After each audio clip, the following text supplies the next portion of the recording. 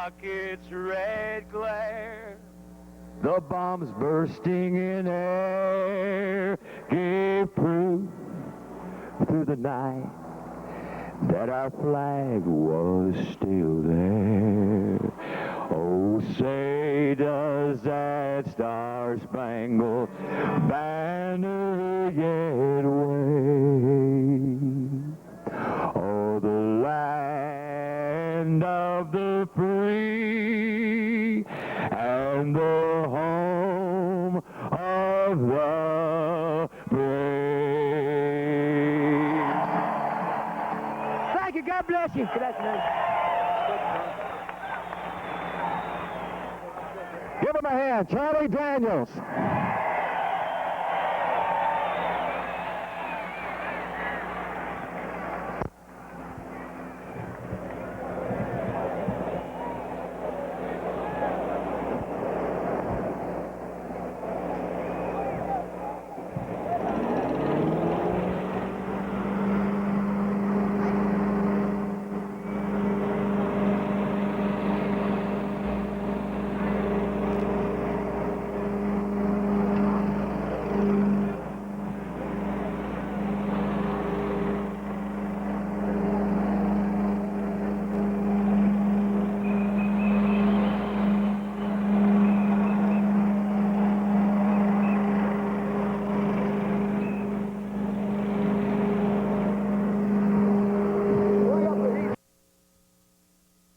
On pit road, they'll be moving out in just a moment, signifying the start of probably the fastest.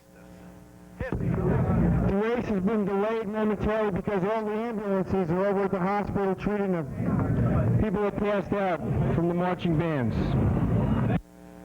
While they're getting ready to pull off down on the pit road, we'd call to your attention, we have some leader awards here today that we acknowledge as participants for the Oakwoods 500. The North Carolina Federal Dash for Cash in today's Oakwood Home 500. $10,000 will go to the halfway lap leader and will be presented to the winning driver in the winner's circle after the race here. Participants in the Dash for Cash will race with a North Carolina Federal Financial Leader decal. It's the sign of the winners. North Carolina Federal, everything personal banking should be.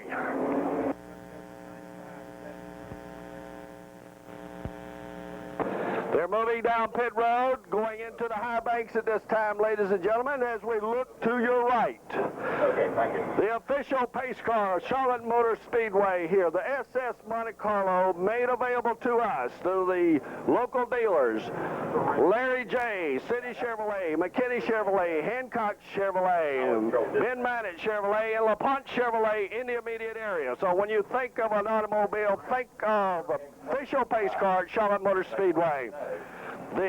My SS Monte Carlo. Looking across on the backstretch, the man who set a record. Yeah, they're gone. The man who set a record right here with the fastest of all. One lap record, 169 miles an hour plus. Tim Richmond in the Folgers car here this afternoon. On the outside is running mate, Jeff Bodine in car number 5.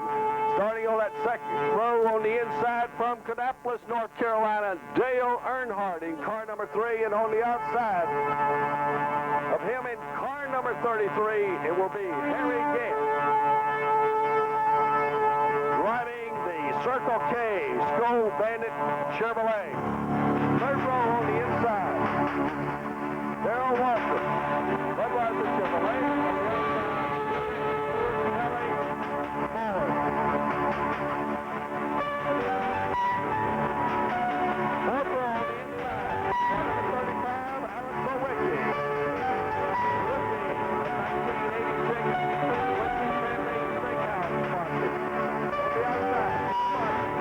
Green flag next lap.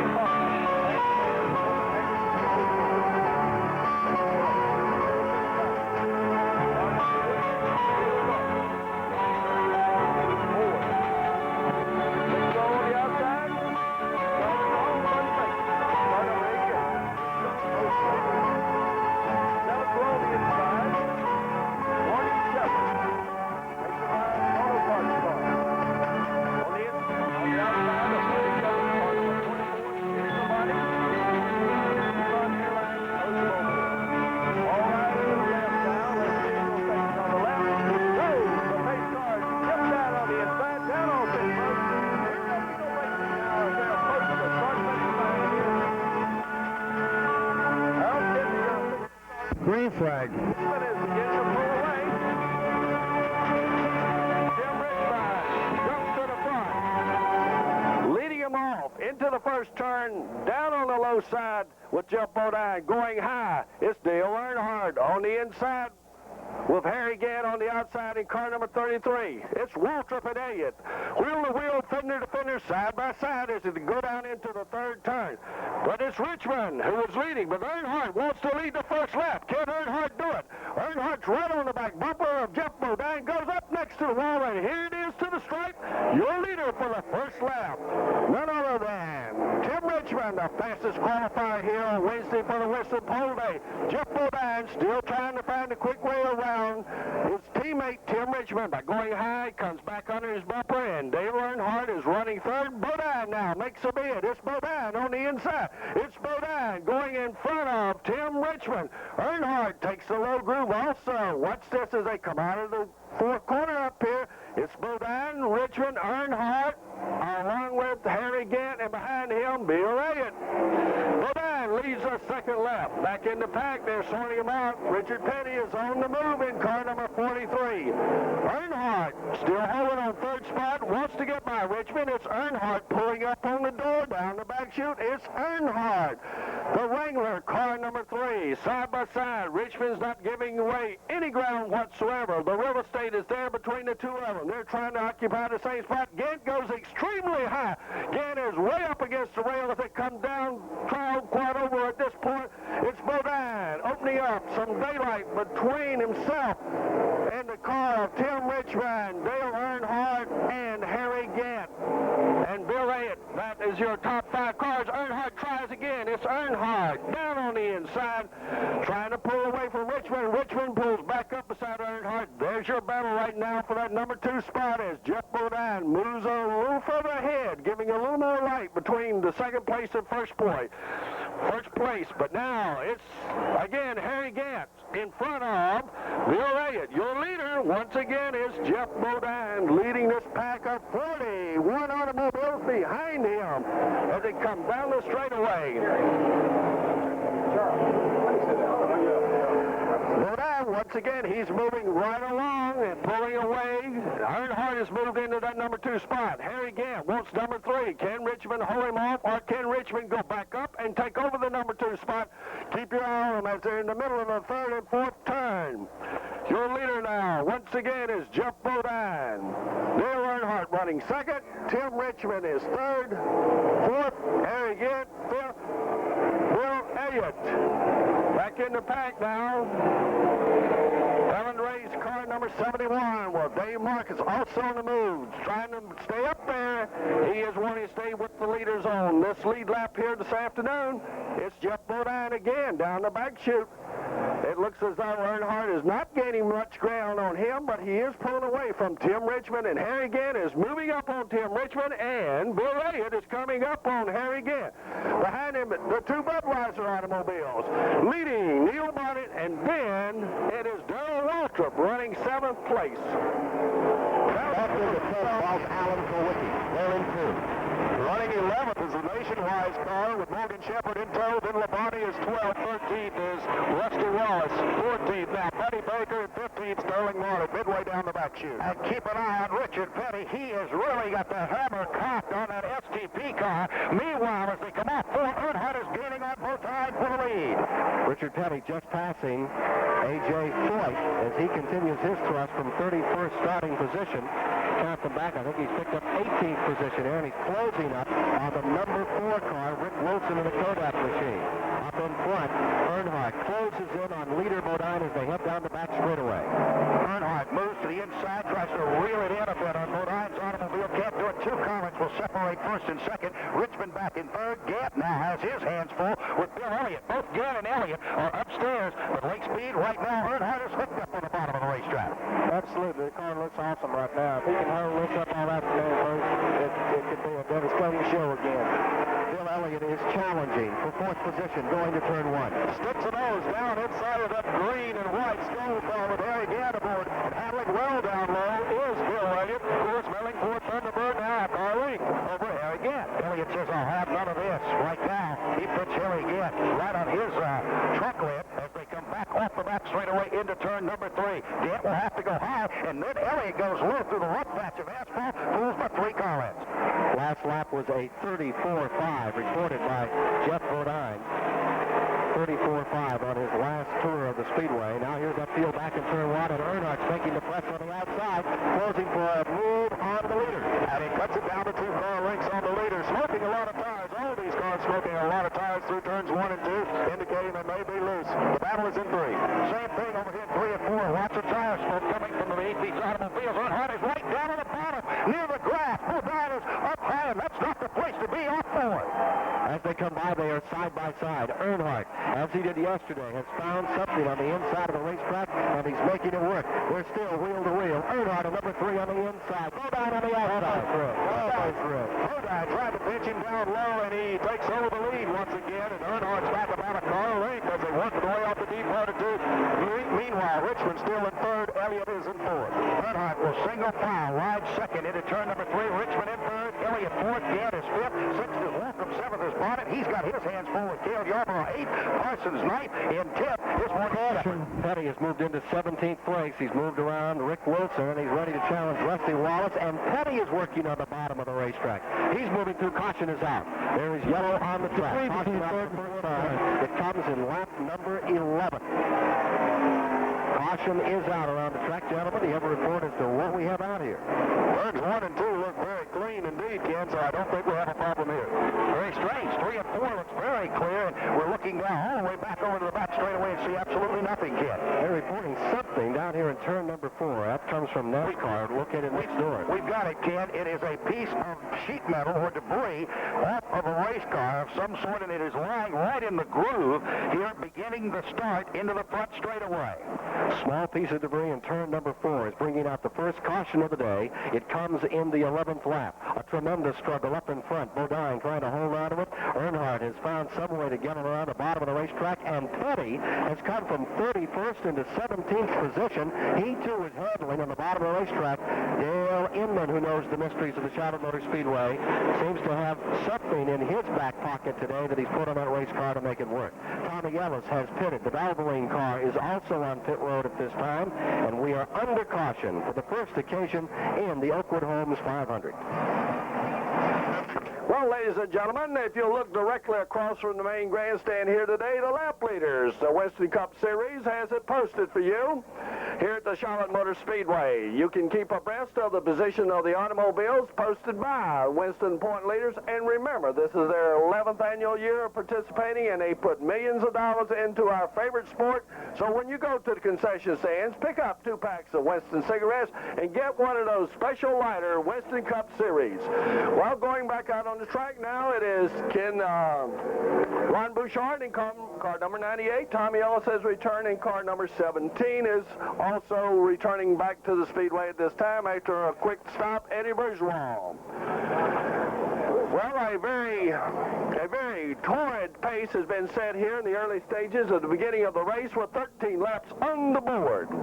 Your leader, of course, is Brett Bodine, the second fastest qualifier, and the third fastest qualifier, Dale Earnhardt, the Wrangler number 3. Is also at this point in the second position. So as they get ready to go back under green here in a moment after this stop, other cars are coming in on the pit road as you look down across the track at this time. It looks like Delmer Coward is in car number 63.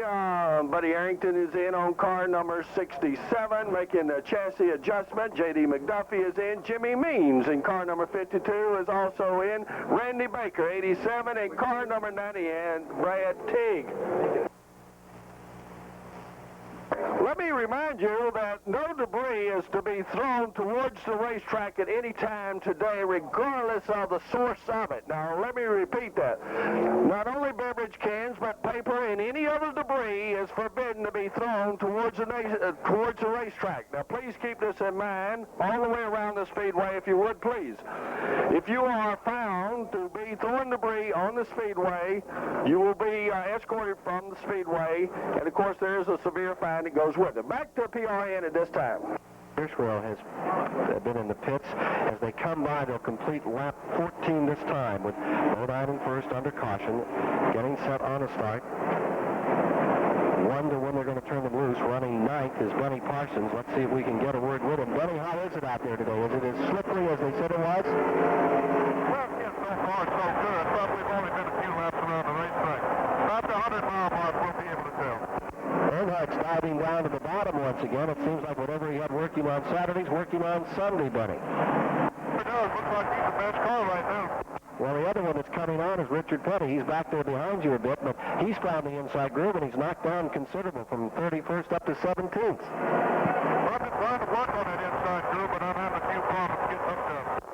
All right, Benny, good luck to you. We'll talk to you later. Benny Parsons in car number 55, the Copenhagen machine, on the Prego in-car radio. Campbell's Company Grocery Division is making possible for us here today. Getting set on the start. Ready to go once again here in the Oakwood Homes 500. The first 10 laps at an average speed of 159.292 as they continue to kick it up, moving along. Kyle Petty has moved from 41st to 28th. Joe Ruttman from 36th to 30th. And Richard up into 16th, they're reporting now. 31st to 16th. Bobby Allison has come from 29th to 20th. Green flag, if you look further back. Green is out from Harold Kinder. They break to the line, and as they do, Earnhardt goes right to work on the inside. Green wide for second place. Richmond down low, followed by Elliott. Geared up against the wall, and they're into turn one. Well, the pair of yellow Chevrolets streak away just a little bit with Bodine on the point. Then a close second is Earnhardt. Back in third, another Chevrolet with Richmond and the Elliott Ford down inside of the number 33 Skoll car, but he's running fifth. Earnhart's not going to get the dust off Bodine, not this time. 5 for 3 and 4. Meanwhile, Richmond's got Gett, Elliott, Walter, Yarborough, and Martin along with Benny Parsons to continue. Caution flag is out for lap 13, 14, and 15. Slides down to the inside. He maneuvers up under Alan Kowicki as he tries to take another one down. And he moves in also on Sterling Marlin. And for the moment, as quick as anything out here, is the STP Pontiac of Richard Petty at turn one. Petty making his move, doing very nicely, holding well in the bottom, gets down inside of Sterling Marlin, and he's going to set his sights on the Phil Parsons car as he works out that deep part of two, so Petty should be a factor. When the draft works to the advantage this afternoon in the early laps here in the Oakwood Homes 500, it'll be Bodine, Earnhardt, Richmond, Gett is way up against the wall, then followed by Walter, and Elliott all sliding out of 4. Waltrip has just moved into fifth, getting around Bill Elliott, drop-kicking him back into the sixth position. In seventh is Cale, and now at eighth is Benny Parsons. Going ninth is Neil Bonnet. Back in the first turn where it's single file, your leader Bodine, second Earnhardt, third Richmond, fourth the Gett car, then fifth is the number 11 Waltrip machine, and sixth would be Bill Elliott. 7 places where the battle is, give it to Benny Parsons, but back in eighth, Cale Yarborough's got his hands full of Neil Bonnet, Buddy Baker, Morgan Shepherd, here comes Labonte, they're all on the charge. As they move around, Cale Yarborough takes the very high line out of 4, closes up on the outside, and he is going to move by Neil Bonnet, and he brings Buddy Baker with him. At this time out there right now, I don't believe there's any clubs left on that racetrack anywhere. The guys are running from the apron all the way to the wall and everywhere in between. Randy Baker's just moving the way down there now. You know, this is his first start since his horrendous wreck down there at Daytona in February. This is, you know, on the last lap of that 300. Here's Randy Baker's number 87 coming back on the track. Up in front on the point, Bodine still hangs on, but it's a precarious hold. It's car number 3. Earnhardt is ready to challenge once again. Back to the line they come. Richmond line third, Gett in fourth, Waltrip in fifth, in sixth. That's Bill Elliott, and pulling away in seventh, and the cars behind him is Benny Parsons. He looks good, and here comes Buddy Baker in eighth. He's down inside of Cale Yarborough, who's ninth. Tenth would be Neil Bonnet. 11th, the 44 car of Terry Labonte. 12th in the 75 car, Morgan Shepherd, midway down. Morgan Shepherd continues to try to reel in some of those lead cars in the top 10. Call it aerobic body slamming up here in 3 and 4. The cutoff car with Rick Wilson was slamming, exchanging sheet metal, but a whole herd of the Allisons come through the last time. Richard Petty has moved into the 14th position. He's been low, and now he's using the high side of the track, and he squiggles a little as he comes out of the fourth turn. Sterling Marlin moving back underneath him, and they go side by side into turn 1. And Marlin sticks a nose out in front of Petty, but Petty sticks up high in the famous Richard Petty Racing Group. Behind him, Alan Kowicki, the independent driver who's done so extremely well with a 6th place starting spot here today. Give a call down to Alan Kowicki. He's driving a Quincy Steakhouse all-pro auto parts associate sponsorship for this Oakwood Homes 500. Earnhardt's on the move after Bodine out of 4. Gett continues to run about 400 RPM higher than anybody else, and he uses up all the racetrack all the way around. If he uses the bottom, he'll get quite the RPM, but it's a long way around. I guarantee you that the crowd down there in turn 4 is moving back away from the fifth. The guys are coming out of like they're going to come up and go with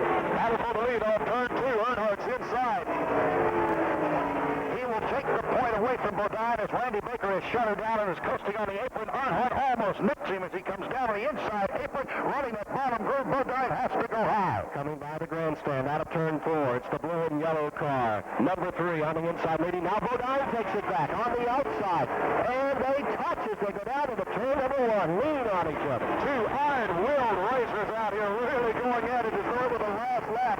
Smoking the tires down low. Dale Earnhardt half a car length out in front of Jeff Bodine. Looks like he's going to front him down that back chute. Now closing up and drafting tightly in third is Richmond. Richmond's going to use a slingshot. He drops to the inside. No, he will not try it this time. Going into turn number 3, it's very touchy over there. Now we're up in 4. Bodine is high. Earnhardt hooked up with Richmond on the bottom of the racetrack. Going around highest on the racetrack is Harry Gannon at number 33. Richard Petty has switched. He's gone downstairs after Sterling Marlin went underneath him. Marlin found something to get him through that 4th turn. They're all loose up there in 4-bill. They certainly are, Kenny. There's still a lot of body slamming going on. We've already noticed about 5 or 6 of the automobiles slamming into one another as they race side by side off this 4th corner.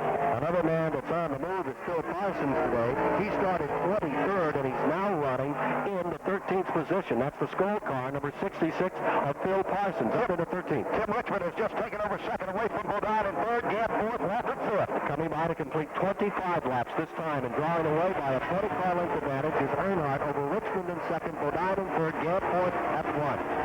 Playing a hold of the rabbit now just a little bit is Earnhardt as he sticks just like he was in the Grand National car yesterday, right down in that bottom group. 10-car lengths advantage over 2nd place runner Richmond in 3rd is Bodine. Well, the farmer is plowing fields here at Charlotte Motor Speedway. Earnhardt has gone away by 10, 11, 12 car lengths over Richmond and Bodine, who trail in 2nd and 3rd, coming out of 4th.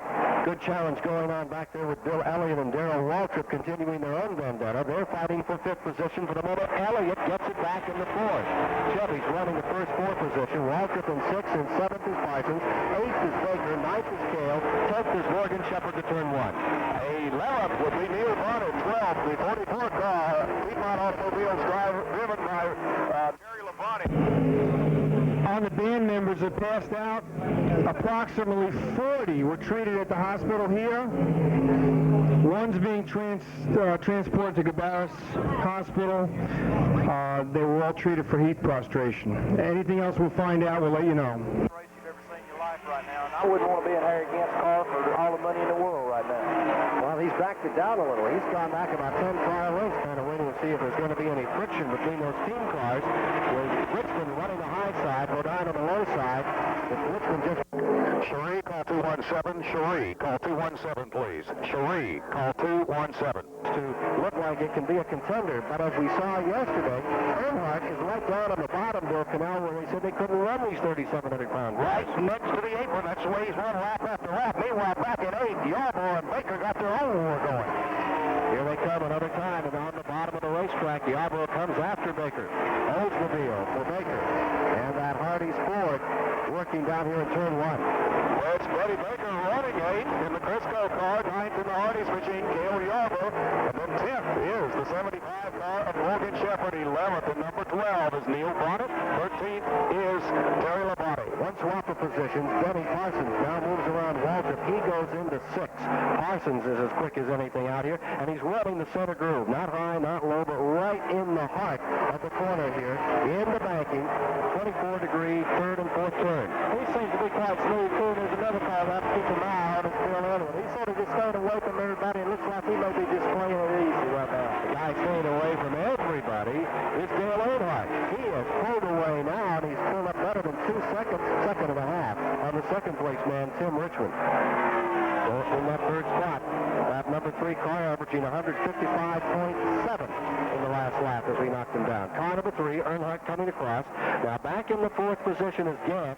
Elliott resting in 5th, directly behind him. Then coming 6th is Parsons, who looks quick. We'll put a clock on number 55, the Copenhagen car, and see just how Benny Parsons is doing. Also coming up is number 22. That car is looking stronger by the moment. Moving along, Bobby Allison hustling traffic, and he's moved into the top 15 here. We got one caution if you're just joining us. It's the $600,000 Oakwood Homes 500 here on the Performance Racing Network at the Charlotte Motor Speedway. A dandy race yesterday in the All-Pro Auto Starks 300. Dale Earnhardt showed everybody his colors.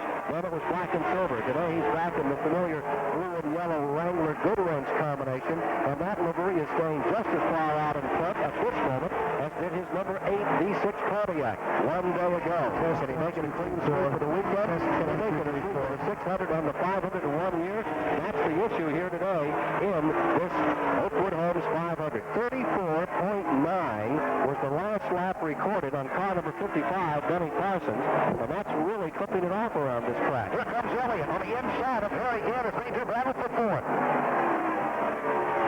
Last lap at about 155.7 on the Parsons car. Elliott definitely on the move out here. He's closing up in. We're going to move away for 2 minutes from the action. Let our local stations almost had a rip. Who was that in trouble? Tony got in trouble, really got crossed up. You can read the numbers on the right side of that bar. Tommy Ellis tagged him, too, as they come out turn number 4. Ellis is backed off a little. He's running about 5 car lengths back from him now after they were in contact in that treacherous turn 4 area of the Charlotte Motor Speedway. A 2-minute word from our local sponsors. Dennis McGlynn of Dover Dams report to Suite 11. Dennis McGlynn of Dover Dams. Dennis, try it again. Dennis McGlynn of Dover Dams report to Suite 11, please. As we take a little break here off the network, this is Bill Dollar up in the tower, and it is once again Dale Earnhardt's day, but it appears that the 55 Coke car, Benny Parsons, may be the strongest car, fastest car out on the speedway today. He has advanced so much at this point, starting in 10th position. Allison has trouble tagging. Allison. Bobby Allison has tagged the wall in turn 4 and is now on pit road. Apparently blown a tire on the front right of the Bobby Allison number 22 Miller car. Quite a bit of sheet metal damage. Allison in the pits. Yes, quite a bit of front-end damage to Bobby Allison's car. The Savola Brothers number 22 Miller racing car is coming slowly and burning up a tire on pit road. As the crew goes to work on it, jacking up the right side to replace that tire, pull the sheet metal away to get Bobby back in contention for this race today. Dale Earnhardt still is your leader with 34 laps complete. 34 laps complete as Dale Earnhardt is your leader. Tim Richmond in second place, Jeff Bodine in third, Harry Gadd in fourth, and in fifth place is the number 9 car, Bill Elliott.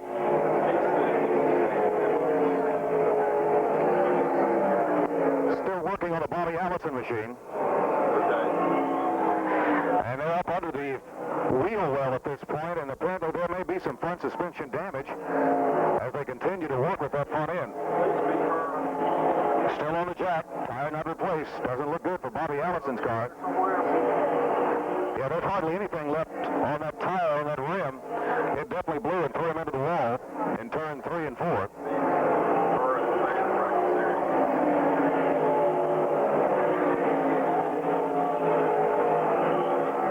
The jack's down and pulled out from the car. We go back to the Performance Racing Network and find out more. By side for a lap. Now Bodine is in it, and 3 cars are hustling for first place at turn 1 here in the Oakwood Homes 500 in Charlotte. That's Richmond on the point as he pulls Bodine along, and back in third now is Earnhardt as they move around the Eddie Boothwell automobile. Riding forth about 7 car lengths farther back, Harry Gant, about 8 car lengths behind Gant is Elliott.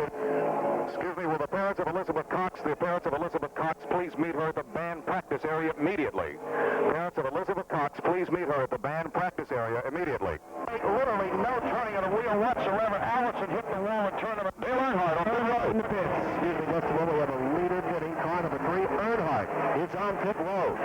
Earnhardt rolling his car. And he's coming in for tires, and it's a left side tire change coming at lap 37. Let's put a car down. We're looking also at the right rear on Dale Earnhardt's Wrangler Good Wrench, car number 3 Chevrolet. Here's the head of 12-foot air wrench there, too. And they go alley out right here because here come those leaders out of turn number 4, and the Hendrick cars run first and second. Richmond first, Bodine second, 25 and 1/10 of a second before car number 3. 25.6 seconds for Earnhardt. Now the Allison story for a moment. Here's Bill Cannell. He slammed into the wall the hardest of anybody I've seen in a long time up there, Ken, and it severely damaged the car number 22, the Miller American Buick. Allison seemed okay, able to drive the car down pit road, but they're still working with him inside the car and on the automobile. That was a hard lick Allison took up here in 3. They're now rolling the car back down pit road, the number 22, the Miller American Buick, and I think that may be 2-3. That's all she wrote on car number 22. Let's check into the Dale Earnhardt pits and see what the story was there from Hal Hamrick. Yeah, Richard Childers. He says we can't talk right now. He's going to sit back with Richard Childers to see if we can get one of the other crew members here to give us a word. We will get a report for you in just a moment. 40 laps complete this time around. 40 complete, and it is a battle between the Hendrick stable up in front. They're coming into turn number 3 now, and it's Rhode Island running second. Richmond in the lead. They're both down on the bottom. Ken, you and Lake need to be advised. Most of these automobiles are going to get severe tire wear because they're all smoking tires when they come through this corner. You see the tires choking it all up there. Not yet. It's too early in the race, but a lot of tire smoke. Pat Patterson has an update on the Allison car. The car is behind the wall right now. Bobby Allison is just climbing out of the car, and he's a little bit upset because he can't get the car around where they can work on it. A lot of front end damage, Ken Squire. The achievement on the front side is pouring back pretty good. They've taken a crowbar and they've mashed it up. The hood is turned sideways as well. It's going to be real tough for him to get back in, and I know this has been a frustrating weekend for Allison as he had trouble yesterday in the 300 and trouble flanking again today in the 500. The front two cars down into turn 1. Moves Tim Richmond and Jeff Bodine. That third position continues to be Harry Garrett, who's willing to square it away and sit on it for a while. Then in the fourth position is car number 9. Now here's a surprise. Number 55, a champion-prepared car for Benny Parsons, now finds himself in the 5th position. And that car is on the move. Into the Earnhardt's left rear tire was equalized. The 8th position is Cale. The 9th position is Morgan Shepard. The 10th position belonging to Neil Bonnet. 11th is Terry Labonte. Going 12th is Phil Parsons. 13th is Sterling Marlin. 14th is Richard Petty. Up into the 15th spot as they get down here to lap 42, and I think we may have a change on that. I think the 5th position belongs to Ricky Rudd. We'll check that out with NASCAR scoring. I'm not quite sure I would agree with what they're showing here for the moment. The story up in front, however, and remember that Earnhardt has now gone a lap down to the leaders, is that the Hendrick cars continue to draw away from the field. Alan Kowicki is being shown 15th, and then Rudd in the next position back to 16th.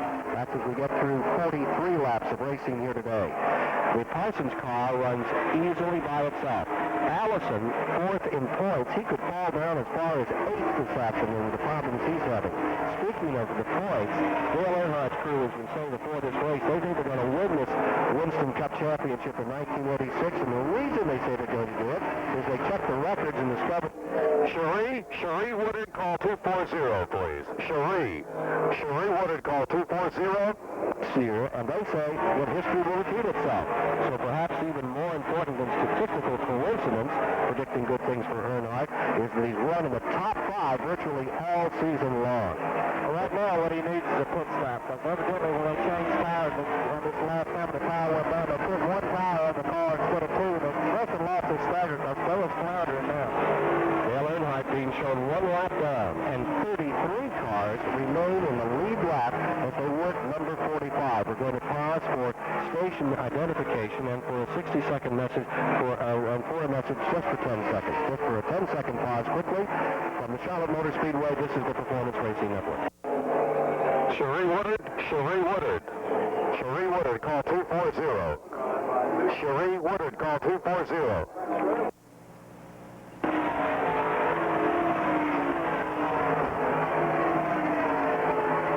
Once again, after Charlotte Motor Speedway in the Oakwood Homes 500 for $600,000 this afternoon. Hendrick Racing Stable running 1 and 2 and trying to draw away from the field. It's stabilized without a 2nd and an 8th back. In the 3rd position is the Skoll car of Harry Garrett. Richard Petty continuing to move up through traffic all afternoon. Petty now being shown in that 11th position after a 31st start.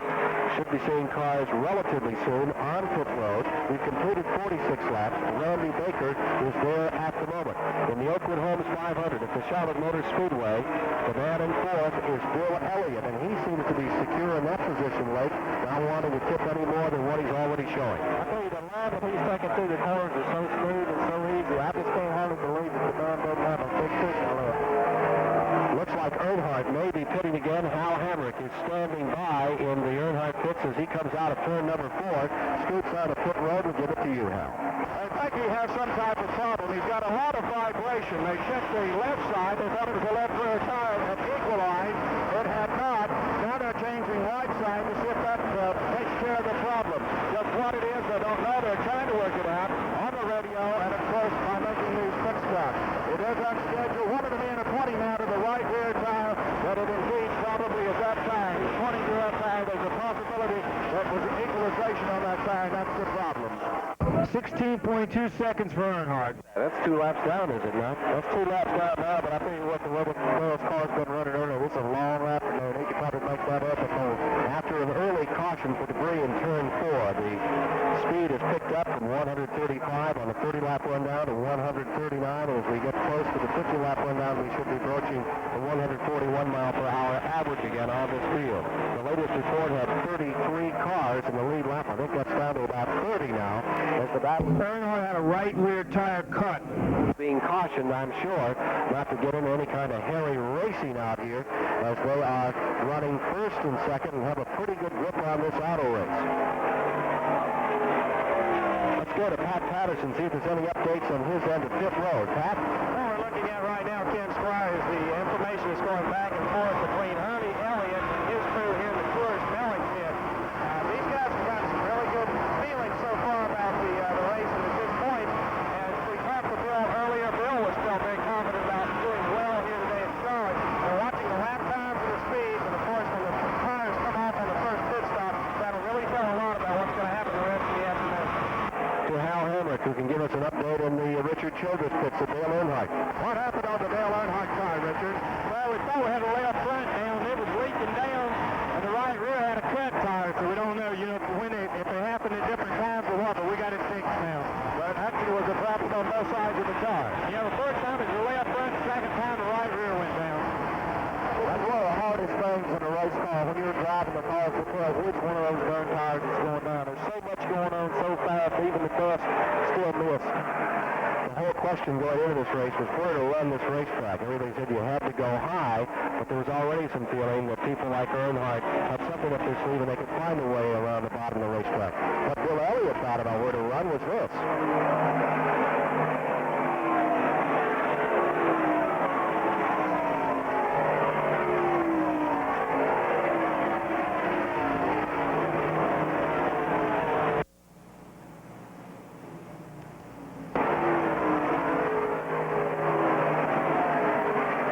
From the very outset, there were only 2 men really using the outside on lap 1. That was Harry Gant in the 33 and Richard Petty. And the rest of the drivers for only 5 laps stayed down and then immediately moved up into the middle groove. And we're seeing some top runners, for instance, Dave Marcus right now, using up everything but the whitewash on the wall as he comes out of turn number 4 and skims down this main straightaway. We have a change to the lead here now. Jeff has turned the wick up, and he's on the inside of Tim, coming to the line.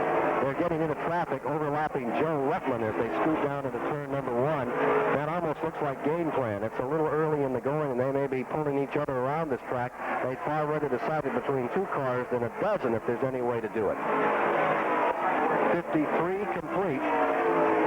I'll tell you, Ken, one of the cars that they've really got hooked up right for a change now is Earnhardt. He has passed Benny Parsons, and going after Elliott, he's probably the fastest car on the track right now. And he's working up on the outside, using all the RPMs his engine can give him as he comes out of turn number 4 and works down this main straightaway, putting a lap on Buddy Arrington, moving in toward the 4th place car, Bill Elliott.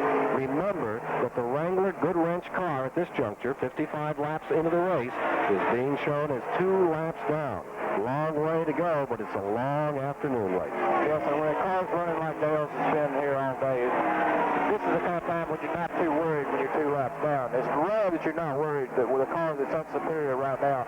I don't think he's too worried at this juncture in the race. We're getting windshield reports up here that there may be some problems. Let's go to Hal Hamrick. Well, they may pretty much crew here, and they've got a new windshield in here. There's something wrong with Labonte's windshield? Is there something wrong with Terry's windshield? No, we broke one here in the pit. Somebody ran into it, and we're just bringing another spare out. I see. Thank you. That's the story.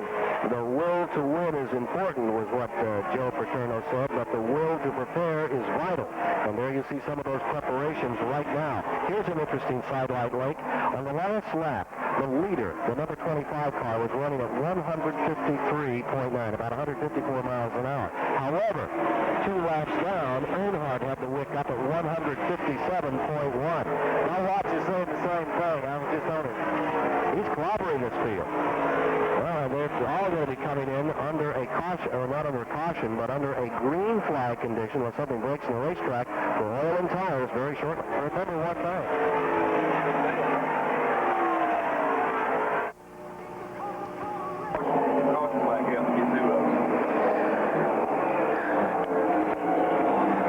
Tim Richmond continues to dominate with Jeff Bodine in second, Harry Gant in third place, Neil Bonnet and, beg your pardon, Bill Elliott in fourth place, and the fifth place car, number 55, the Cope car with Benny Parsons across the stripe at this moment. Attrition rate only, Topar taking its toll in one accident, and that was Bobby Allison who hit the wall earlier in turns 3 and 4 with a blown tire pulling him out of the race entirely. So Allison being out unless they can repair that car, but it appears doubtful. A lot of front end damage to the suspension on his 22 Miller racing car. And some ill-fated tire problems for yesterday's winner, the All-Pro Auto Parts 300, Dale Earnhardt, the number 3 Wrangler machine, the Chevrolet across the stripe. A couple of laps down at this moment, but he could make them up. Strong car. Very competitive racing here at the Speedway today. Several lead changes. As Tim Richmond gains even more ground on second place, Jeff Bodine in the back stretch into turn 3. Tim holding that middle groove all the way around through turns 3 and 4, right smack dab in the middle, and then toward the wall. Rusty Wallace in the Agagard number 27 Pontiac on pit road.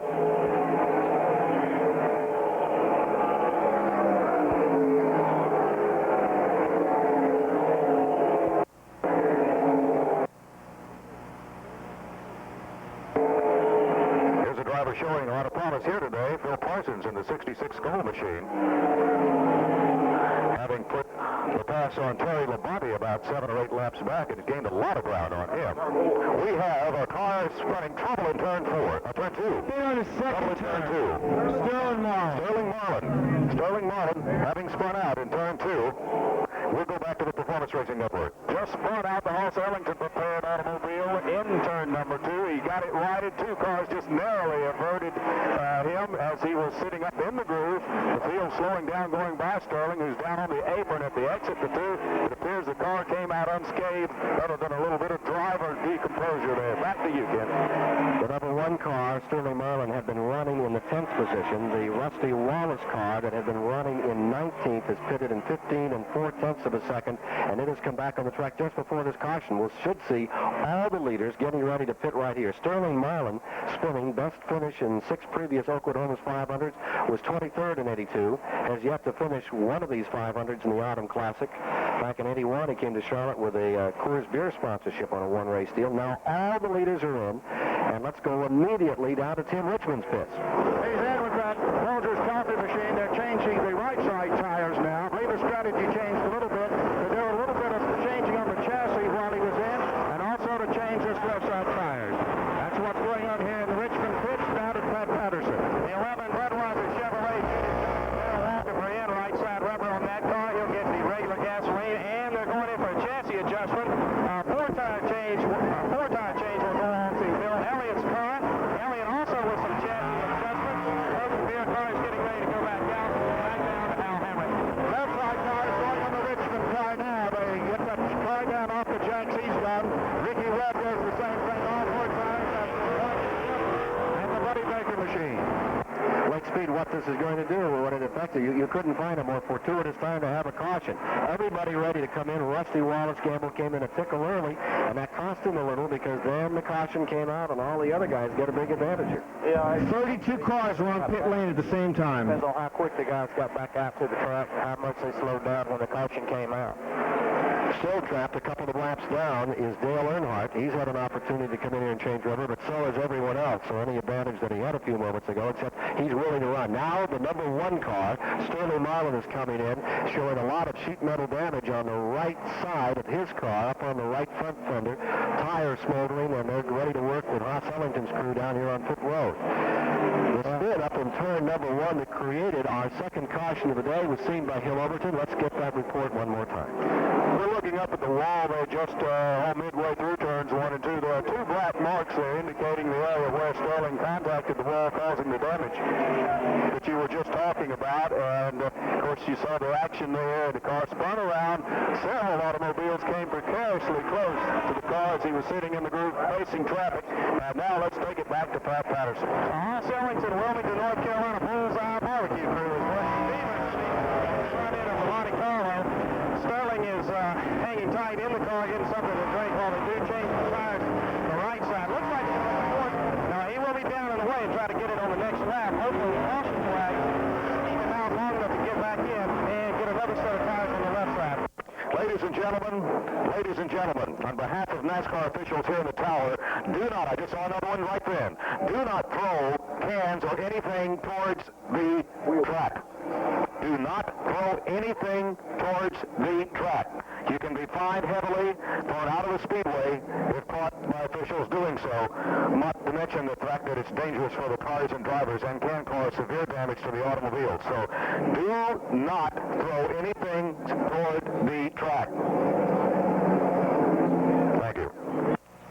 Tower. So everything's going to go all right then for 50 laps or so. Yeah, we're looking real good, Hal.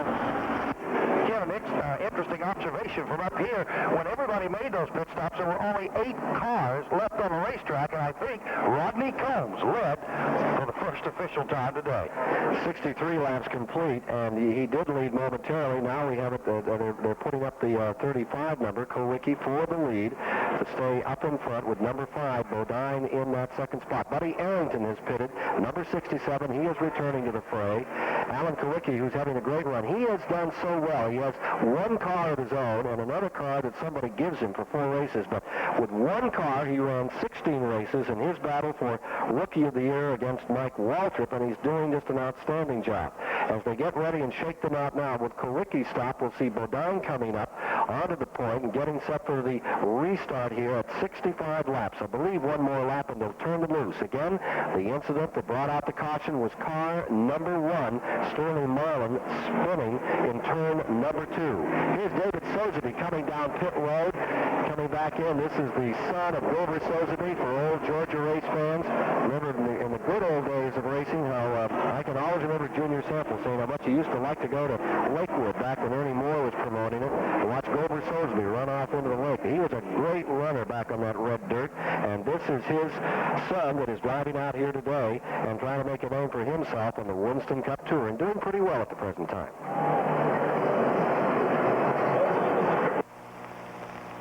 Jeff Bodine is your leader. Bill Elliott in second. Harry Gant third in the 33 car. Tim Richmond is fourth.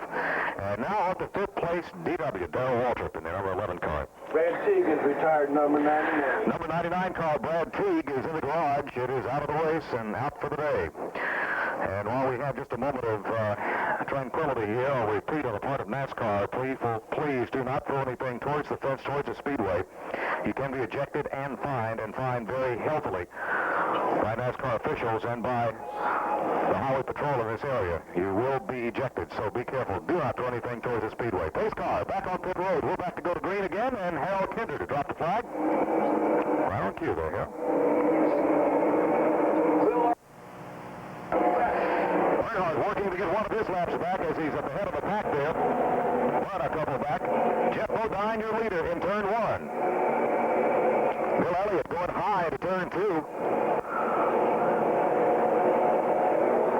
Trying to get one of his 2 laps back, right behind him, Dale Earnhardt, who came from the inside line. On the restart, the second place belongs to Bobby Allison's car's retired from the race. And then running in the 4th position, Tim Richmond, with 5th, Darrell Waltrip. And Richard Petty is right in there, Bill Cannell. Definitely, Petty's on the move. He's right behind Morgan Shepard, Ricky Rudd, and Darrell Waltrip headed for the pack. Here he is, right behind Morgan Shepard's rear bumper. He pulls up on Hillman on the outside, Shepard on the inside as they go into turn one. Richard really has it dialed in, it appears, at this time, but meanwhile on the point and pulling away by 10 car lengths is Jeff Bodine over Bill Elliott. Back in third, Harry Gant. Fourth, Tim Richmond, and fifth would be the 27 car of Rusty Wallace. Elliott is on the move. The Dawsonville, Georgia driver reeling in. Bodine trying to lead for the first time this afternoon. Meanwhile, Richard Petty tries to go to the inside of Ricky Rudd. And Earnhardt is falling back. He had been running sandwiched between Bodine, the leader, and second place Elliott. And now Harry Gant has gone by him as well as Elliott. And his effort to get one of those 2 laps back is coming up short here at 66 laps. Into the back straightaway, in front, and leading by about 15 car lengths. Bodine in first, Bill Elliott in second, and then DeFloyd third, about 15 car lengths behind the second place man is the green and white colors. That is the number 33 car, Harry Gant. Number 99, Brad Teague on pit road and back off once again. They just picked up they said they actually had to change a valve spring in the motor and put him back out the track. It just shows you how hard the crew wants to finish this road. Petty running just in the top 10. He continues his assault. He is really good. I hope this doesn't sound like we're overdoing Petty here today, but he is really running extremely well. Up in front, as expected, those Hendrick Racing cars are looking very good now, and as they streak down the back straightaway, they have first and fourth position in the race. It's Bodine first, Richmond back and fourth, Waltrip is in fifth as they come out of turn number 4 by Bill Cannell. Fifth is Waltrip, sixth is Shepard, seventh will be Rusty Wallace, eighth Ricky Rudd, ninth Richard Petty, 10th is Buddy Baker. Here's Richard Petty closing up again. He's going after Ricky Rudd as they go into turn 1. Looks like Richard Petty is right up on the back bumper of the Ricky Rudd automobile, and Richard takes it right down to the apron. Rudd goes high. Richard sticks his nose down inside the left rear quarter panel, sticks the split to the accelerator, and here he moves, takes so long, Buddy Baker down the chute. They almost slammed together midway down the back straightaway, but Petty comes out on top now. Baker ducks to the inside of Ricky Rudd. He'll pick up the draft on Petty as they exit turn number 4. It's a good as run as Petty has had this year, but it's early in the going. Can he last the distance would be the question. 3 cars wide out of turn number 4 by Bill Cannell. Bonnet on the inside, Rick Wilson and Bobby Hillen lined up. Hillen on the outside. That looked like a little muscle was being applied. They slammed against one another, 3 wide coming off, and they left Bobby Hillen with nowhere to go but to the wall. From Charlotte Motor Speedway, this is the Performance Racing Network. Jeff Bodine, your leader. Bill Elliott, Harry Gant in the 33 car. The number 25 machine of Tim Richmond is in fourth, and Darrell Walker 5th place. Harry Gant coming out of the heels of Bill Elliott into turn 2. He seems to have more of an ability to gain some ground on the leader than Bill Elliott does at this time. Harry taking that high groove and saving his tires once again out of turn 2 into the backstretch.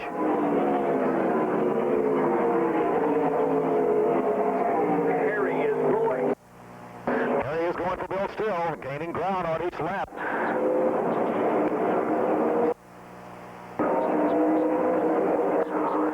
Edging up on Bill Elliott is Harry Gant. Up to the stripe. Jeff Bodine across it. Bill Elliott and Harry Gant about 3 car lengths behind Bill Elliott and number 9 Coors Melon Tools 4th Thunderbird.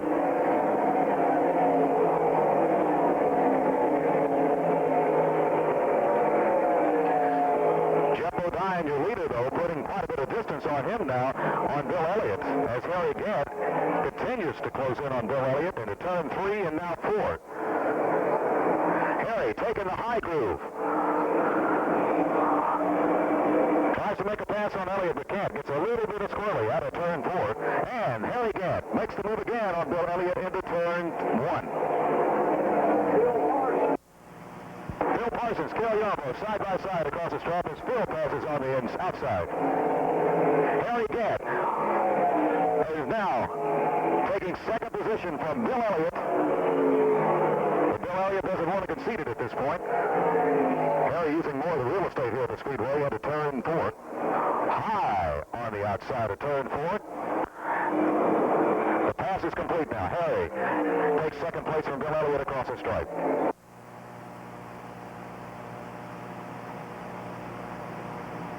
The battle between Phil Parsons and Cale Yarbo. Cale is it now. Back to PRN. Wage between Harry Gant and Bill Elliott, and for the moment, Gant is coming out on top and drawing away by about 8 car lengths. But for 2 laps, they went at it mighty solid. Harry Gant up into second place. The winner here in 1982. About to be challenged again by Elliott in turn 4. Here's Bill Cannell. Well, Elliott was downstairs. Gant's been running high all afternoon.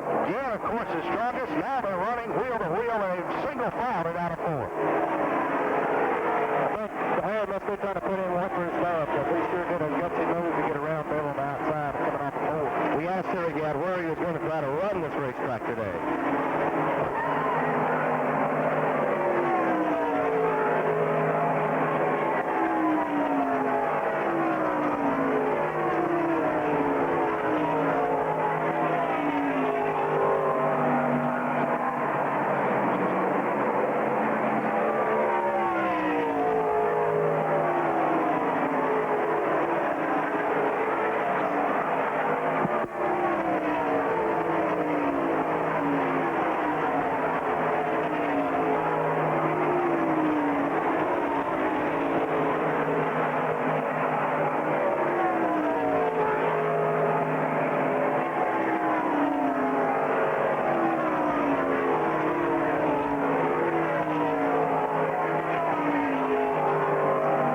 Recorded on Friday as Harry Gant took a look at this track. He is really running that high groove as he comes by.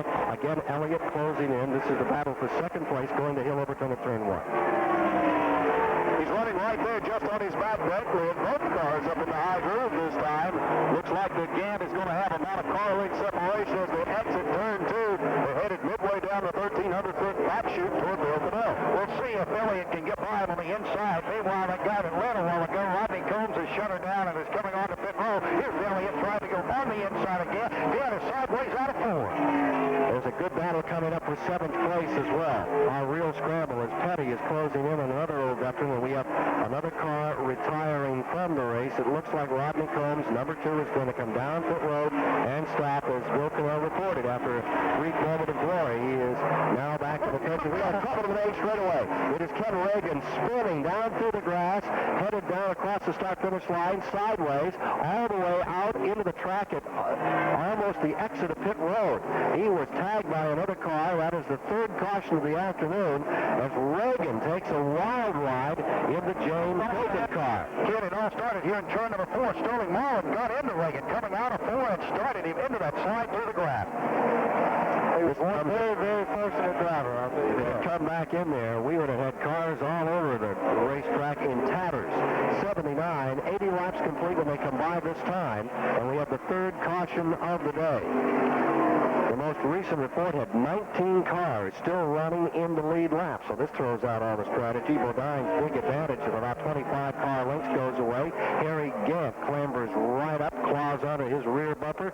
Bill Elliott pulls right up into 3rd. Tim Richmond in 4th. Waltrip in 5th. And as they get ready on this restart, I would think we would see Morgan Shepherd stay right out there for the 6th position. Then in 7th is Buddy Baker, and up to 8th comes Richard Petty. Richard Petty very philosophical about his ride. Now all the leaders are going to come in. Everybody's going to take this opportunity at 80 laps for additional rubber. Well, it must be they're getting a lot of marbles created up on the outside of turn number 4, Bill Cannell. Well, they're there, and they're probably going to get worse as the afternoon goes on because as we look at the track, like we described it yesterday, those little marble ponds continue to be developing, and the more laps that are run on it, the worse it gets. Let's go down to the pits and Pat Patterson. And Bill Elliott's crew works on the right side, now moves to the left side with rubber, as does Rusty Wallace's crew. Now left, also on pit road behind Waltrip is Kyle Petty, and all these cars basically making a 4-tire change, heading back out. Let's check Hal Hammock on the other end of pit road. 4-tire change on the Jeff Bodine car and the Harry Gant car. They changed all 4 tires just as they did a while ago, and of course this cut it about 20 laps early. Now back to Pat Patterson. Kyle Petty making a really lengthy stop. He had to get in sideways behind Bill Waltrip and in between Waltrip and Terry Labonte. He's now down in the way, and most of the leaders have made their stop and are back out. So the pace car is bringing the field around at number 55. Benny Parsons is the leader right now. The crew chief is talking with him about how things are going. Bill Cannell, let's go back over again exactly what happened to create this caution period. Well, Ken, actually no one running side by side at 3 wide as they tried it a couple of laps previously can run off this number 4 corner. It has to be single file like we've talked about. Everybody slamming together. You're going to see tire marks on a numerous amount of automobiles in the field. This time, Sterling, along with Ken Reagan, were hooked up running together at the time. And engine just had nowhere to go as they were racing. Race conditions, Marlin got into the rear end and started to slide for Reagan. Thanks very much, Bill Cannell. Let's go to the leader now and talk inside the car with Benny Parsons. Benny, how is car number 55 working? Well, Ken, it really isn't too bad. I think there's several cars out here that just about as good as I am, but I'm a lot better than some cars, so we still got a long ways to go. When you pit again, what are the things you're going to be working on with that race car? Now we're just going to try to run these tires and see exactly what happens. We haven't made any changes yet, and we'll probably wait for about halfway before we start trying to make any changes. If then we're still being outrun as we are right now. Benny, how is the track in 3 and 4? I've got a pretty good ride up here. It's not as bad as I think we thought it was going to be. Thank you very much. Benny Parsons currently running in the first position after this caution period, speaking to...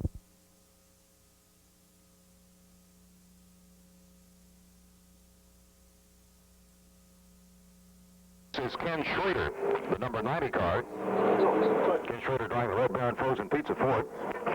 In third place now posted number 75, Morgan Shepherd. Morgan Shepherd in the Nationwide Auto Parts Pontiac. Fourth place, Jeff Bodine. Came from the outside of the pole. Is now posted in fourth in the Levi Garrett Exxon Rick Hendrick prepared Chevrolet. And in fifth place, still, position he's occupied often here today, Darrell Walter in the number 11 Budweiser Chevrolet. Race car on pit road. We're ready to get back to action again. Don't expect this to get the ball. Green flag. Back to the Performance Racing Network. 83 laps complete, breaking the line. Benny Parsons out in front. Earnhardt right there trying to get one of those 2 laps back, but he is down after some stops on pit road. There he goes into turn number 1, Lake, and Parsons for the moment draws away. Well, here he comes right back. That bottom groove is tough. You just go in a shorter distance and with the same power, and it's basically saying, oh, Shepherd running the wall power. Down the back straightaway, midway, just about to show itself. There are 5, 6, 7, 8, 9, 10, 11, 12 automobiles sliding and cleaving into the wall, some crashing together. Morgan Shepherd started it. We'll come back in a moment. Morgan Shepherd hitting the wall, spinning, crashing. Here comes car number 3 to the line, making up his lap. Getting 1 of 2 laps back was Dale Earnhardt after a major incident in the back straightaway. Chuck Phillips' car has been destroyed in the back straightaway. The car number 81, the whole back end of his car, front end of his car, left and right, but mostly on the left side is crippled. Chuck Phillips' car, he took tremendous abuse there. Here's Joe Rutman's car coming around. He'll come by in a moment. The front end is just about shivered off that car. Here is Morgan Shepherd. Eddie Beerswell in 17 is involved. Chip Phillips is involved, and we'll come back with more cars that are still resting over there. Chip Phillips' car is still resting the back straightaway. The front end is off the Quaker State car. Cale Yarborough's car has been involved as well. Looks like Dale McCowan's car is over there as we have our spotter here in the booth with us, Randy Couch, giving us each number as we can pick them up. Here comes A.J. Foy, Sterling Marlin, they're all over there.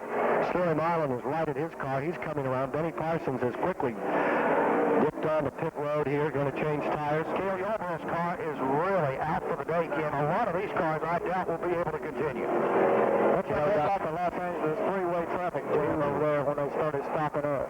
That was a massive crash coming off turn number 2 in the midway of the back straightaway, and everybody got into the oil. It looked like Morgan's engine let go, put fluid down. Everybody got on the binders. Ken, you remember when we restarted by you, they were 5 wide. Everybody was trying to get through. Morgan Shepherd getting tagged. Here's Kelly Yarborough's car going directly back to the garage area. The snout all bunched up on it. And now Morgan Shepherd 75. It comes in. They're tearing the front end off that one, and they're going to go to work on car number 26. Harry Gant comes in for right side rubber and all of this. AJ limping onto pit road. Coward's car is on pit road at the present time. And so is Kyle Petty's car number 7 another time. This is happening at lap 85 here in the Oakwood Homes 500. AJ Foy goes behind the wall. The man selected as one of the legends of American sport this past Wednesday night. The Nick Bonaconti Fund in New York may be out of this race. He was really up for it, and his Oldsmobile was looking strong. Petty is pitting. I don't believe he was involved. I think he may just be coming in for rubber here. It looks like he's got a blunted nose on the front of the car a little bit. He must have hit somebody in the rear. You'll see a lot of that, Lake and Kim, because there's a lot of the cars that actually got tapped in the rear and hit in the front. front when they were trying to hit the brakes and the car just kept sliding. A massive crash on a restart here in the back straightaway of the Charlotte Motor Speedway in the $600,000 Oakwood Homes 500. Hill Overton, from your vantage point, how did it look? Well, the first thing I saw was the Morgan Shepherd car sideways about 2/3 of the way down the back chute, and then, of course, it was just a wild melee as all the cars that were coming up onto that area, including 7 of the cars involved in that. Car 14, car 17, 28, 0, car 75, 26, and 81. That's 7 of the cars. If we hear of any other ones, we'll let you know. They have a few microphones in front of them. I'm going to put mine in with it. Somebody behind me did, and I don't know who's hitting in behind. Well, it's a sorry way to end after winning this race last fall. Yeah, it sure was. The car, we just get the car seemed like kind of sorted about, so I thought we were in for a pretty good day. Okay, let's go to Hal Hamrick. We're with the Joe Redmond car. Joe's still sitting in the car. What happened over there, Joe? Well, it appears they wanted to make a parking lot out of it, and it was going too fast to stop, and, you know, it looked like one car got into another, and it's just a chain reaction, and when you're going that fast, it's really difficult to slow down, and, you know, someone hit me, I hit somebody, and it was a real experience. Richard Petty's car is overheating. In that crash, and he's taken out of his car now to be taken to the field hospital here at the Charlotte Motor Speedway. He really took a savage beating as that car got nailed a couple of times. Let's go to Pat Patterson. A.J. Boyd is in the garage here. A.J., what happened out there? Well, I don't know. Somebody towards about 30 of the way out started spinning. I seen smoke, and then Kale Dodge locked up, and I had nowhere to go. You guys really worked hard this week, and you had a good chance today. I think we did. You know, we was a little bit loose at this race when it started. The car was responding real good, and I had them put some more bite in it then. It just kind of makes you sick. First time I felt like we were really competitive. You're okay, though? Oh, yeah. All right, the veteran A.J. Floyd. A.J. Floyd out of it today. Chet Phillip is being taken to the field hospital. Remember that Chet made a really strong run at Michigan earlier this year. Del McCoward's car was involved. I think that perhaps the Jimmy Means car might have got a piece of that accident as well. Chet Phillip made a strong run in June and got himself into the top 10 and crashed up there with Neil Bonnet. Today, I think he was a victim of circumstance. He is being taken to the field hospital here at the Charlotte Motor Speedway. The former IndyCar driver, driving with the same team he drove in Indianapolis car racing. That's the Circle Bar Truck Corral team. Another car that was involved, Ken, was that of Mike Waltrip. The windshield had just fallen in, caved right in on his lap. I think they went in and changed that. He still shows some front end damage. So there's just numerous cars that we're just picking out that were in that incident as they come around.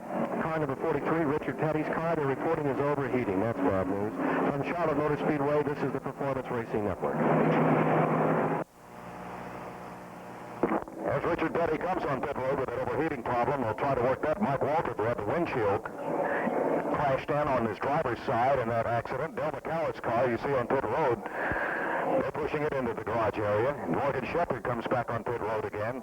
Wholesale damage on the backstretch was a restart from the last caution period.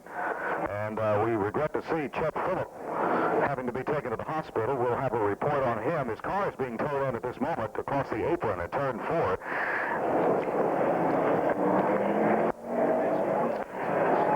The Circle Bar Truck Corral Ford Thunderbird showing extensive front-end damage. Hate to see that happen, but that's part of racing when something like that does happen.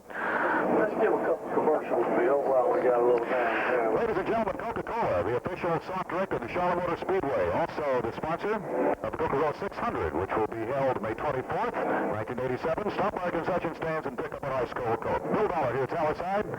Back to the Performance Racing Network. Caution after a serious crash. Chet Phillips, number 81. He is being reported as conscious when he was removed from his destroyed automobile, and I mean beaten up. We'll watch Royce Jones, or Tony Holland, call home, an emergency. Royce Jones or Tony Holland, call home, an emergency. Pat Patterson is down in the pit area with another update. Let's go to him. Well, Alan Kowicki, the rookie challenger in the Quincy's automobile, is in right now. Apparently, he got through that unscathed without any damage. Kyle Petty also was in. Front right side damage on Kyle Petty's car. Talked to Kurt Sheppeldown, the crew chief there on the Dale Earnhardt car, and can you believe 2 flaps all at the same time? That was the big problem they had earlier. Kurt says the car is back in good shape now, and he may be a contender before it's all over today. 135 miles complete, 244 laps remaining, 366 miles to go, and a major crash in the back straightaway here in the Oakwood Homes 500. Ken Reagan is coming back out. We'll give you an update on Chet Phillip as soon as possible here and try to give you a breakdown on the entire field. As matters stand, coming through the complete 90 laps, this time by under caution, number 5, Bodine will be in front, and Ken Schrader. The Judy Donlevy car from Virginia comes into second, Waltrip is third, Elliott is fourth, and Richmond is in fifth. Standing by here in the Performance Radio Network booth is Wayne Patterson, Executive Vice President of Oakwood Homes. You must be having a great day, sir. Record crowd, beautiful day, and what has been an excellent race until this incident here in the back straightaway. Yeah, thank you, Ken. It is a great day. A couple of weeks ago, we were just worried about the weather, and I thought we were going to have a little rain, but it's just a beautiful day and a great crowd. Looks like it's going to be a good race. Glad to see Kenny Schrader. Kenny bought a home from us a couple of weeks ago, so we're glad to see him doing well. He's really doing well. He's up in second place. Yeah. I saw your exhibit out here in front of him and all the other great exhibits that are fun to look at prior to race time today or wandering around. You folks have really put a lot of effort into this Oakwood Homes 500. Well, thank you. It's worked out real well for us our first year, and with the results that we've had, we look forward to some good long-term relationships with Charlotte Motor Speedway and Winston Cup Racing. Thank you for coming by. Nice to have you with us. Thank you. We're now showing 90 laps complete this afternoon. Richard Petty's car, after this valiant effort, is being pushed away one at a time. Car number 43 looks like it's going back to the garage area. The philosophical one, who says about his chosen profession when he was reminded that Pushing Petty's car behind pit wall. started in Winston Cup races, he said, sure, but I've also lost 800. And he's just lost another one. That's too bad. Petty has gone back behind the wall, and there was a heating problem they're reporting. We'll try to give you more of an update on that story.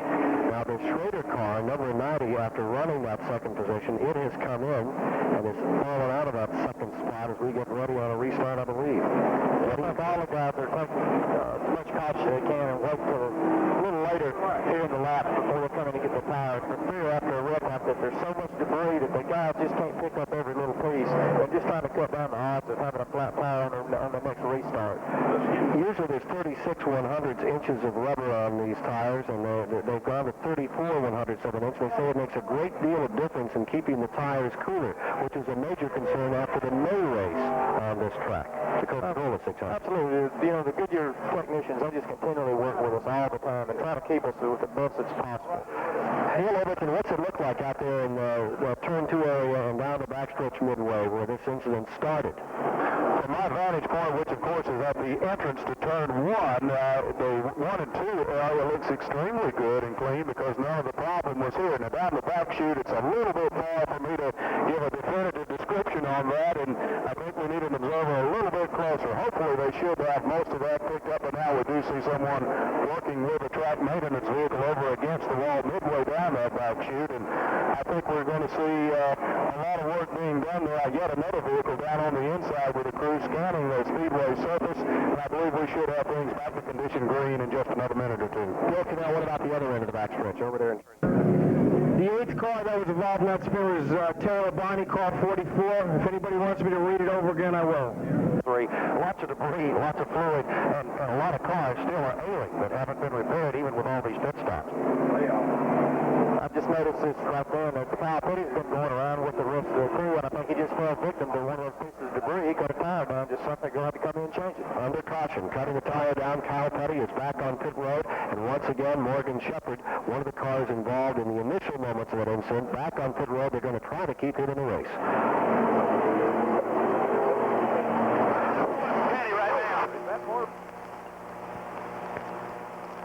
Still under caution with 91 laps complete out of the 334.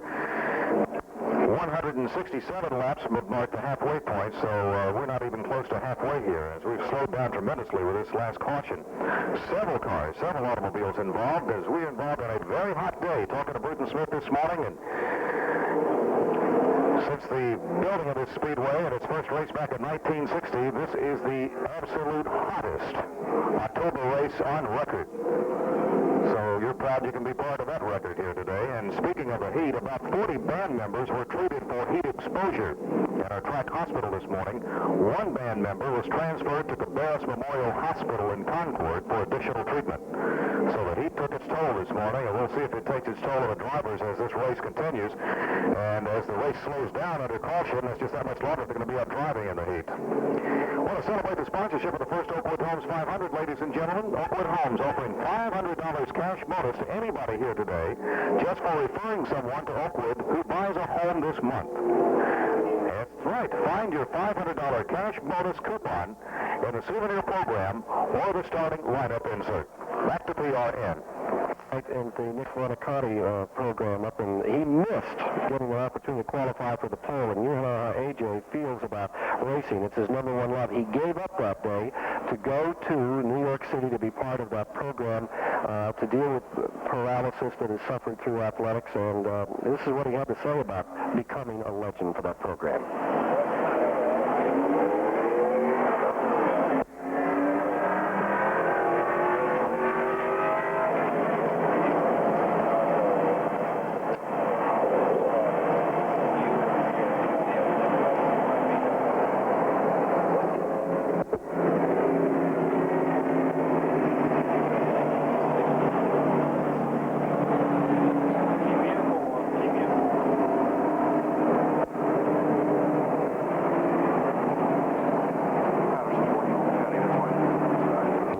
His name in the history today by winning this Oakwood Homes 500 is in the lead, and in the second spot as they prepare for a start. We're trying to get a word of Richard Petty, and that's what we're vamping here a little on. The car number 43 has rolled behind the wall, and we wanted to get a word of Richard as to how it had gone and what his expectations were today. Car number 26 comes out. Looks like it's been in a figure 8 race late. I'm going to tell you, Friday night modified bash. Let's get on to Pat Patterson with Richard Petty. Richard, the car ran so well up to that point. I know you hate to be where you're at right now. I don't think nobody wants to be in the garage here if they got a race car. Yeah, well, what happened? They got together over right after the caution, got all messed up, and I was behind Darrell, and Darrell stopped with a wreck, and I didn't quite get stopped. It didn't really mess the front of the car up that bit, but it knocked up all of the duct work, and when it did, I just ran a couple laps under the caution, and it just burnt the engine up. That's Richard Petty running. Tough day for another one of the great legends of this sport, Richard Petty. Mike Waltrip is on pit road. We'll be back with more in a moment from Charlotte Motor Speedway. This is the Performance Racing Network. Still under caution, Kyle Petty coming in again, taking advantage of this caution period to modify the problems in his car. Apparently in that front left fender, there's been some metal scraping up there. It's caused a tire to be cut. And they're still working under there, banging on it right now in that front left to try to get tiles number 7, Fort Thunderbird, back on it. So wake up, Kyle. Oakwood Homes 500. $10,000 will go to the halfway lap leader and will be presented to the winning driver in the winner's circle after the race. Participants in the Dash for Cash will race with a North Carolina Federal Financial Leader decal. The sign to the winners, North Carolina Federal, everything personal banking should be. It's literally going to be like marbles, Lake. I guarantee you, it's a tough thing when they have to throw a race start. When you get cars running 3 abreast and that stuff goes everywhere, you can only see about 2 rows back. It's one of those times when each and every driver knows he's tiptoeing on the verge of destruction. We're now showing 90 laps to Mark Reynolds, responsible, a great deal of responsibility for making the Winston Cup so successful with large reserves of support for these drivers has come from your company. Back underway. Just going under green, and the field storms into turn number 1 with Bodine out in front. They were 3 wide for a moment going into the corner, and now trying to get a lap back. Here comes Dale Earnhardt down inside Bodine, making a 2-way battle down the back chute. Second place in the race is Walter. Earnhardt goes back into the lead lap. Bodine, of course, is still the leader. Walter back in second, and when they started, Ken, Earnhardt and Walter were tapping sheet metal. And Earnhardt has made up his lap. He has made up 2 laps in this race as he flounces those blue and yellow colors right in front of Bodine. It goes down to the turn number 1. All right, there's guys out there, too, you get to realize here in about 4 more laps for the $10,000 later. There seemed to be some smoke out of Bodine's car up in turn number 1, Hill Overton. I believe it was mostly tire smoke. We've seen a lot of that all day long because the car is running very strongly, but we'll keep our eyes on it for further development. Forgive me, Lake. No, what I was just saying is, and I guess it's 3 laps now, we're going to come up here for a $10,000 award. We're going to see the guys count their money here in just a second. They're going for it. All right, here they are, down out of turn number 4 for $10,000. Bodine would like to stay in front. Here comes Walton. Here comes Richmond back there in that second place. There's Edward. Boy, they're really banging away at it going into turn number 1. Down the bottom groove is Richmond. Up high is Walton. They're door to door, and right on their back bumper, Bill Elliott and Neil Bonnet. First 5 cars. Maybe Bodine's got 10, maybe 9 car in front, but look out. Richmond goes to second. Waltrip is third. Here comes Elliott down on the bottom of the racetrack. He'll take Waltrip. Bonnet follows suit. Bill, was there smoke coming off those tires on that number 5 that time? Bodine continues to show severe smoke off the tire. Wow, he's got that thing really cranked down. Here he is down in the turn number 1. Tremendous amount of smoke out of the right rear tire. He tries to take that low groove. He certainly is smoking the tires. The car evidently a little bit loose, but it's certainly running fast. Back in second is Richmond. Third now is Bill Elliott. Elliott rides third. Fourth is Bonnet. Fifth is Walton. Sixth would be Rudd. Seventh is Parsons. Here they come again. Bodine is trailing. Smoke right behind Earnhardt. You got to remember when Bodine got in the wall back there a while ago, he probably got a little sheet metal damage, and he could be touching when they were down in the corner in the bottom. So after the 6th down in the Parsons in 7th. Sterling Marlin in 8th. He may be a lap down. And right behind him comes Bobby Hillen, who is very much in this race. $10,000 award coming up right now. The D8 bonus award. At lap 106 worth $10,000, and Bodine pretty much has it his own way. But I think he's really worried right now as he sees Earnhardt making up that lap. One more caution, and Earnhardt's right back in this field. I think more worried about that. We'll have right front tire blowing out at any time. We're going through one of these corners right now. They'd like to get back in, I'm sure. He's going to lose a check of sheet metal. Here he is, making $10,000 coming up in this lap. And he's showing a lot of smoke down in 1. Bodine. All over the place of smoke. Here comes Bill Elliott down inside of Richmond, who got high. And down inside of him is another automobile battling for it. It looks like Bonnet. That is Neil. Jeff Bodine just won $10,000 in V8 Lap Leader Award for leading at the conclusion of lap 106. The high road Bonnet will get him in 4. As they come back to the line, here it is. 10 grand plus. Bodine, he's got some laps earlier today. The handicap race is, you see the completion of races, the names of the faces change after every pit stop. The different cars get hot. Let's go to Hal Hammer. The outside is Bodine. A big smile on your face just a moment ago, Kathy. You got plans for that $10,000? Yeah, I could think of a few things I could do with it. Jeffrey's probably beat me to it, though. Let's go back here. Bill Elliott has just slapped the wall in turn number 2, Hill Overton. He just grazed the wall up there, dropped him back a little bit. He's still running on the track, and it appears he's going to be okay, but perhaps getting a little bit of tire rub there out of that slap. Now, Hammer, can you check with that crew down there, the Bodine crew, to see if they're going to bring him in? If they're concerned about that smoke we're seeing blazing off those tires. Thanks for that report as we watch Bodine in the back straightaway.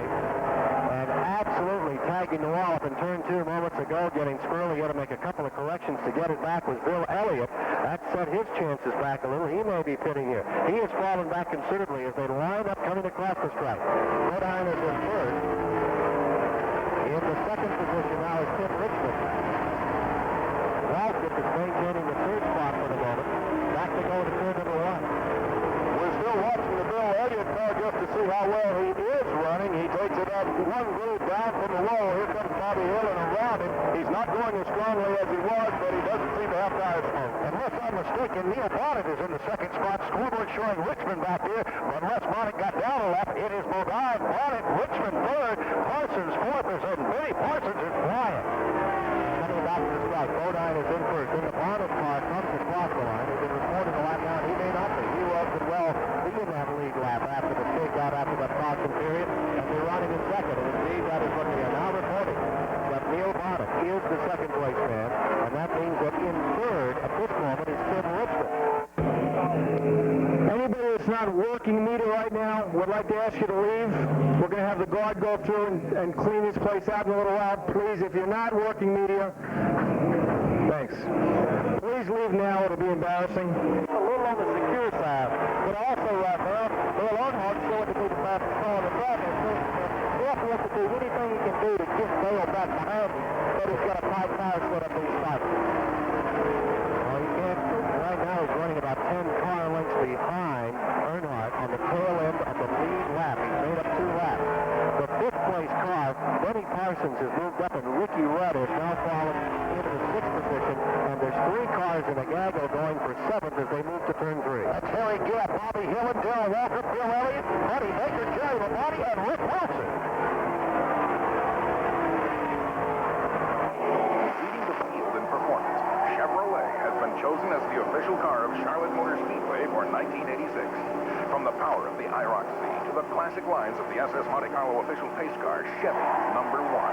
And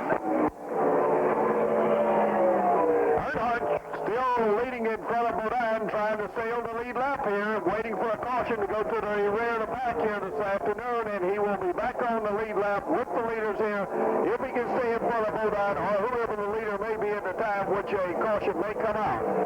As you notice, one of the tires on Dow Waltrip's car is going down. It's either equalized or he's got a cut. Most of your competitors now are riding very high on the rim of the racetrack and coming out of the second turn down the back chute. As the course changes here this afternoon, in order to get the maximum capacity out of the tires, the groove is moving on the racetrack, but one of the things that is happening, they're running 2 and 3 abreast. Very rarely do you see that back at the RA. 115 miles an hour after a lengthy period under caution. Bodine stays in first. Neil Bonnet is now in second. Tim Richmond in third. The Parsons brothers are running 4th and 5th, and in 6th is Ricky Rudd. We're going to pause 70 seconds here for station ID, as well as for our stations to bring you some messages from the good folks bringing you the broadcast today. From Charlotte Motor Speedway, this is the Performance Racing Network.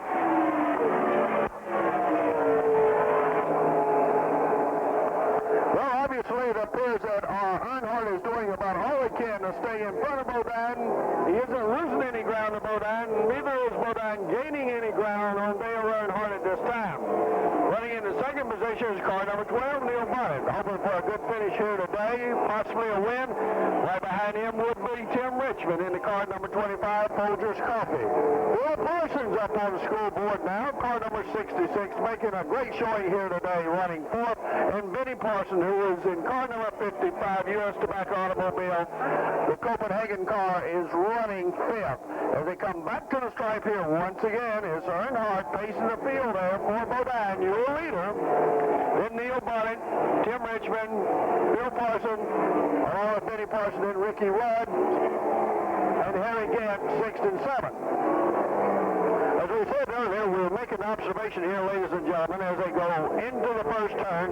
The cars have a tendency to move high, and they stay up on the rim of the racetrack, head down the back chute, and today, for the first time, we're seeing cars running 2 and 3 abreast, which is most unusual to see them 3 abreast, but they're doing it here today as the Winston season winds down. Everybody's looking for points, looking for a great showing at the end of the season in 1986.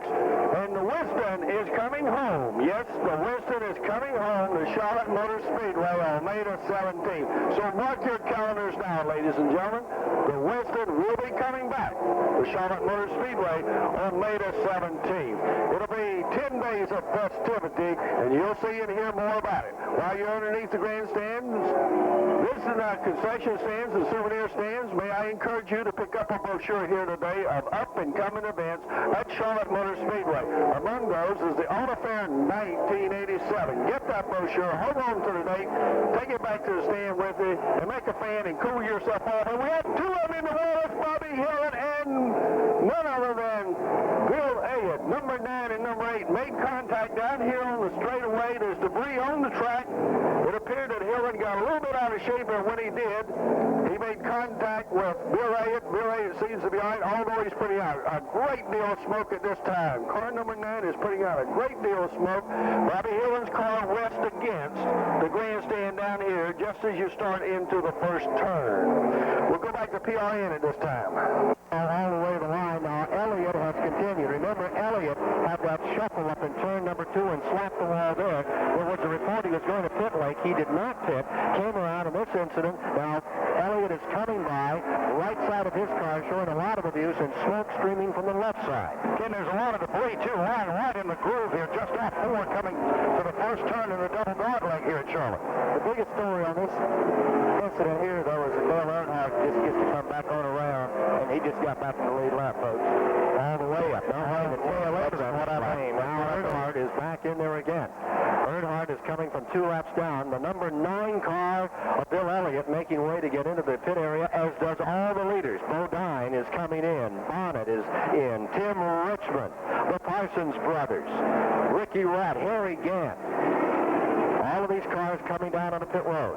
One car that I was just noticing right before the incident, I just have to bring out, is Phil Paulson has done a super job. I don't know if you realize or not, but he had come from 23rd to 4th and was closing in. Let's go down to the pits now. I'll have it. Right side tires going on the Bodine side. They're looking over the left side. 19 cars in pit lane. Those now, they're moving around to the left side, and they're changing the left tire. All right, now let's go down to Pat Patterson. The number 9 crew is smelling forward. Bill Elliott in after that collision on the front stretch, the right side of the front. Once Greenwell did it in, as they're beating out the front left fender well to get the new tire back on there. We'll take on a load of fuel. We'll just have to wait and see if Elliott's going to be able to continue or not. He's down in the way. Elliott is coming back out with car number 9. He's going to stay in it. Meanwhile, the number 8 car, the Gillen car, just resting with tires blown out, standing down here on pit road, aimed the wrong way. It's down at the entrance onto the track as you re-enter the Speedway down toward turn number 1. Bobby Hillen's car number 8 is just resting there, 2 tires down, facing up pit road. Now the remainder of the field continues to come around here, and they're taking on tires, taking on fuel. Lubricants is needed. Oh, what a bad break for Bobby Hillen, who was running a pretty fair race this afternoon. Hillen was being shown in 18th when this incident took place, just 1 lap down. We are at 122 laps complete here today. The Oakwood Homes 500 coming to you from the Charlotte Motor Speedway. Well, it just blew out of power coming down pit road. Something like a front going on. That's the gate.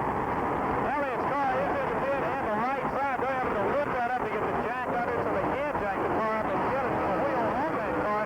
Meanwhile, the leader there again is Bobby Hillen's car will be pushed in behind us. We'll try to get a word with him on that accident in 1 minute. Anxious moment for Bill Elliott as he was absolutely nailed into the wall. Right in front of him was the Hillen car, and they just slid like a snowplow from turn number 4 all the way to within 100 feet of the start-finish line before they finally came apart. And being able to continue was the number 9 car of Elliott. Stacked up against the wall was the 8 car. It finally got started, fired, came down to the end of pit road, the re-entry to the track, turned around, and there it came to a halt. So there we are, 122 laps into the Oakwood 500 with another incident here, and this one looks serious right at turn number 4. Report on Chuck Phillip, knee injury. He's been taken to the Cabarrus Medical Center on Chuck Phillip, the driver of car number 81, but other than that seems to be all right. From Charlotte Motor Speedway, this is the Performance Racing Network. Well, Performance Racing Network's away. Now we direct your eyes down on pit road. Darrell Waltrip's getting some service. They're looking up underneath like they have found a problem back there. They're working on the spoiler as well, but evidently some of the debris is coming in contact with his automobile. They're making some adjustment. Bill Elliott coming back in now for the second time after an altercation there with Bobby Hillen. A very tough break for both competitors here this afternoon. Hillen is retired behind the wall up there with the hood up, with the left front of it caved in. Bill Elliott's crew is up underneath the automobile now, making a survey of the damage. Well, action everywhere here this afternoon for the 27th running of the Oakwood Homes 500, ladies and gentlemen. And of course, I'd like to point out to you this time, as you leave the Speedway, if you're going I-85 south, remember this, you may go north of the 4th turn to the first traffic light and take a left, and it will take you to I-85 south.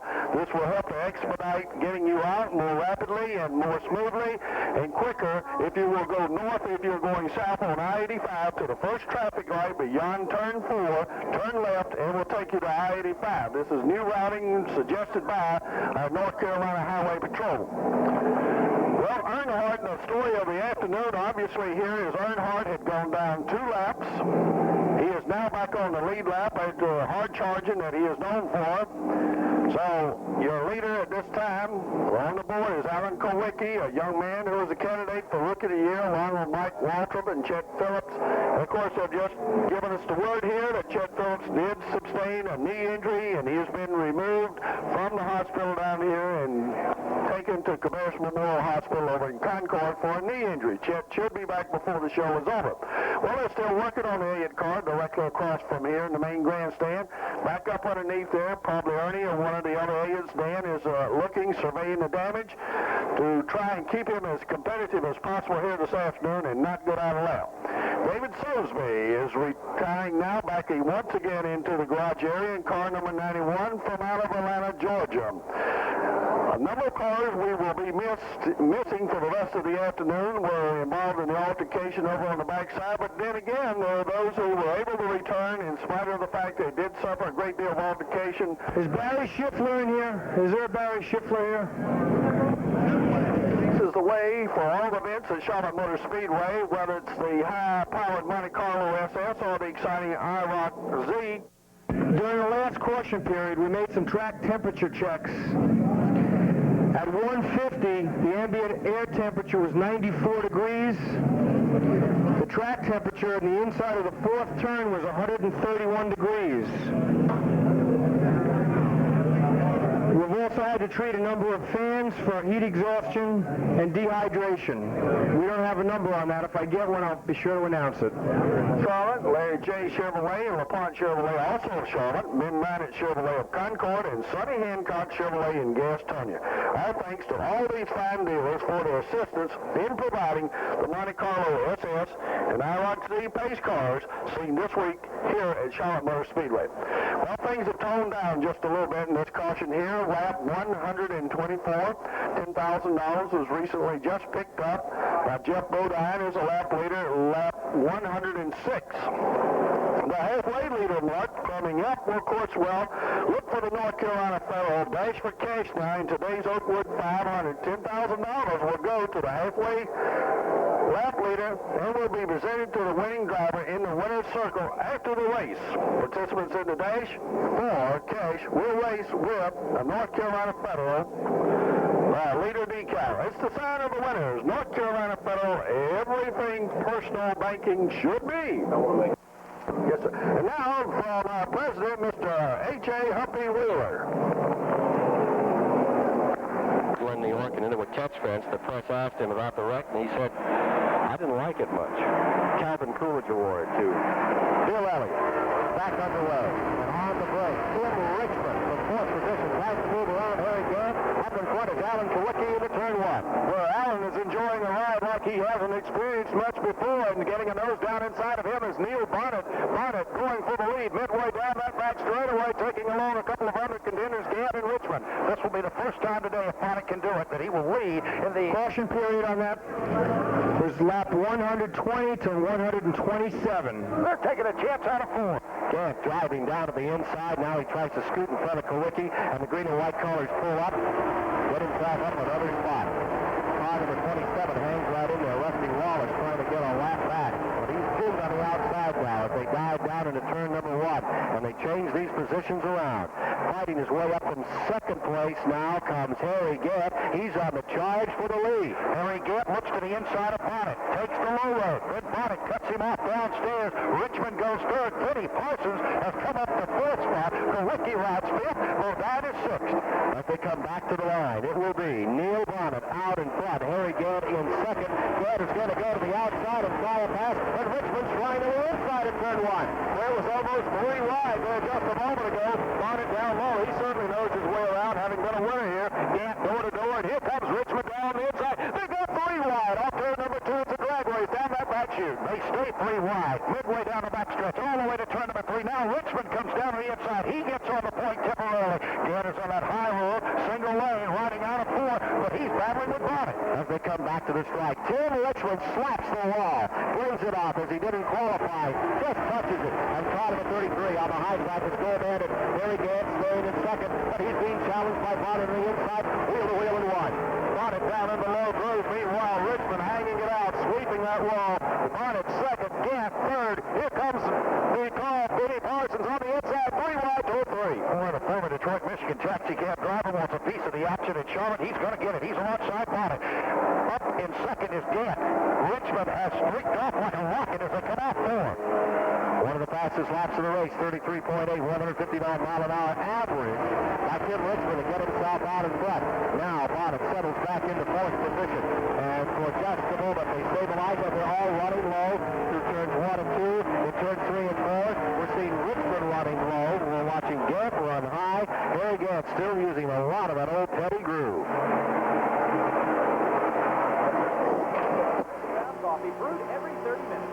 We're ready with buttermilk biscuits baked fresh every 20 minutes, biscuits filled with sausage and eggs, or bacon and eggs, even steak and eggs. In fact, Bojangles is ready with more than 30 deliciously different sandwiches for breakfast. Bojangles is even ready for with our sinfully delicious cinnamon grits. So when you're ready for flavor, put Bojangles on your breakfast menu.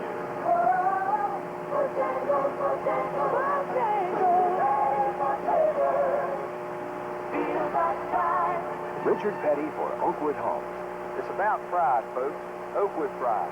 And that's what Oakwood puts in every home it builds. That's right, Richard. And that's not all. Well, on the inside now, making a heading in towards the pits right now. A car that evidently is giving way to some different content. We'll give you the number here in just a moment. It looks like car number 91. That is David Sosby of Atlanta, Georgia. But your leader now, keep your eye on him, is Tim Richmond after running 3 abreast around this raceway here this afternoon. All right, you here's after. Right up all the way. Bobby Hillen is returning to the race course right now. Car number 8, Bobby Hillen, after an altercation into the wall down here at the main grandstand, has made repairs and going back out to give it the old try here this afternoon to see how well the car handles, if he can continue for the rest of the afternoon. Harry Gant has his sights set on Tim Richmond.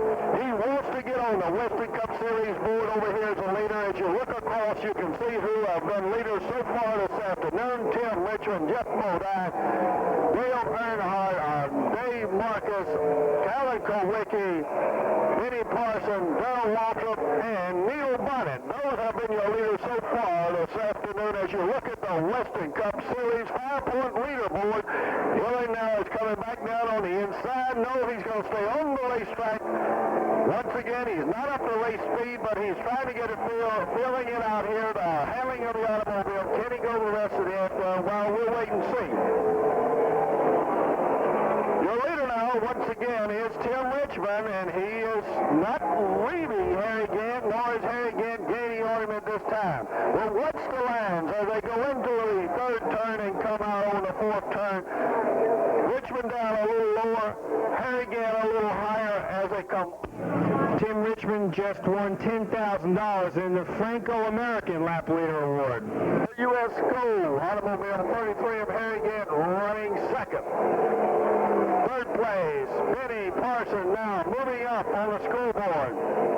Neil Bonnet kicked back to 4th in car number 12, and get this, ladies and gentlemen, in case you have missed it, 5th place now posted on your official scoreboard is none other than the Wrangler car number 3, driven by Dale Earnhardt, and he is coming hard with his sights set to the front. Back to PRN at this time.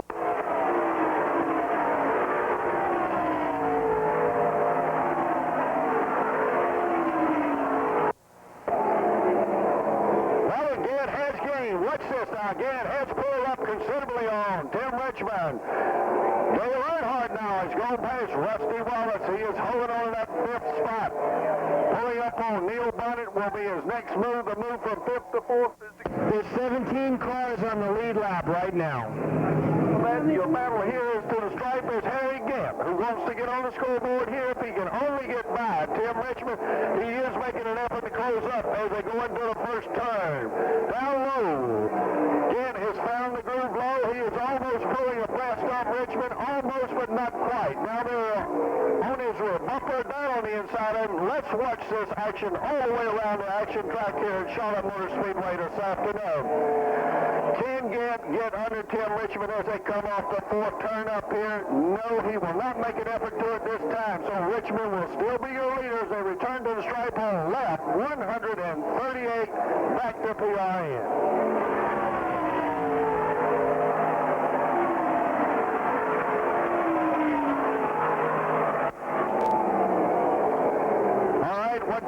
It's up in the turn down here. Morgan Shepherd is still on the racetrack in spite of the fact he's in a very battered nationwide car number 75, which means he's not giving up. He's right behind Jimmy Means in car number 52. Your leaders now coming off the fourth turn. Once again, it's Tim Richmond, and he still has about 6 car lengths in front of Harry Gant. Then it's Benny Parson running third. Neil Bonnet is running fourth, and Bonnet now is going to try to make an effort to get past Benny Parson. Dale Earnhardt moves up home. Neil Bonnet, maybe it's 3 abreast. Yes, woo, watch it, it's close on the backside. They're moving up in front of Benny Parson as Neil Bonnet goes by for that third spot. Right behind him, pulling along, Dale Earnhardt, not really pulling him along. It's very obvious. Earnhardt has really got that number 3 dialed in here this afternoon, like he had the car number 8 dialed in yesterday afternoon for the running. And over here we have some smoke coming up on the turn. We don't see anything like smoke. At this point, everything still looks good. We'll keep our eyes on the racetrack and all of the participants to see what created the sudden smoke that we just witnessed seeing over here in the third turn. Earnhardt now has moved to that third spot. Earnhardt has now moved to the third spot on the racetrack. He has passed Neil Bonnet. Your leader going past the stripe once again is car number 25, Tim Richmond. But Dale Earnhardt is on the charge, the hard charger. One top customer here this afternoon, the Wrangler car number 3, as he glides around this racetrack, looking for the number 2 spot next. He's on the straightaway with her again. He has him in sight. He is passing Kenny Bergeron over on the third turn. Next he has in sight car number 67, Buddy Arrington. He comes up. Car number 1, Joe Mullins, coasting in, going to be coasting down pit lane. And after he passes Joe Rodman, it will be the second place car driven by Harry Gant. So, one top customer is really on the move after having been down 2 laps here this afternoon at the beautiful Charlotte Motor Speedway. Back to PRN. Skull car, number 33 in second, as Richmond continues to lead. Can Richmond win again today, take his 7th win of the season? That would be remarkable. What a fantastic year he's had with Harry Hyde. He's coming out of turn number 4. Gant is closing down on him. He's pulled within 8 car lengths as they go back into the corner and out of turn number 4. Some 30 car lengths back is car number 3, Earnhardt. Rearview mirror, that car in the lead, the one driven by Tim Richmond, is growing ever larger there with the image of that number 33 Skull Bandit car. He chops it down to 6 car lengths as he pulls up a deep part of 2. Earnhardt, he's on the charge. He's trying to pull up in the draft too. Gant might be riding second, but I don't know for how long, because the last time through this corner, Blake Earnhardt was as far down on the bottom of this racetrack as you could take that car. Got that car working just like I had it yesterday. You know, it's the same thing at the early part of the race. You keep it down there low, you run a shorter racetrack. That's all there is to it. 2.5 seconds back is Dale Earnhardt as he fights his way up to the field and tries to close in here. That halfway mark coming up will be worth some $10,000. North Carolina Federal will talk about that in a moment. Let's follow the action now as Earnhardt comes down off turn 2 and tries again to close on the leaders. Still closing, wheeling them in. Gant is staying about the pace he's good. Lap after lap, Richmond trying to get away. His tires are smoking both he and Gant. Earnhardt shows no smoke at all on the bottom. And Earnhardt has found his way back on the bottom of turn 4, has he not? He definitely has, the short way around. Meanwhile, the 4th place car is Neil Bonham, and running 5th is Benny Parsons, who is having an excellent day late. Absolutely great. I'm telling you, these guys after those stops, you know, this is the thing that's so good about Winston Cup racing.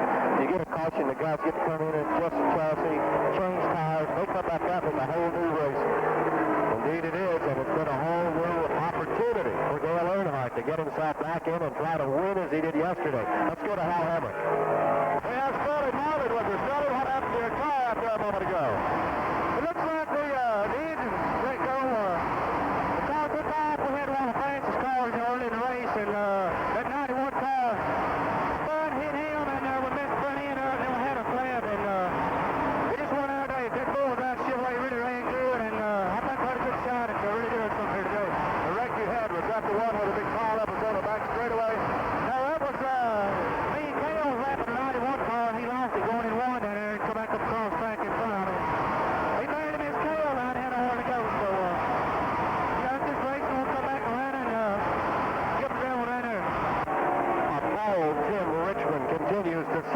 race here in the Oakwood Homes 500, working their 148th lap this afternoon in the Oakwood Homes 27th annual $600,000 500-mile Winston Cup race under gorgeous conditions. Just a few puffy white clouds here. Gigantic crowd, largest ever for the autumn event. And everybody is watching as Earnhardt in number 3 zeroes in on those 2 leaders.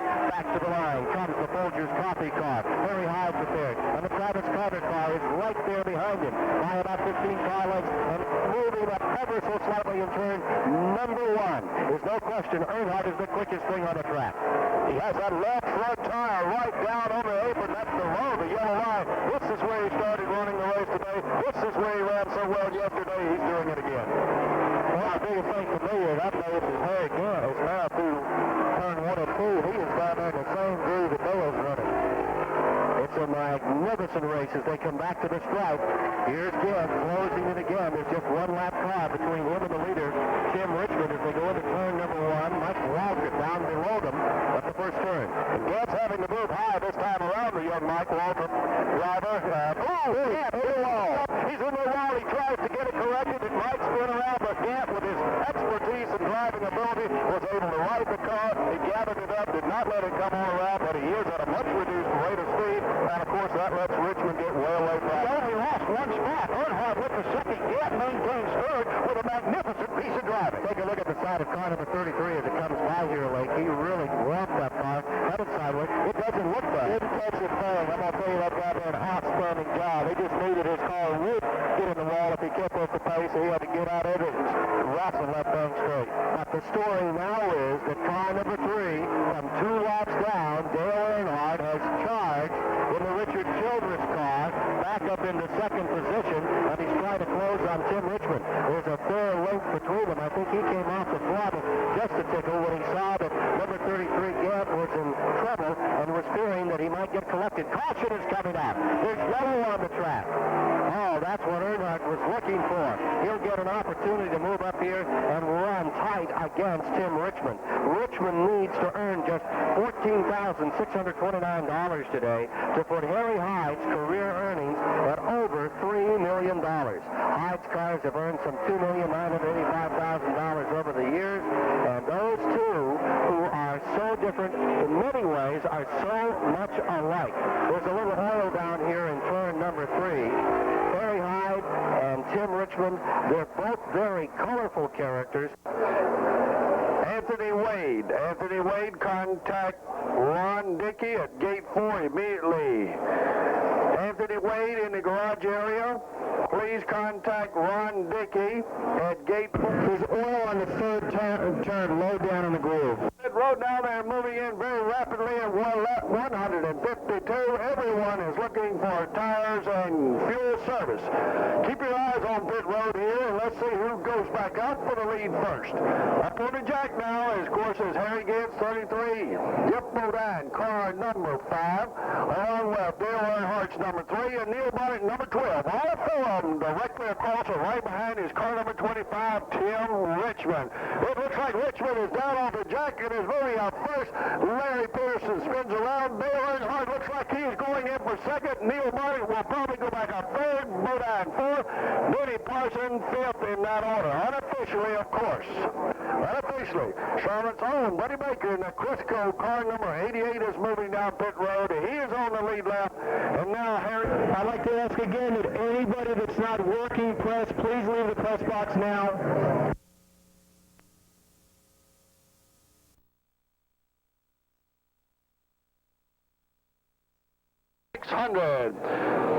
Currently, your leader in the rookies race, car number 35, Alan Kowicki, who also picked up 5 points here earlier this afternoon as the 5th different leader of the Oakwood 500 here this afternoon, is on pit road in the car number 35, the Quincy automobile, Alan Kowicki. Most cars have been serviced. They're moving back out onto the Speedway at this time. Dave Marcus is on the scoreboard over here as your leader at this time. That'll be the second time he has led today. Darrell Waltrip, 25 now, has replaced Dave Marcus. It is none other than Tim Richmond. And then Dale Earnhardt, Neil Bonnet, car number 12, 05, Jeff Bodine. In car 55, Minnie Parson. Back to PRN. How do you physically feel, Benny? We're about midway in this race, and it's a blazing hot day. Is that cool suit working all right? I really didn't feel too good when I started this race, but once I got in the race car, I got this cool suit on, feel pretty good. About the competition today, you've been running the top 5 almost all afternoon. Are you pleasantly surprised? Is this what you thought the car was going to do? How about it? Well, I thought this is what the car should do. We were a little concerned yesterday afternoon that we were not going to be competitive, but right now it looks like we can run the motor car. Well, hang in there, Tiger. Have a great afternoon. 155 laps are now complete as we watch Darrell Waltrip on pit road. I'd like to thank the folks from Campbell Company's grocery division for the Prego in-car radio. Thank you for coming by for a moment, Graham Harwood, getting toward the halfway point. Morgan Shepherd has gone behind the wall. Larry Pearson made a rather remarkable pit stop a moment ago, Lake. Yeah, wound up pointing the wrong direction. Terry Labonte's car number 44 is running on 7 cylinders. When you get as much water out there on the track as there is now, and it pits and oil and grease, and the tires are hot and slippery, it's really touchy. After all of these pit stops, everybody back on the track, and it sugars off with Tim Richmond back in first and Dale Earnhardt in second. Commercial Credit welcomes NASCAR fans here today at Oakwood Homes 500 at Charlotte Motor Speedway. Commercial Credit is a proud sponsor of a new driver award for 1986. It's called the Acceleration Award, the second of which will be presented to the driver who most improves his or her finish from the Coca-Cola, our Oakwood Home 500 here today. The third Acceleration Award of the season will be presented at Atlanta International Speedway on November the 2nd. The first was presented to Sterling Marlin after his 4th place finish at the Talladega 500. We welcome Commercial Credit in its new laps, and so we was going to try to get it, and Bodine just kept his nose right there. If he'd have backed off a little bit, he hit me one time and knocked me sideways. Caution period ended lap 158. 153 to 158. But it is Tim Richmond in first, Earnhardt in second, Marvin is in third, Bodine is in fourth, Parsons is fifth, Ricky Rudd is in sixth, and Baker is running in seventh with the 8th spot. Now Harry Gant in ninth is Phil Parsons, having just a grand afternoon. They're through turn 2. Midway down to that straightaway, it's Richmond and Earnhardt. A real battle for third between Bonnet and Bodine. Bonnet goes to the inside. Bodine will come out on the point in third. Here comes Benny Parsons. Buddy Baker and Harry Gant's working his way back up through the pack. Back in 10th is the Rick Wilson car. Running 11th is Bill Elliott as they come storming down the main straightaway. Back into turn number 1. 6 times 86 Western Cup winner Tim Richmond extending his lead, running that bottom groove where Earnhardt is. Also Earnhardt 6 car lengths back. In third spot is Bodine. In fourth, Bonnet. Fifth, the Benny Parsons automobile. And 6 is Rudd. You can't conquer these Hendricks Motorsports stable machines. This Folgers coffee machine of Tim Richmond been like a rocket all day as they get through the stage drive and begin to fly to dust. Off the third and fourth corner, Earnhardt is coming. And Kulwicki is up there in 12th position, running in the 13th position. Darrell Waltrip 14th as they come across the line. That would be Terry Labonte, and in 15th is Lennox Rader. 16th. That's the last car in the lead lap. That would be Dave Marcus in the Hemingway car. 136,000 people here enjoying this great race. Earnhardt is trying to close in from 15 car lengths back on the leader. As they go into turn number 3, that is Tim Richmond. And Earnhardt is there as Tommy Ellis has shut it down and headed for pit road. Dale has cut it to no margin. The Friedlander car rolls onto pit road. Here comes Earnhardt ready to attack. He moves in, closes down to 1 car, half a car length to turn 1. So the Hutcherson and Reagan-built automobile of Tim Richmond has its hands full right now, but the Earnhardt is literally tapping the back bumper of Tim Richmond as they pull off for 2, a half a car length separation. 7 car lengths back to Bodine and Burns. That's like a short track war going on out there between Tim Richmond and Dale Earnhardt. They've been hammered down all year. Remember, Richmond's back there in the 3rd and 4th place in the point championship. Earnhardt leads. He smokes the tires to the bottom. As they come across there side by side, it's Earnhardt on the inside, Richmond on the outside. Wheel to wheel into the first turn. Well, the 2 Lake Norman residents are really battling it out. They're good friends off the racetrack, but boy, there's some battles out here this afternoon in the bottom groove. And we'll believe that Dale Earnhardt as Richmond scoots high, gets a little sideways. In third still is the Bodine car for this Bonnet. Here comes Richmond right back Oakwood, the Hayride 500 boys are really burning this mile and a half here in Charlotte. Earnhardt and Richmond both are glued to the bottom of the racetrack. Maintaining that fourth position, Neil Bonnet's having a heck of a ride this afternoon. Car 12, that red and white machine, stays in fourth and running in fifth is car number 55, Benny Martin. From Charlotte Motor Speedway, this is the Performance Racing Network. Tommy Ellis has a blown engine. He's retired. Turn 2 and taking that. We've got a $10,000 lap leader award coming up at lap 165. Approaching turn 3, Jeff Modine. Excuse me, 167. Neil Bonnet, a great run for Neil today in the number 12 Budweiser Chevrolet in fourth position, and also a great run for, what a gentleman, number 55 driver, Benny Parsons. Here they come, your leader to the stripe. With 164 laps complete, we're about at the halfway point. 167 laps will mark the halfway point.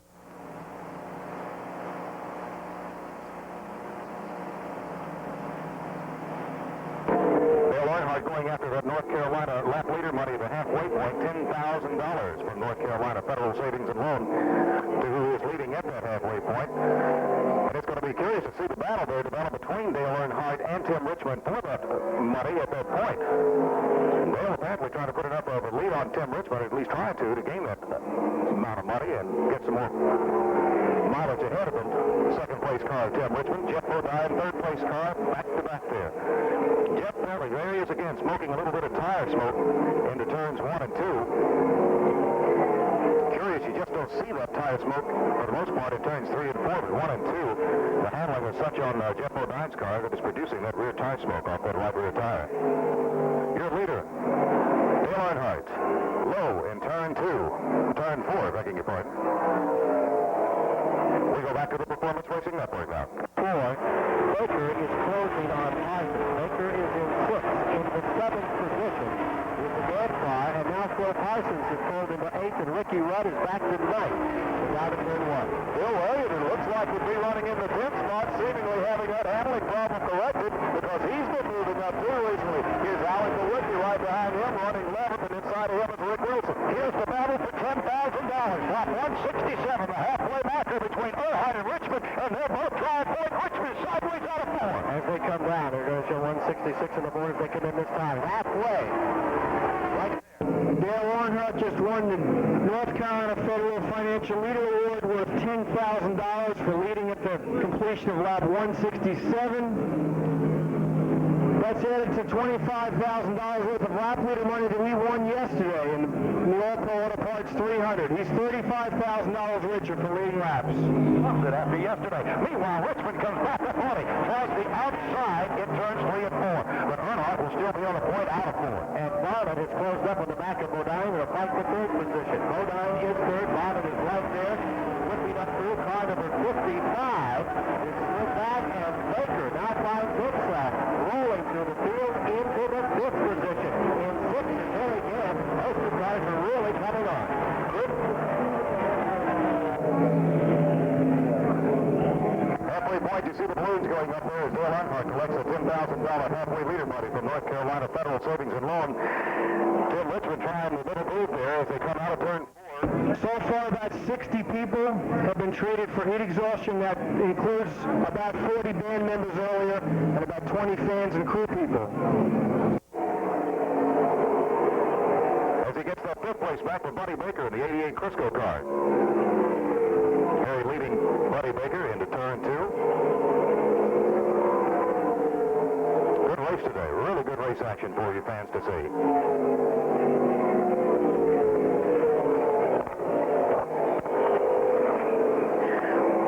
Send a special welcome today to the Speedway Club members who are enjoying today's festivities together. If you'd like to have a perfect view of all the action at Charlotte Motor Speedway, stop by the Speedway Club sales office at the main entrance and learn how you can join the world's most exclusive auto racing club, the Speedway Club.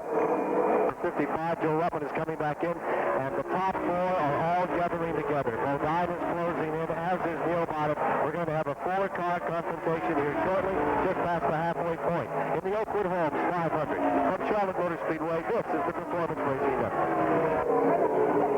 Benny Parsons comes on pit road after a great run here today, and he's going into the garage. We're going to find out later what happened to the Benny Parsons 55 Coke car, but what a shame. After running up there in the top 5 for a better part of the afternoon, Benny Parsons, pit champion, prepared automobile is being pushed back into the garage now.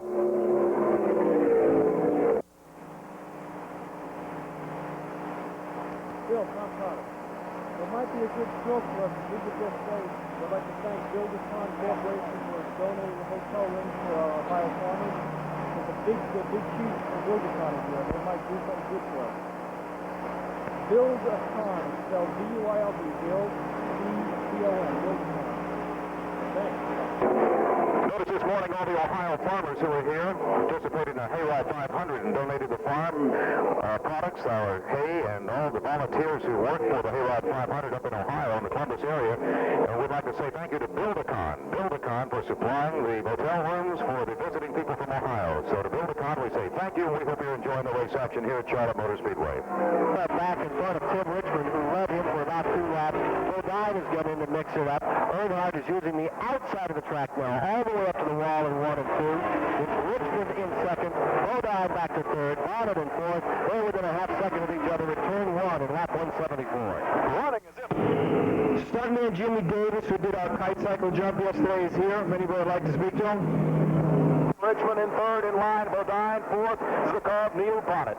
Well, Neil Bonnet has showed his strong arm all day here at Charlotte, that second Junior Johnson car. Meanwhile, Richmond takes it downstairs. Earnhardt rides that single lane of traffic like the New York one-way street as they come up.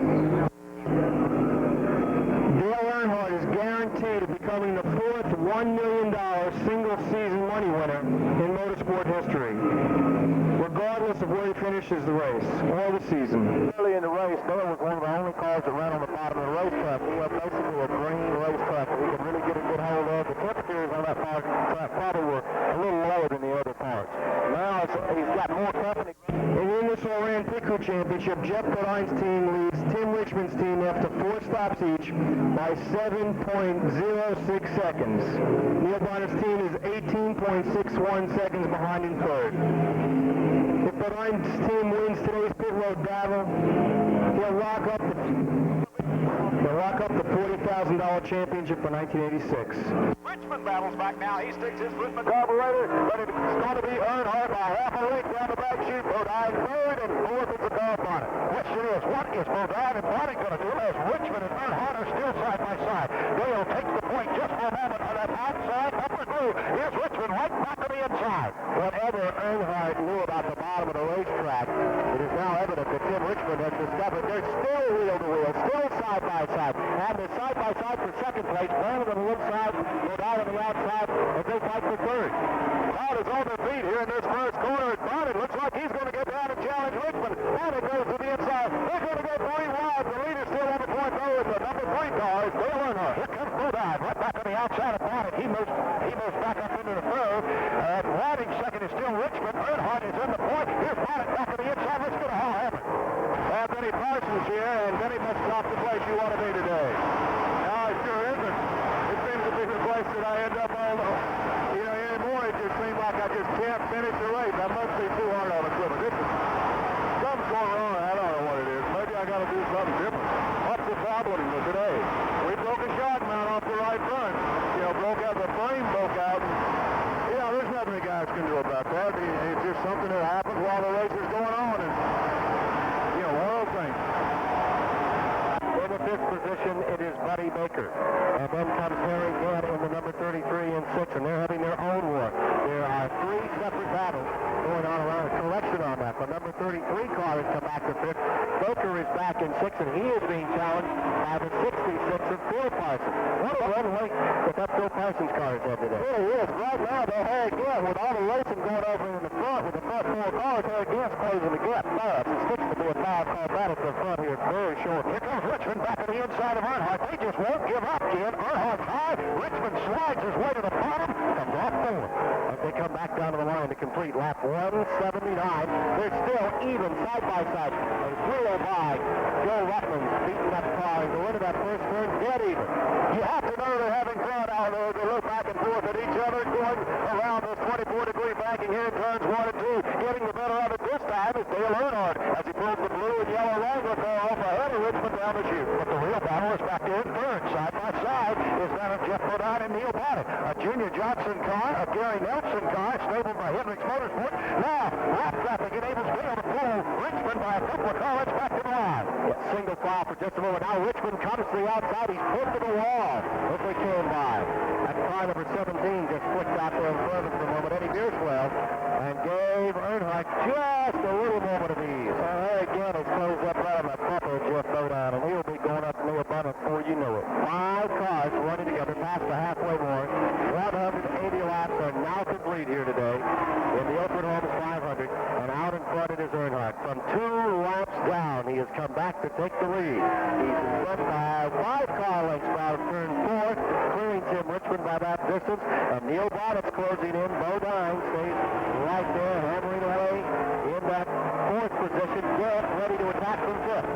Harry Gatt, the Skull Bandit, has it right down in the bottom groove, draws up, he's reeling in that car driven by Jeff Bodine. Can't quite catch him though, coming off a 2, about a car length and a half separation as he works midway down toward 3. He used to pound hammers for a living, now he pounds stock cars on the Winston Cup Tour. Harry Gatt reeling in Bodine, he's back in 5th and going to have 4th momentarily. Harry Gatt said, I haven't had a chance to talk about racing, do much about it, worry about my dad this week. Father Richmond doing very well in the hospital, and right now his son is doing himself proud. Let's go to Pat Patterson. Rick Wilson is off the Kodak Hill Oldsmobile on the pit road, and the hood is up. They're looking inside the engine compartment right now, trying to figure out what the problem is. Well, apparently they have a foul plug, and they're attempting to remove that plate second one, so we'll stand by and get it. So kind of before, Rick Wilson's car is in, and up in front, Earnhardt is outdistancing the rest of the field for the moment by about 10 or 15 car lengths. Seems to, they kind of scroll out right now. It appears Harry Gatt maybe had punished his tires a little bit to catch up that gap, because these things quite loose coming off a 4th turn every lap. And Buddy Baker stays just in front of Phil Parsons. They're having their own thing going out here, back in 6th and 7th. Ricky Rudd is in the 8th position, with the Alan Kulwicki car being shown in 9th. Bill Elliott has been 10th, and up until now, that number 4 car, Wilson's car, had been 11th. With him on pit road, that will bring the Darrell Waltrip car into 11th position. 11th position for number 11, and then in 12th is number 71, Dave Marcus, and running 13th in the lead lap would be the Ken Schrader racing team. Back to Pat Patterson. Ray McCoy, you put the car behind the wall. What's the problem? Well, we had the motor in. We had the engine problem this morning, and had to put a backup engine in it. It was a short track engine. It was standing so long. We probably put the low gear in the car and turned the RPM, so we think we broke it down. Okay, that's Ray McCoy with the 4th car. Rusty Wallace is being shown 14th, and 15th is Terry Labonte, a lap down in that same lap. 16th position is Larry Pearson. The 17th position would go to the Kyle Petty car, and the 18th position is Ken Reagan. That was the latest report. They're averaging 118.9 miles per hour. Lead changes 18 among 8 drivers. We've had 6 caution periods, 1 major collision in turn number 2 that left us under caution for a very lengthy period of time and eliminated 2 or 3 top contenders, including the Kelly Yarborough effort here today. Here comes Richmond again, Ken. Right down on the inside. They're wheel to wheel to yield the line. Well, Richmond's cooled off his tires, and here he comes, Blake. He's ready to go for first. That's what it all boils down to. I think Harry Gatt's playing the same thing. We're going to test each other out there, probably for the rest of the race. They slap bang style at the bottom of turn number 1. Tim Richmond now has Mike Waltrip and Jeff Bouchard up in front of him, and it looks like coming out still in the lead. Just by a nose, though, is Dale Earnhardt. I thought the traffic would play a factor, and it did. Richmond had to get onto the binders, get out of the throttle. Earnhardt forcing that 2 car in as they come high all over to the outside pass coming off turn number 4. If you want to go for it. 136,000 people watching this great contest this afternoon for $600,000. Dale Earnhardt, number 3, the Langler Goodwrench Chevrolet, stays up in front, and right behind him the Folger Chevy. Harry Hyde, the third car, stays in that second spot, now back about 10 or 15. Benny Parsons retired with a broken shock mount, which is exactly the same reason he retired from the Coca-Cola 600 last May. Side by side, Camp to the inside of the Bodine automobile. Can Harry pull him? There's no lap traffic factor there. Dan is downstairs. Bodine's up there. Yes, Dan's got him by a nose as they come off turn 4. Harry Gatt, who just grazed the wall earlier up in turn number 2, making a great recovery, staying in the lead lap. He's taken another position. He's rolling up through the field. He's going a apparently to try to take another spot here as he closes at this time. He's just put Bodine back in position, going after Neil Bonnet for third as they go down the back straightaway. He's going after the number 2 position now as we show Harry Gibb pulling up. Bonnet, of course, is in third. He will try to get third, and then he's going to be right after Richmond and Earnhardt. As they come around way up on the high side. Here again, in the marbles, from the loose stuff. Dirt tracking out of four, closing up on Neil Bonnet. Bouchard, the lap car, number 98, the Valvoline car, just in front of them as they scoot into turn number 1. Well, Harry Gibb is there. The number 33 car prepared for Travis Carter. Right on the back deck with Neil Bonnet. Bonnet's going to have to move up and around Ron Bouchard. He does so, but Gibb is in the draft, and right on Gibb's back bumper is the car driven by the guy. Bodine is caught up with Gibb. Gibb is caught up with Bonnet. Nobody is caught up with Richard and Earnhardt. They got their own war going, still lap after lap, side by side, coming off 4. They're having a wonderful time. Richmond looks over, and there's Earnhardt. They can wave and chat to each other. Side by side, they put the metal to each other as they go into turn number 1. Showtime again for these two gladiators, but right down in that bottom groove is the car driven by Tim Richmond, getting high and a little bit closed up that time with Dale Earnhardt, but he pulls it back down handsomely. He has a lot of RPM built up down that back chute, and he's there. When Bill Elliott came through this corner a moment ago, he was sideways, short tracking, and right now Richmond and Earnhardt are going to have to make a decision. Who's going to get first? Nobody. The other third place car, Bonnet, Gibb fourth, and Bodine fifth. And they're still side by side with 191 laps complete, 143 to go. Richmond on the inside, Earnhardt on the outside. And how about in the pit style hammer for Pat Patterson? When can we anticipate we'll be coming back in for fuel and rubber? We talked to Richard Childress just a moment ago. He says they're going to come in with that Wrangler machine around lap 203 to lap 208 according to conditions. So that seems to be the general consensus of thought down here. Working lap 192, and they're still side by side in 3 to Bill Canal. Richmond is right down with his nose headed for the pits, but he stays right down on the bottom of the racetrack. They slam together coming off forward. As long as they keep running like that, they'll have to wait till Tim goes in the pit, because he won't be able to get in. There again is making the charge on Neil Bonnet. He pulls to the outside of the green and white Stoll car. And he pitches him right down to the bottom of the racetrack. Gibb, who likes to run high anyway, has it hard hard, almost in the wall. And both automobiles, 2 automobiles, are just about to spin down the back chute they go now. Richmond pulls Earnhardt now after that overtaking in 2. Richmond's got him on 10 colors. Now Dale reels him back. Here comes Gibb. Bonnet not going to give an inch to Gibb as they come out forward. Earnhardt went all the way to the wall, and he laid the right side right up against the concrete. Let's see if there's any marks on it. The NASCAR officials, the next booth over looking. There's nary a sign that he touched the wall, but he had to step out of it for just a second, or he wouldn't have any race car. So, here we are at lap 193, and for the moment, Tim Richmond has a big advantage.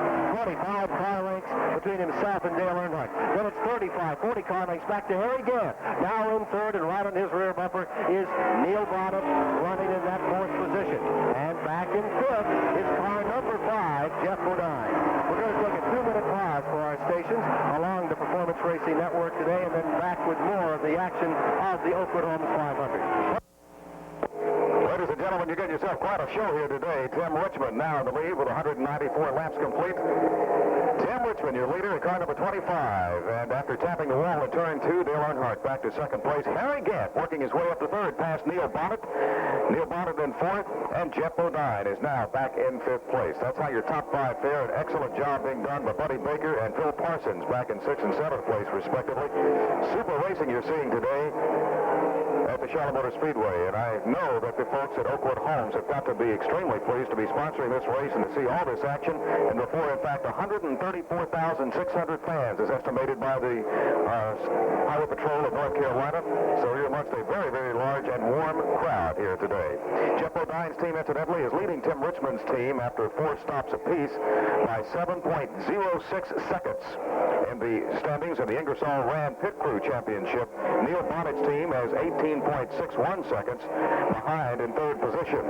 If Bodine's team wins today's pit road battle, it will lock up the Ingersoll Rand's $40,000 championship for 1986. One update on Chet Phillip, the accident earlier that took his number 97 car out of the race and took him to the hospital. He's been transported from the Charlotte Motor Speedway infield hospital for a knee injury to the Cabarrus County Hospital in Concord for further examination. Any other words we have, we'll be glad to pass them on to you. Back to the race. And it's been a dandy here today. Several lead changes. With a strong car, the man from the pole across the stripe right now. At 198 laps is Tim Richmond.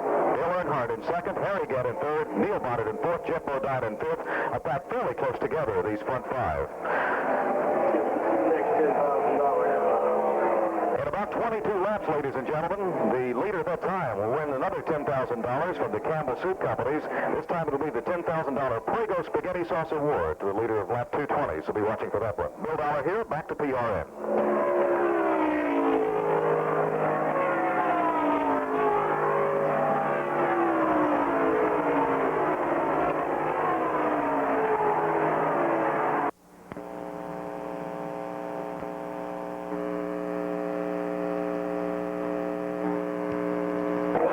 Gentlemen, I mentioned the Speedway Club earlier. To give you some more background on the Speedway Club, the work is steadily, as you can see, progressing on the Speedway Club with all the steel girders. The new $16 million Speedway Club building. You can also see the view of the track from the Speedway Club is going to be absolutely ideal. Stop by the Speedway Club sales office. The main interest today. Charter membership prices will increase tonight at 10 o'clock, so find out how you can join the world's most exclusive auto racing club, the Speedway Club. This brand new structure going up here in front of the Speedway is the new $16 million Speedway Club building. The Speedway Club gives you a perfect view of the action here at the Charlotte Motor Speedway, and it's your private club 6 days a week, year-round, for fine dining and superb entertainment like Louise Mandrell, the Letterman, many others coming. Stop by the Speedway Club sales office today. Charter membership prices increase tonight at 10 o'clock, so don't delay. 200 laps have just been completed. 134 remain here at the Charlotte Motor Speedway in the 27th annual Oakwood Homes 500, $600,000 purse. It's been a doozy thus far. With Lake Speed alongside, I'm Ken Squire. Hill Overton down in turns 1 and 2. Bill Canal is in turns 3 and 4. And along pit road today, Hal Hamrick and Pat Patterson are keeping us abreast of late breaking development. Been a dandy race. The last 25 laps, either Richmond or Earnhardt have held first position. And all of a sudden, once again, Harry Gett has made himself a factor. He had a little skirmish with the wall up in turn number 3. He's regained his composure. He's come back into this race. He looks like he could do it all this afternoon. Neil Bonnet is having an outstanding afternoon in one of the Junior Johnson cars in fourth. Lying about 6 or 7 seconds behind them is Buddy Baker in the Crisco Oldsmobile. This is one of his best runs of the year. He's been getting some top 5 finishes of recent, and with still plenty of distance to go, he could be a major consideration. And then Phil Parsons is running directly behind him in car number 66, having an excellent ride as well. They're running really good laps, too, because I've been sitting here with a stopwatch, and they're running just a tick off the leaders every lap. So it's just a case of we've been on the green for quite a while here now. If they get another pit stop, get changed out, the guys really get tested, zeroed in for late in the race, we still can have a side-by-side finish here, folks. You know who the sleeper is, though, Ken? I've been watching him for the last 50 or 60 laps. He's staying on the lead lap, and that's Darrell Lathrop. When he shows his strong arm, will last 100 miles. Well, they've been showing him back in 11th and 12th position of recent, you know, and I'm sure that by now he should be up to about 10th. We're waiting for an official rundown with the number 4 car in. He's picked up a spot. We'll take a look right now and see if we can discern exactly where he is in that rundown on the Waltrip automobile. I know early in the race they were having some pretty good chassis problems, so that's why I'm down there beating on the rear spoiler and in the window and everything else. But as we all know, you can't count him out till it's over. Right, but he's in 11th, and he's only picked up that one spot that was appropriate, inherited when car number 4, the Kodak car of Wilson, went out of this thing. So he's in 11th, and he stayed there for the past 15 or 20 laps. He's on the tail end. We now have 11 cars.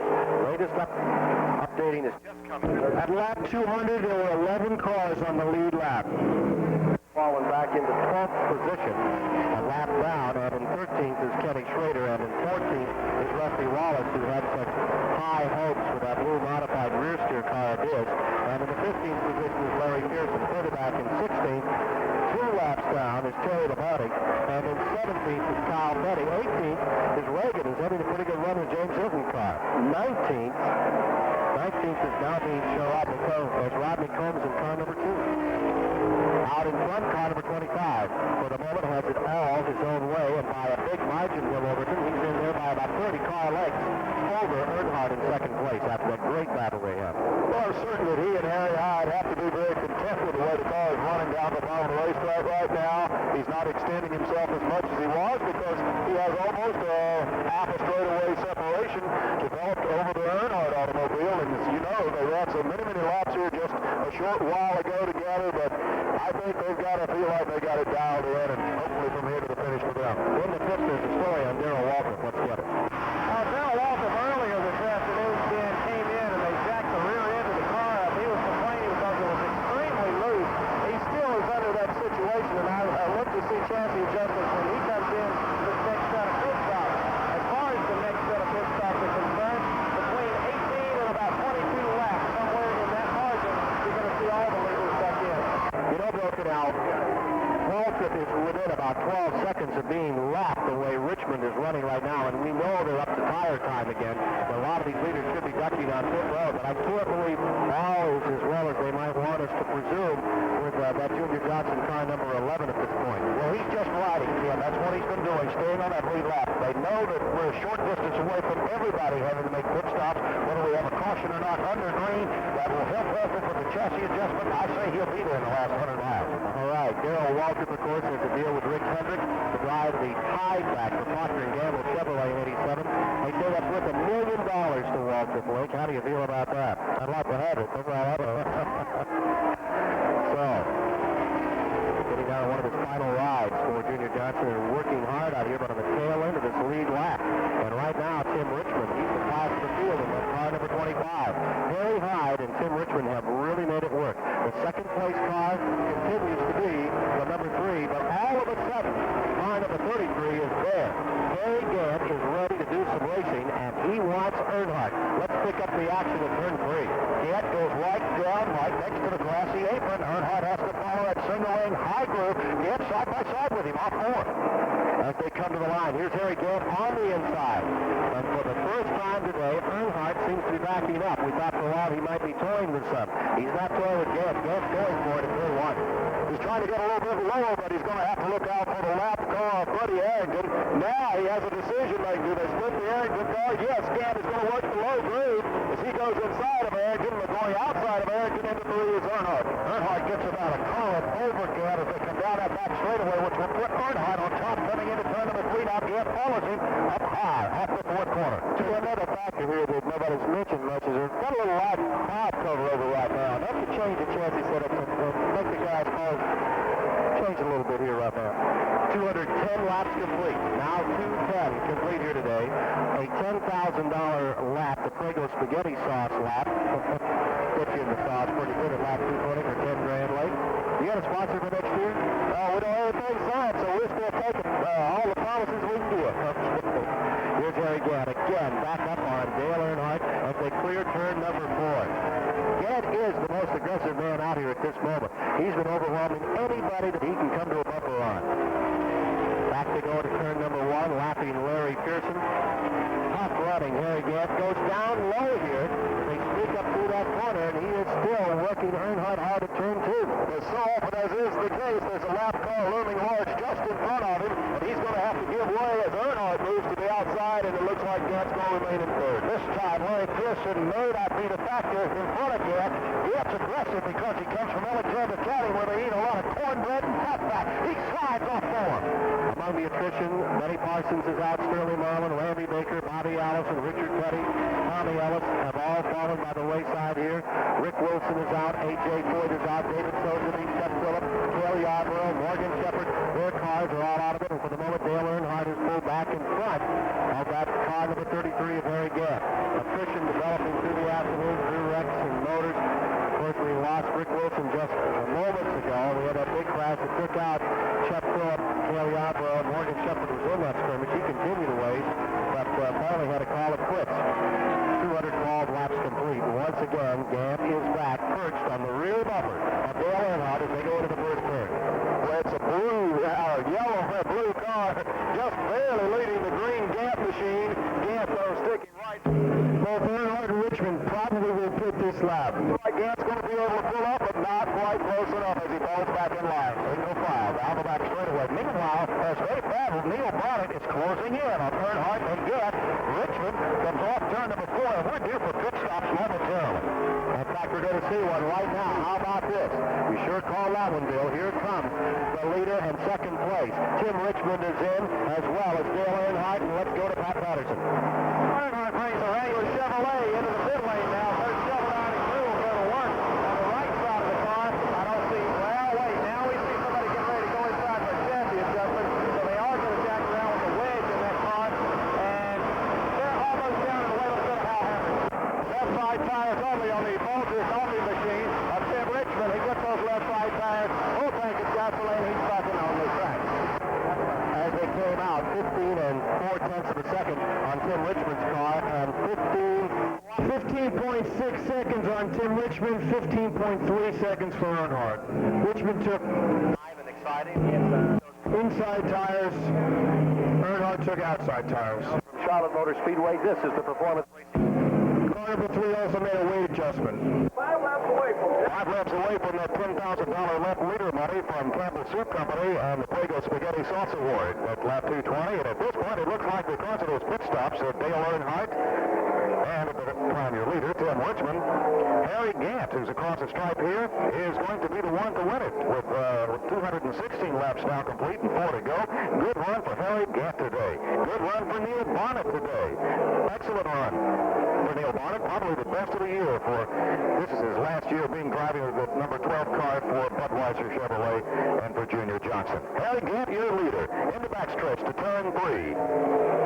A smooth lead at this point. The question, of course, is whether or not Harry's going to have enough gas to last. And if the tires hold out, because tires being a critical factor here, and it's been long overdue for a pit stop for most of these drivers. Harry Gant a comfortable lead over number 2 position. Lap 220 will be a $10,000 lap leader lap. The Prego Spaghetti Sauce lap. When was the last you heard one of those? Second place car of Neil Bonnet, and that will make a 4th place position for Buddy Baker, and a 5th place for the number 66 Skull car and Phil Parsons. Alan Kulwicki, the 35 Plexus car, is on pit road once again. And once again, your leader, Harry Gant. Number 12, Neil Bonnet in second place. Lap down there, Larry Pearson. Across the stripe with Jeff Bodine. In third place, the number 5, Levi Garrett. Harry Hyde prepared Rick Hendrick Chevrolet Monte Carlo. And the Oldsmobile, number 88, Buddy Baker. Elliott Rudd in the pits. And fifth place is Phil Parsons. On pit road, Ricky Rudd. Neil Bonnet slowing down a lot on the back straight. Line car. And is that Neil Bonnet in the back stretch? Yep, Neil Bonnet slowing down. Must be out of gas. Neil Bonnet slowing down from that second place position with bad luck for Neil Bonnet to be running out of gas. Trying to go for that 10 grand and just doesn't have enough gas to get there. Again, the gas situation critical. With 220 laps complete, Harry Gant would get that money. Neil Bonnet is probably out of gas. So some lap leader money going to Harry Gant in the 33 school car, picking up $10,000 from Campbell Soup Company, the Prego Spaghetti Sauce Award. Congratulations to Harry. Look for the next lap leader money to be the Campbell's Pork and Beans Award, lap 280, another $10,000. Back to PRN. The 17.7 seconds, Neil Bonnet's pit stop. Prego Spaghetti Sauce. Ah, yes, in the spaghetti. Harry Gant, number 33, won the lap 220 Prego Spaghetti Sauce lap leader award worth $10,000. 4 different drivers have won awards today so far for leading laps. Jeff Bodine, Tim Richmond, Dale Earnhardt, now Harry Gant. Leaders in the pits. Let's go back to the pits as Harry Gant moves down there. Lap at it. Yeah, Walker brings the number 11 Budweiser machine in. They're going to really work on that chassis on both sides, and that's exactly what they are. 18.1 seconds for Phil Parsons in the pits. It would be just out riding as Kyle Petty collects up one of Latham's tires that they took off and throws it back against the pit wall. Quite a lot of action down here, Jim. 14.7 seconds, Harry Gant's pit stop. We're getting ready. Well, we're prepared. He may not be as quick on the track as some right now, but the Junior Johnson crew down there, what a job they've done. Jeff Hamilton Company getting him out in nearly record time. 220 complete, $10,000 prize at 220 went to Harry Gant. And let's go about Larry Pearson coming in, putting out some smoke. off the rear tires. He hit the brakes. Here's Ken Schrader in the Red Baron Pizza car. Ken Reagan coming back on the track in the McCord gasket car after a brief stop, and Rusty Wallace is pitting as well. We are in a pit stop period, 2:22. This would put Bodine into first. And with all these other cars now coming in, Bodine is the only one not to stop yet. That would move Richmond into second and Earnhardt into third. Let's see where they're going to position Gant. He is already back on the track, floating around out here. A stop under green at lap 222, 334, the total laps in the event. Waiting on Bodine to pit here. Gant is about to overtake Earnhardt for the number 3 position. They're side by side coming to the line. And Gant has it. They pull up on Buddy Arrington, and Gant wheels by. Hal Hamrick, I'm wondering, or Pat Patterson, if everything is still 100% on the Earnhardt car this afternoon. He has taken everyone with such ease, making up 2 laps earlier, overwhelming anybody really wanted to. Now I'm wondering if things aren't quite as they were earlier in this race for Earnhardt. Well, I think race speed could probably attest to the fact that the chassis is a guessing game, even at this point in the race. The 2 flat tires that they had earlier really was the reason that hurt him and got him the laps down. Fortunately, through the incident that occurred, he managed to get back on the lead lap. I don't think there's anything more to say except we'll just have to wait and see what happens in the rest of the race. Pat, can you do just a little checking to make sure that motor is still 100%? Because now Gant has drawn away by about 20 car lengths from Earnhardt. And I'm wondering if maybe there is something wrong in the powertrain, right? Well, it could be a factor, too. You know, both Gant and Boa had a pretty good slap. Jeff Bodine in the pits. They could have hurt those tires a little bit there. They've only been terrible to put 2 more fresh tires on now, so for the left lap for the week. Well, it could be. Pat Patterson, I have more information.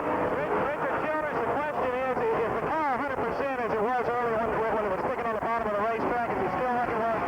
That's pretty good. It's working good right now on the lead tire. 14.3 seconds for Jeff Bodine. Still a long day. We'll see what happens. Okay, so they're betting on time, Tim Squat. Thank you very much. Bodine has just pitted. Jeff Bodine has brought car number 5 down on the pit road. And the Hendrick Racing Stable has both of their cars reshot on the right side and put them back to work here this afternoon.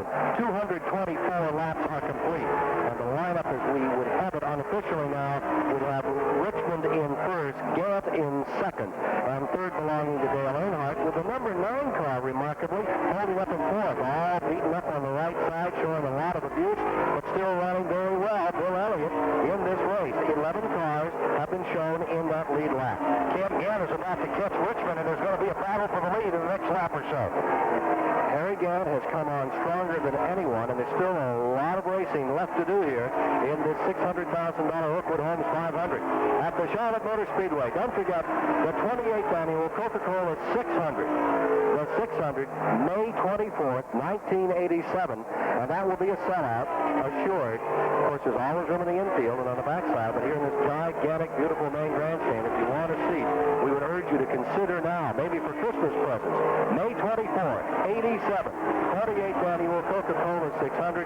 The pre-race show alone is worth the price of admission at this place. From Charlotte Motor Speedway, this is the Performance Racing Network.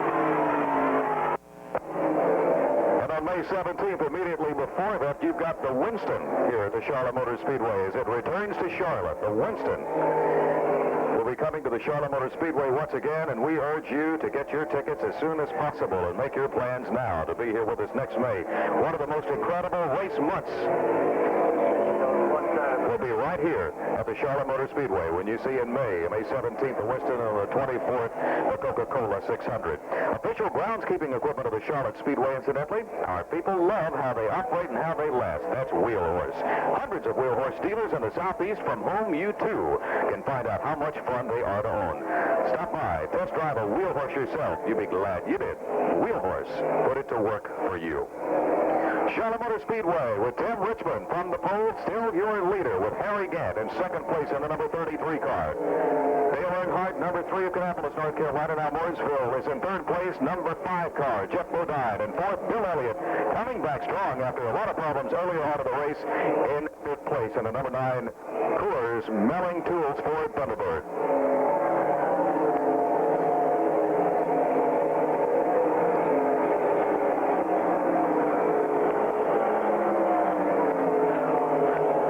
Exceptionally good time leader Tim Richmond, and the T.G. Shepard Tim Richmond automobile, owned by car builder and car magnate Greg Hendricks. T.G. Shepard is in attendance here at the Speedway today, watching Tim Richmond put on a fine show. Also, Harry Gant in second place, putting the challenge onto Tim Richmond. Harry Gant's car owner, Al Needham, in attendance for our race here today. So both of them having fun watching their automobiles compete in that 1-2 position. They are into turns 1 and 2 now. Tim Richmond into turn 2. Harry Gant about 10 car licks behind him into the backstretch with 231 laps complete. The All-Pro 300 yesterday and today, the Oakwood Homes 500. Tremendous racing all this weekend, and you're really getting your money's worth, race fans, here at the Speedway today. Your leader, Tim Richmond, in lap 4 as we go back to PRN. After lap, they're both sliding through turn 4. Jeff Woodine made a quick pit stop and was out, and there may be more to that pit stop than met the eye. Here's the story from Hal Hammer. Just a while ago, when Harry Gant came in, they were in a very big hurry, of course, to get that car back in. They got right side rubber on it. They were filling it up with gas. About second slug of gasoline. He took off, but it didn't quite get it all the way full. They said they did have 7 or 8 laps after the other pit stop. Maybe the other cars, maybe that would make up the difference, and it would sort of even it out. But they did like about 3 to 5 gallons of gas getting it into the Harry Gant car. Coming around to complete 233 laps. In jeopardy, Waltrip. He may go a lap down. He is only about 45, 50 car lengths in front of the 2 leaders who are about to get into their own little lap session out here. That's Richmond in first, Gant in second. Earnhardt is in third, Bodine is in fourth, Elliott is in fifth. 234th lap now being worked here this afternoon. Your appraisal of the situation right now, Steve.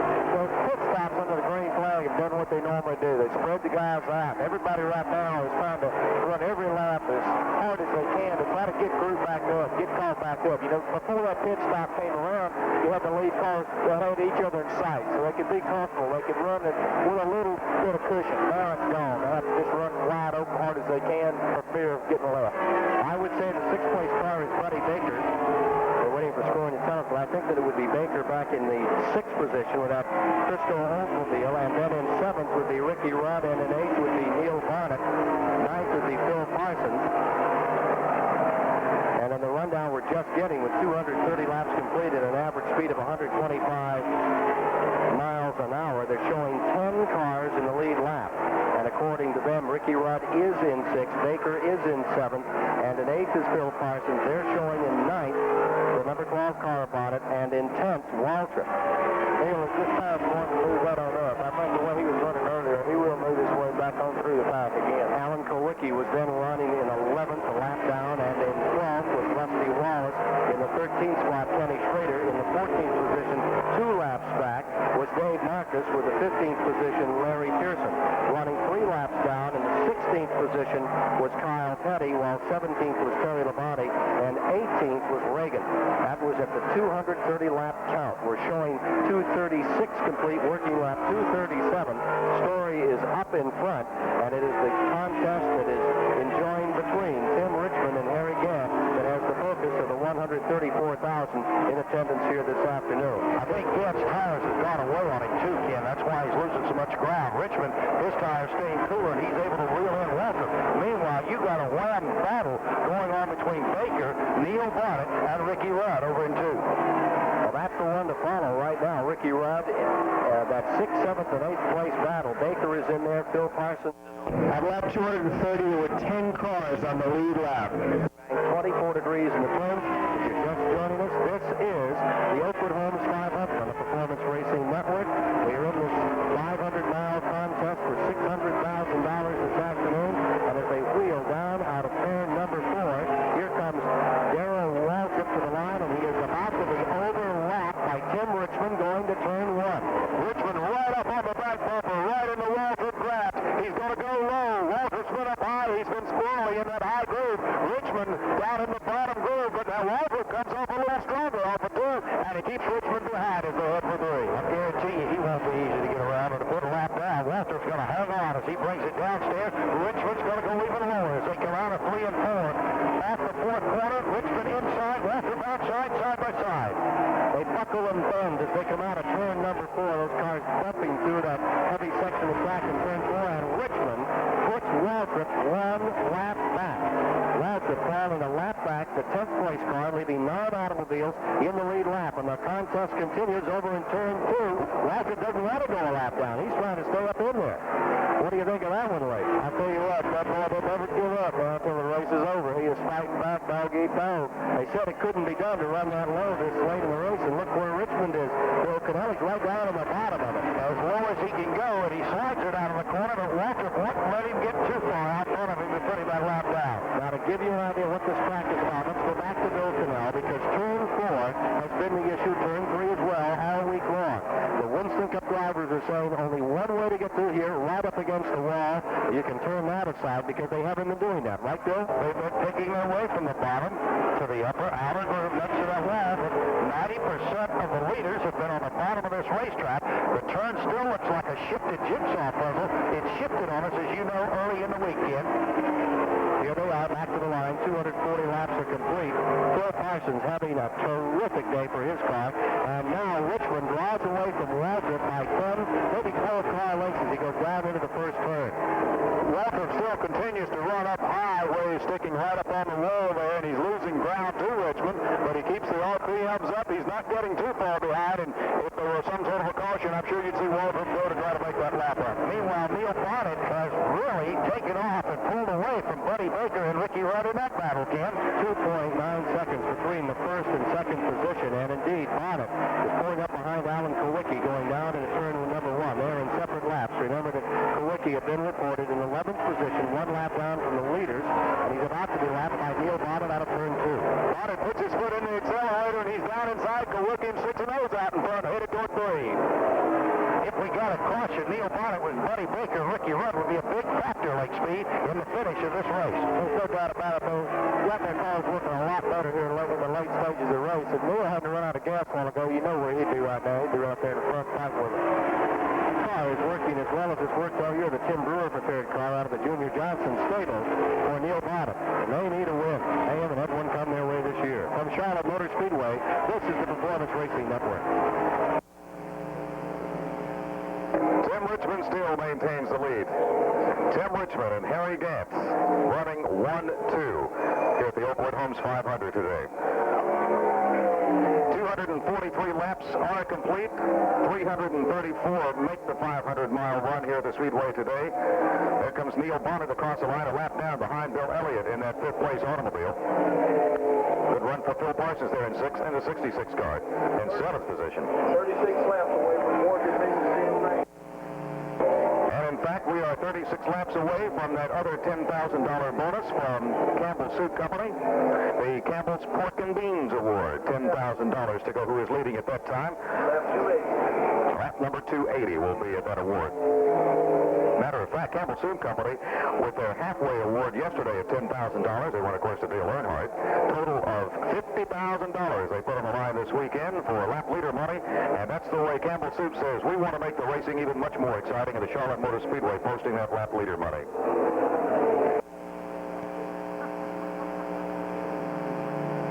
In Charlotte, North Carolina, a crowd of over 130,000 enjoying this beautiful day and this spectacular race. Clear cloud cover is now helping these drivers. It's come in and it's going to cool this track down just a little earlier. 91-degree temperatures track side and track temperature over 130. As we watch this battle continue, Tim Richmond stays up in front. He is leading in the Harry Hyde Folger Chevrolet out of the Rick Hendrick Racing stable. What's the key to winning today, Tim Richmond?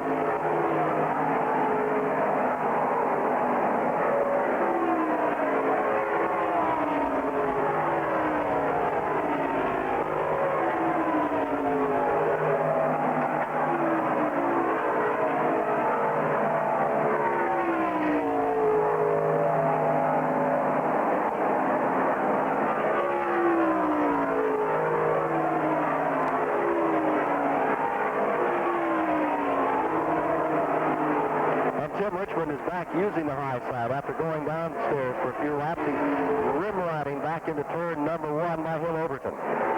Richmond's been running right up in the high groove for the last goodly number of laps. Earlier, he was able to go down low, but nearly everyone, with the exception of Earnhardt, seems to be running up there mostly. Here's Earnhardt bias at this particular time, and he has that left tire right down on the yellow line at the bottom. Even though Richmond uses the bottom groove and then fades to the outside, he uses the bottom going into 3, comes to that single lane outside next to the wall, coming out of turn number 4. He is just flawless through this corner.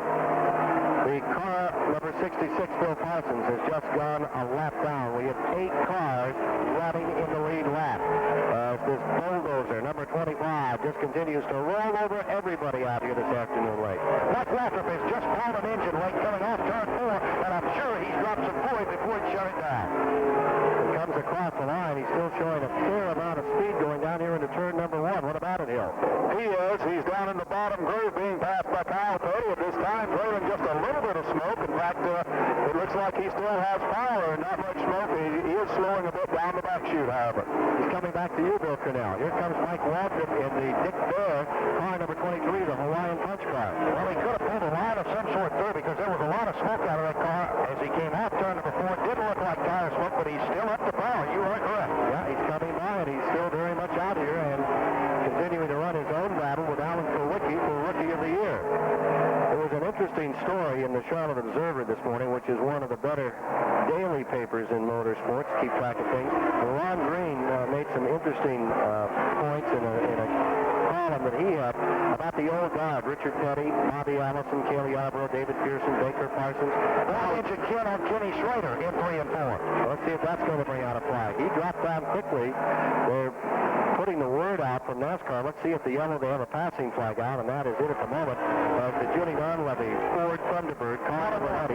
He is pouring fluid, too. There is fluid literally pouring out of that car coming off the 4th corner. No sign of any caution as yet. Here's Schrader, definitely headed for the garage area. The leader's coming around, car number 25. In front, Tim Richmond of this Chevrolet, and they seem to be getting through that corner pretty well down there, right, Bill? Well, he jumped down from the high groove real quick to the bottom of the racetrack, got on that apron where you go into the pits, so that saved a lot of problems in the racing groove. But the fluid that was coming out of the overflow line. That was hot water, so as hot as it is, as hot as the track is, it's evaporating quick as it gets over. I was mentioning that Ron Green made some interesting points about the changing of the guard. How the time is, as he says, has slipped so stealthily into the cockpits of race cars that we've hardly noticed, and he mentioned those aforesaid drivers. Report from Cabarrus Memorial Hospital on driver Chet Phillip was involved in that 8-car wreck on the back straight. He's got a broken right knee. He's going to be held for a little while. I'm not sure if he's going to be released today. They just said a little while. Cabarrus Memorial Hospital in Concord. This year, Bobby Allison's victory at Talladega, the early part of the season, is the only one for those Giants. And times are changing. It really is evident as you watch today and see Tim Richmond, Harry Gant going for it with Dale Earnhardt really struggling through this race. Jeff Woodine all up in front. Bill Elliott. Being 3 or 4 years ago, who would have believed those names as front serious contenders in this race? But that's exactly what we have here this afternoon. That's the truth. I remember in 1980 when I came on the circuit the first time, I had a nickname for him. I called him the Magnificent Seven. I had one other RFN though, but I was, that was there to win the race, and it seemed like those other guys won all the races and found a way to it. And that is long since gone. Let's go to Hal Hammer. Hal Ken Schrader, the red down side. What happened out there, Ken? A lot of leakage on the car as you were coming in. Well, I tell you, the last 30 laps, 50 laps, we've been fighting some oil pressure fluctuations. We were hoping it'd go to the end of the race, but it didn't make it. She let go, something in the bottom end brush. Well, that's all for today. That's it for today. I think we was up to like 12 or 11, so we had a decent run going. Neil Bonnet is now moving his way right on up through the pack. He's just tucking over his good close spot and put up on the leaderboard here just in a moment. He sure needs a caution. He really does, because that car is quite capable of running right in the thick of things. Neil Bonnet pulling up through, knocking some cars down, and he had better keep hustling because right now, number 15, Ricky Rudd, is about to go a lap down to Tim Richmond, who's doing this just about like Dale Earnhardt won the All-Pro Auto Parts 300 yesterday here at Charlotte. From Charlotte Motor Speedway, this is the Performance Racing Network. note from the pits, too, in the Ingersoll Rand Pit Crew Championship, Jeff Odine's team still leading in that for $40,000. And if they win today, $40,000 is there. They'll clinch that from Ingersoll Rand.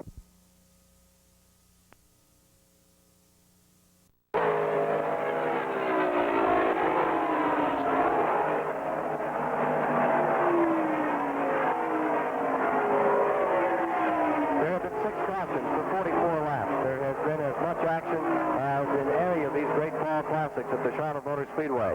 And right now, all attention is focused on Tim Richmond as he continues to lead car number 33, Harry Gant. And he's leading him by a fairly good margin. There's another period coming in for tires, coming up probably in the next 15 laps. Down on pit road, everyone's taking a look at their books, deciding what they're going to do from here to the finish. And the question is how you're going to contain Tim Richmond late. Absolutely. It's going to be several teams' last chance on this next pit stop. If they can't get them a power combination to pick up the pace, they're all going to go lap out. Well, Harry Gant is fighting an ill-handling race car. I mean, he is giving that wheel everything he can give it with both hands when he come off 4 of the last 2 laps by. And there are 4 seconds now between first and second. And as for the man in third, Dale Earnhardt, The food line is open again. We've got cheese and grapes and cold cuts. Got at the start of the race, and of course you had a lot of making up to do. You were the fastest car for a while. Now you've dropped back to third. Is this part of the strategy or what's happening? No, not really. You know, our car just isn't working as good on rights now as Tim and Harry are, and I believe Tim took on left. Looks like that's the way to go. That's, you know, they just got us right there. So next time, left side tires for you, are you going to try all 4 of them? Well, we'll have to wait and see when he gets closer on down. Does that make your car handle a little better at the bottom of the track? You've been running a lot there today. Yeah, we just can't get a hold of the racetrack down there. So the next pit stop's going to be very important to you. Yeah, we'll make a decision and, you know, hope it's right. Richard Childress, the owner and crew chief on car number 3, Earnhardt, running 9 3/10 of a second behind leader Tim Richmond. Earlier, I asked Childress, he has come up from the ground. He used to run in Grand American. He ran in Winston Cup races. Now has become a team owner. I said, what do you think is the biggest mistake that a new team sometimes makes?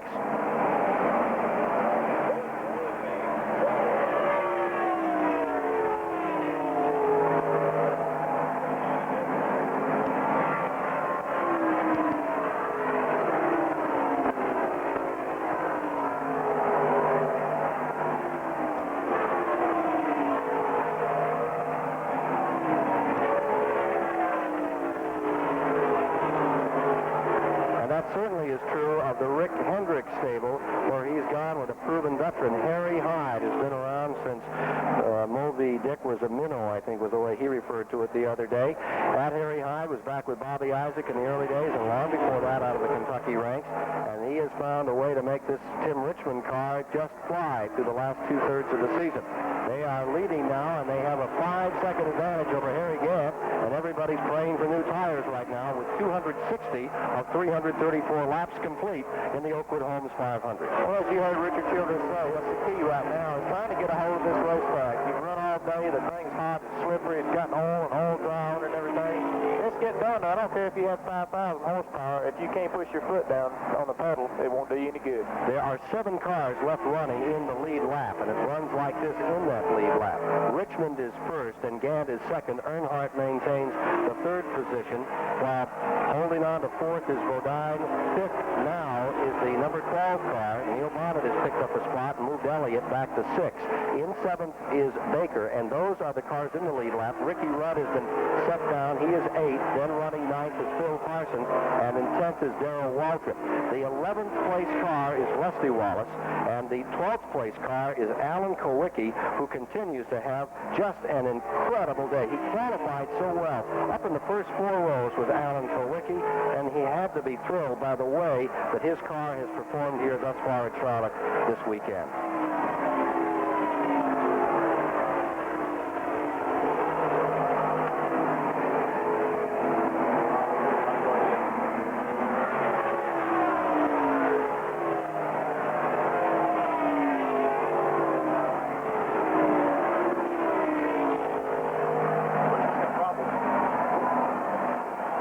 Richmond is in trouble. Tim Richmond is slowing. Richmond's going back again. Richmond is off the pace. He may have run out of fuel or something could be overheating on the car. He picks back his pace up a bit to try to get into the pit area, but he slowed way down, Ken, and now he's on pit row. There was a little puff of smoke erupting from the car right over in turn 2, and then he dropped down on the apron down the back straightaway. Harry Gant has now taken first place. Gant has gone into first. Earnhardt is going to second. Let's go to the pits of Tim Richmond. Tim Richmond's supposed to be in. The car is still running, and it's definitely running slow. There's smoke coming out on the right side. They're filling up with gasoline, checking those tires on the right side, but there's definitely something wrong. The hood goes up on the Richmond car, and he's doing everything he can just to keep it running, but there's definitely problems on the Richmond car. We'll try to find out from a crew member. They're all busy right now. They're checking the left side tires. We'll let you know in a moment. Second in the Coca-Cola 600 in May, 6 times a winner this year. Phenomenal run in the mid-season. Richmond in trouble. Hood is going down, and they slap it down. They don't seem to be in much of a hurry. Is that it? That's not a good sign.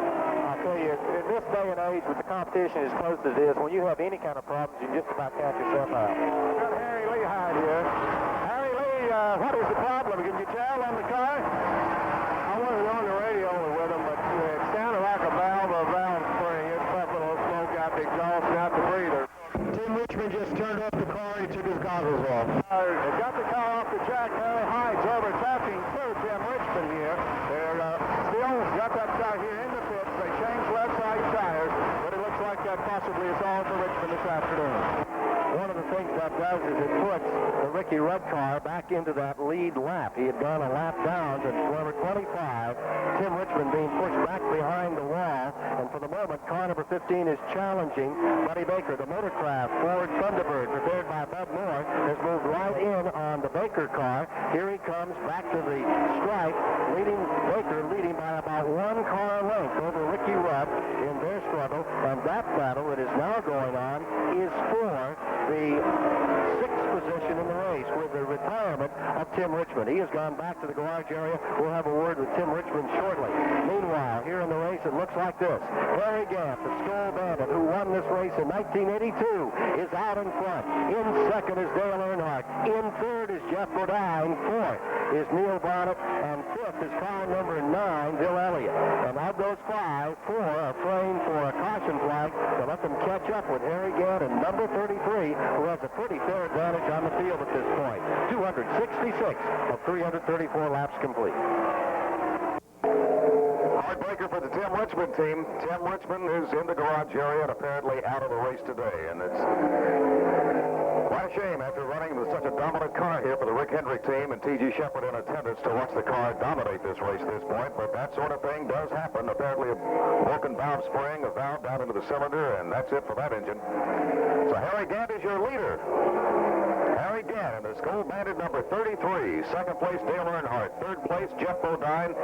Neil Bonnet, after running out of gas earlier, back working his way up into 4th place. And with a slew of problems earlier, number 9 car, Bill Elliott, is posted in 5th.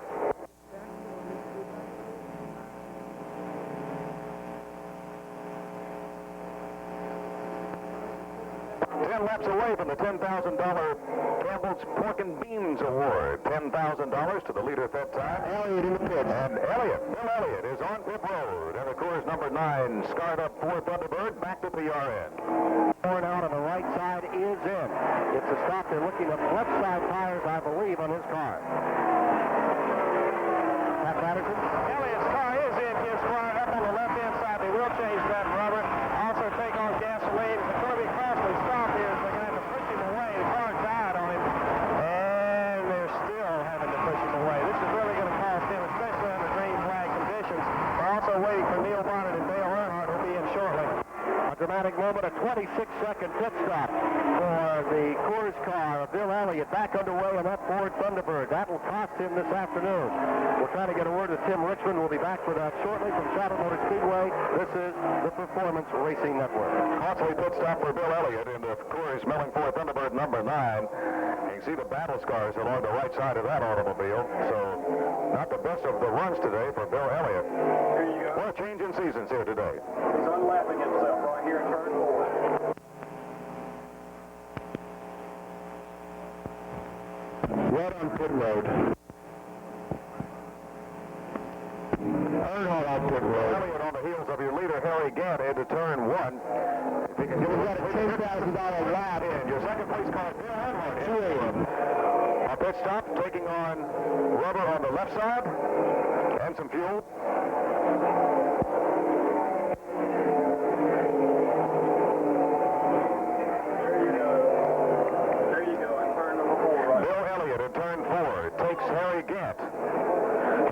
Squirrely out of turn 4. Bill Elliott unlapping himself to get back in that lead lap. They're side by side into turn 1. Harry Gant, he takes his lap back. As Bill Elliott takes his lap back, passing Harry Gant, we go back to PRN. Stop and come back on the track. But that cost him. It'll move Jeff Bodine up into second place. It fits Neil Bonnet as the third place contender, and Bobby Baker comes into fourth. We're waiting on car number 33 to make its stop, and we're waiting the interview. It might happen here. What about it, Bill Cannell? Well, as they come out, turn number 4, Gant ducks into the pits. Elliott got back into the lead lap where he was a lap down. Here he is, car number 33. Travis Carter, M Company, ready on the Hal Needham Burt Reynolds car. Let's go to Hal Hemrick. Here's Tim. Tim, I know you've told the story before, but what happened out there? Well, basically, just went into 1 and 2, and the car started losing a little power. A little smoke, and it smelled funny, too. And, you know, it was either valve or piston, we think, on the left side of the motor. You know, just let go or something. And we thought it might be ignition. We came in and tried to look and see if it was a possibility. 15.4 seconds for Harry Gant. Go back out, but it's definitely got a problem. Might have broke the rocker or something, too. You've been having fabulous runs here of late. This sort of changes things around. What's the strategy for the rest of the season? Still just run flat out? Didn't really hear you there, but anyway. What'd you say? I said you had some phenomenal luck and, of course, a little bad luck, but that still means flat out for the rest of the season. Yeah, wasn't any skill involved in it, was there? 14.5-second pit stop for Harry Gant underway. Car number 33. Harry Gant coming in. Now he's given up the lead, and down now is Neil Bonnet on pit road. Here's Pat Patterson. Well, Tim Brewer and company go to work very quickly on the left side. They'll change 2 tires, take on 2 tanks of fuel, and this is where it's going to get won and lost, and I know Lake Speed will attest to this today. Under green flag conditions, if you're good here and good on the racetrack, you can probably get the victory lane. Excellent pit stop on Neil Bonnet, but Tim Brewer crew really get him out in a hustle. 280 laps complete this time by. Now, for a moment, we had Neil Bonnet in second place. He is now pitted, so they'll swap him around. Harry Gant looking stronger by the moment, Lake. Absolutely. You notice the gap closed up between the 12 car and the 5 car then on a pit exchange. Neil had been half a straightaway better behind Jeff's crew, but evidently they put a little hurting on him on the pit stop there. Indeed, it was an excellent pit stop by Neil Bonnet to get him back in the hunt. They're showing number 5. Bodine as the leader, and they are showing The leading lap, 280. Jeff Bodine just made $10,000 for the Campbell's Pork and Beans Lap Leader Award. Neil's car. Green flag condition stop out here. Richmond has retired from the event after setting all kinds of new track records. And we're waiting for the shakeout on this final stop. No question about it, Bodine for the moment has the advantage, but he has yet to pit. The car we're going to have to look out for Bodine is coming on to pit row. It's going to be Bill Elliott. He is very strong late in the race. All right, here's Pat Patterson standing by. He almost just barely misses his pit. Problems on pit road. Jeff Bodine could not make his stop. The 64 Sonny King car, the Elmo Langley machine, was coming down to pit road. Bodine was on the right side and could not get over to the pit, and boy, that has flat frustrated these people. I think he got hit. I think that there's smoke coming off that car. What about it, Hill Overton? There wasn't there before. There definitely is some tire smoke as he lurched in the curve going into number 1. Now it seems to have cleared a bit off of 2, but he's going to have to lose a lot of time going all the way back around and back down pit road. Connie definitely hit. Yeah, hit on pit road. Connie Saylor is driving the 64, the Elmo Langley car. It's white and green today. And Gary Nelson is fit to be tied. He could not get his man in. It was as if someone threw an absolute pick just when he wanted to come in. Now here's Bodine addressing pit road another time. There's nobody out there. And let's see what they'll have to do on car number 5 as he rolls down pit road. Let's go to Pat Patterson. Well, we'll try it again as the Levi Garrett Chevrolet comes rolling in. As Rick Hendrick looks on here, the crew goes to the right side of the car. They'll change 2 tires. Of course, on this side, we see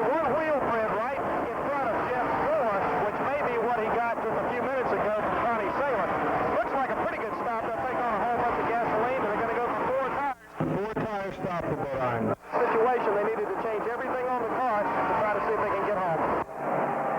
Time ticking away, 25, 26 seconds, and away at 27.3. 26.8 seconds for Jeff Bodine. The situation you stop and think about, they just got hurt severely. Here's an interesting note. Jeff Bodine won the lap leader award, $10,000 lap leader award, only because car 64 knocked him across the start-finish line in the pits. He won $10,000 in the pits.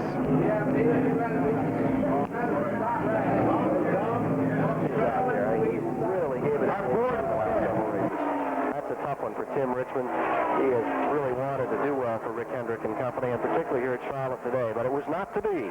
Motor went sour on Richmond's car. 283 of 334 laps complete. Harry Gant, the bandit, is back in front, carrying the green and white skull colors. And that's a big time for those people.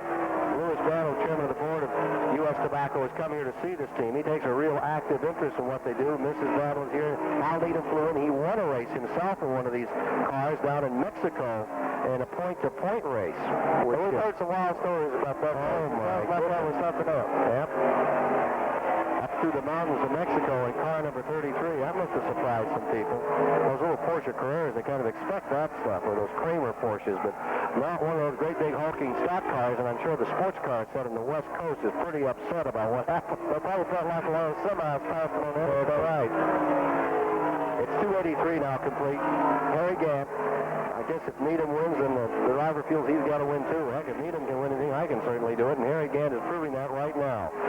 Car number 5 is 1.5 laps down. Jeff Bodine has fallen 1.5 laps in arrears in the Levi Garrett Exxon Chevrolet. That's hard news for that team, and that was created by this second pit stop, unscheduled, after it played tag with Connie Saylor on pit road and had to take an additional time around, and then went for 4 tires. Going for a makeup here. 285 this time around, and let's check the interval on Harry Gant in car number 33 to his second place man, who is now Dale Earnhardt. Baker has come into third in fourth. After these pit stops, it is Waltrip, and maintaining the 5th position is Neil Bonnet. Clock running, it's 3 6/10 of a second between number 33, Gant, in first, and Dale Earnhardt in second, and there's still a lot of racing to do. Absolutely. This thing here, Winston Cup racing, you just don't ever know. It's just a few minutes ago, we thought we had a kind of a washed-out race. One guy running off and leaving, and now all of a sudden there's about 3 or 4 cars ready to go for him again. Unpredictable. That's the major word for it. Fascinating to watch, and as they flourish the colors, it's 3 3/10 seconds now. Here's Baker and Wallace on pit road. And almost getting in contact as one came in high and one came in low, and they tried to do a crossover. Here is Buddy Baker's car number 88, which is having a tremendous run here today. Car number 66 is in as well, Phil Parsons. Remember that Parsons is now being shown in ninth. He is a lap down from the leaders. We've been showing 7 cars in the lead lap with Richmond retired. 128-mile-an-hour average through 270 laps officially was the latest rundown. We're getting an update on that right now. It's down to 3 seconds between first and second as Earnhardt continues to close on Harry Gant. What a struggle we're seeing at the end. 15.6 seconds for Buddy Baker. This all must have been the deal, because here comes Dale again. Earnhardt climbing back in. He has come from 2 laps down. He came from the rear of the field, and here he comes, rumbling back into it. Larry Pearson just pitting, Kyle Petty pitting, and also Buddy Arrington has went on pit road and back out once again. Earnhardt made up both laps in an 18-lap span earlier in this event. 2.94 seconds between first and second as Earnhardt continues to cut into the lead of Harry Gant late in the going. 288 laps complete this time by in 334. Dandy race. Bill Cannell, what do you think? Well, Gant definitely is having an ill-handling car all the way. Dale Earnhardt's picked up 1 second in the past 4 laps. To be taking that center rough groove. All right, gentlemen of the pits, Pat Patterson, Hemmick, what about it? One more stop before we finish it up this afternoon on these guys. When will it be? I think it will be one more stop, Ken Fryer. We're waiting on Dale Walker to come in. His crew is just about ready to pit that car. Let's give a call to Kyle Petty, 711 Wood Brothers crew this afternoon. They have really fought hard. They've done a good job in the pits, and he got down and got in that accident earlier.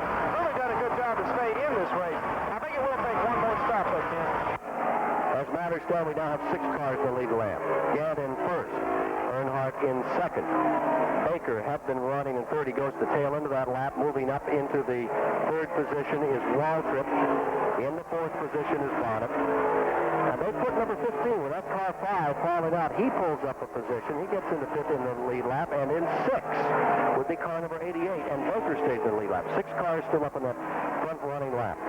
Going back to one lap would be, here's Waltrip on pit row. Here's Waltrip coming in. Elliott's 1 lap down in 7th. Waltrip on pit lane. Present time, it's car number 5, Bo Dye. Let's go to Pat Patterson. Darrell Waltrip brings the number 11 Budweiser Chevrolet in. Junior Johnson rolls tires around on the front left side. Of course, they're going to go for him first.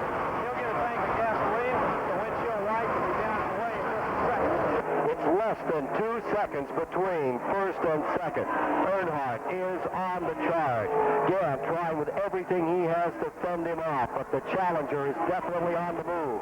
The blue and yellow number 3 car, the Wrangler Goodwrench machine, Richard Childress' team, hovers just outside of first place as they come to turn 3. They're both high, taking the wall groove around out of turn number 4, and Ricky Rudd is reeling them in. Down they come into the main straightaway. Rudd also on the climb. He's got rejuvenated here after that number 5 car pulled out. Well, showing Ricky Rudd 1 lap down here at this time, I'm sure that if his car is actually working that much better right now, he'd like nothing more than to get that lap out. Let's see what happens. They've had him right on the edge. They had him with the 5 car going out, but they put him back up there. We'll check that one out for you. His car number 33 feels even more pressure now. They're on the radio to Harry Gant. He takes the high line up to Bill Cannell. Out of turn number 4, he's sideways, almost into the wall, and Earnhardt gathers it up some more on him. Al Hamrick, what about it? When's the next pit stop? We talked to Richard Childress. We also talked to some members of the Skull team. They say that both those cars can go all the way. Harry Gant can go all the way. Also, Dale Earnhardt can go all the way without a pit stop. Waltrip showing smoke as he came out of 4, huh, Bill? Looks like it's tire smoke, Bill Gant. I don't think it's anything in the engine compartment. Tire smoke heavy as he came off 4. 1 and 2/10 seconds between first and second, and still, Earnhardt moves ever closer. Down out of a lot of smoke out of Waltrip's car up in turn 2. Down Waltrip smoking quite a bit in the first and second turn. On the tire a little bit. He was up in the high groove. I don't think it's engine smoke, but right now we're watching the big battle for the lead and closing up ever closer. Dale Earnhardt riding the high groove. Gant's moved up in the high groove too. He was running down low just a few laps ago, and now about 15 car lengths separate the two. As far as Waltrip's car, what possibly could be happening, they made some more chassis adjustments, and if they'd allowed that car to settle, if they'd lowered the car back there, they may have lowered it down so low the fenders actually starting to rub the tire. Ken Gant's tires have got to be gone. He's sliding out of 4 heavily and manhandling the car. Earnhardt closes even closer. The lead continuing to trickle away from Harry Gant as Earnhardt gets ever closer. Here's Pat Patterson. Crew chief on the Neil Bonnet pit. Tim Burr, can you go the rest of the way? I'm going to have to be down the first track in this race. It's not hard to tell right now. We're a little bit behind by 6 seconds. Concentrate sure would look nice right now, though. Okay. Here they are coming back out of the turn another time, closing in. Gant still being shown in number 33 up in front, and right behind him, closing ground, moving in, car number 3, Earnhardt diving up to the outside. Now he'll go to the inside in turn 1. Where he has a lot of open track ahead if he can get around Harry Gant. Right down at the bottom, left tire down on that white line, and he goes around. The number 33 Skull-Banded automobile opens up a 2-car length separation. Now as you get trying to come back up on Earnhardt, but I think Dale, of course, has the better tires. Here's Harry. He's going to try it on the inside. Nope, they'll both go high as they come out of 3 into turn number 4 and hit for the strike. Well, the Earnhardt advantage is now 3 car lengths. He's made up incredible time, and now he tries to draw away. That leaves number 33 in second spot, and the Neil Bonnet car maintaining third here at the finish of the Oakwood Homes 500 at the Charlotte Motor Speedway. Earnhardt takes the lead, and he's out in the back stretch there, out of the chute from turn 2. A good 10-car distance now between him and Harry Gant in second place. 37 laps to go. Only 3 cars on the lead lap with 37 laps remaining. Harry Gant in second place behind Dale Earnhardt. Neil Bonnet is in third place in the number 12 car. And a lap down in fourth place, Ricky Rudd in a 15 car, and Buddy Baker in the 88 Oldsmobile, the Crisco machine, in fifth place, a lap down.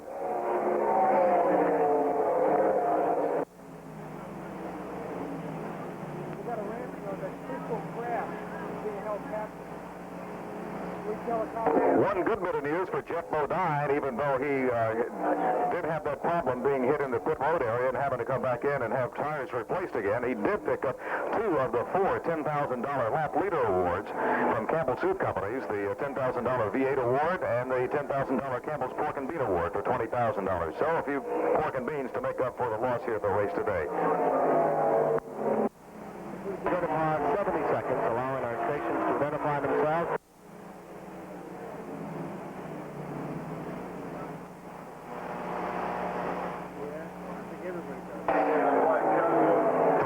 And 34 laps make up this race, and 35 remain as we're in the waiting moments of the first annual Oakwood Homes 500 at the Charlotte Motor Speedway. There's your leader, Dale Earnhardt.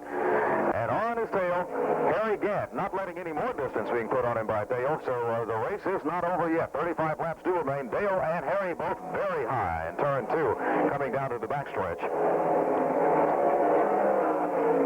Still in contention is Neil Bonnet in that 12 car, too. Coming on pit road, though.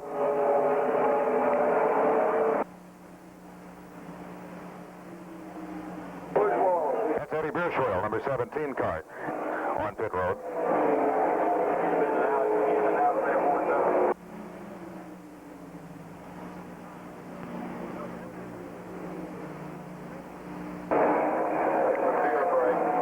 Doing an incredible job as he's done all season. He's worked so hard for the championship, for the Winston Cup race this year, and he showed what he's been doing all year long. Just working hard, driving exceptionally, coming from over 2 laps down, and then coming back to lead this race here. 33 laps remain. Back to PRN. Dale Earnhardt. Well, he's doing it again, Lake. He just keeps on getting stronger as these races progress. Well, they tried to put a Charlotte double on us here that looks like this weekend. I think the last time I remember that happening was Bobby Allison a few years back. That ain't racing. And what if he comes through with a sweep here this season? 75 Petty did it.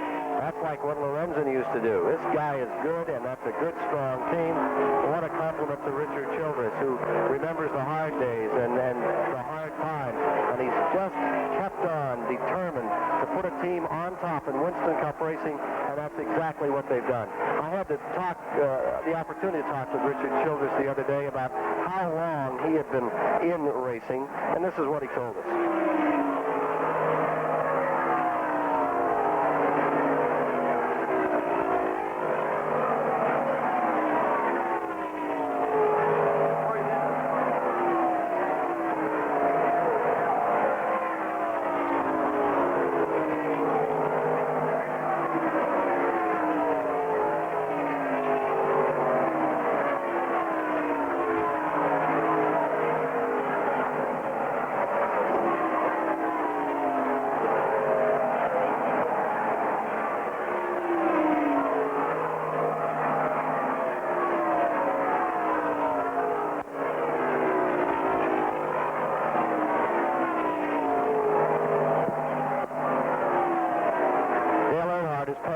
Today for Richard Childress as he continues his way out in front. Harry Gant in second, Neil Bonnet in third. Ricky Rudd now shown 1 lap down after these pit stops, fourth. A lap away, and fifth is Baker. Baker has gone a lap down. Richmond today clinched 5-point bonus for leading the most laps, but his championship hopes, they go away. They take a real bath, and that means that it's Waltrip versus Earnhardt for the last 3 races of the season on the Nationwide 500, which is the next event on the calendar. And then, of course, they're getting ready for Atlanta, and then from there out to Riverside, California. Remind you once again that coming up October 19th, it's the Nationwide 500 at Rockingham, North Carolina, at LG DeWitt's beautiful racing facility. I sure hope you'll come out to see that one. Then on November 2nd, it's the Atlanta Journal 500 in Atlanta, Georgia, and the season will conclude November the 16th. Winston Western 500. If you can't get out to California, it will be on the Superstation Channel 17 from Riverside, California. And again, they want you to come out and see it, but that's a long way to travel.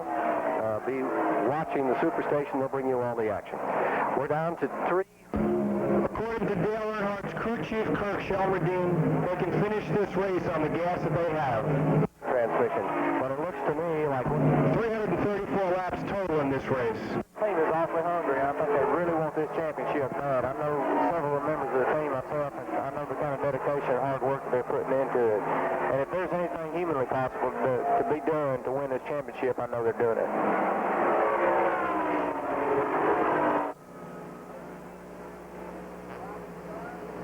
The leader, Dale Earnhardt, in turn 3. On his heels still, Harry Gant. 308 laps complete out of the 334. Very little time remaining for any sort of change. Harry Gant sliding out of turn 4. Ill-handling, skull-banded car. Tires probably very much a factor right now, wearing down very rapidly as the heat continues to build on the Speedway. Bill Elliott closing in on Jeff Bodine out of turn 4.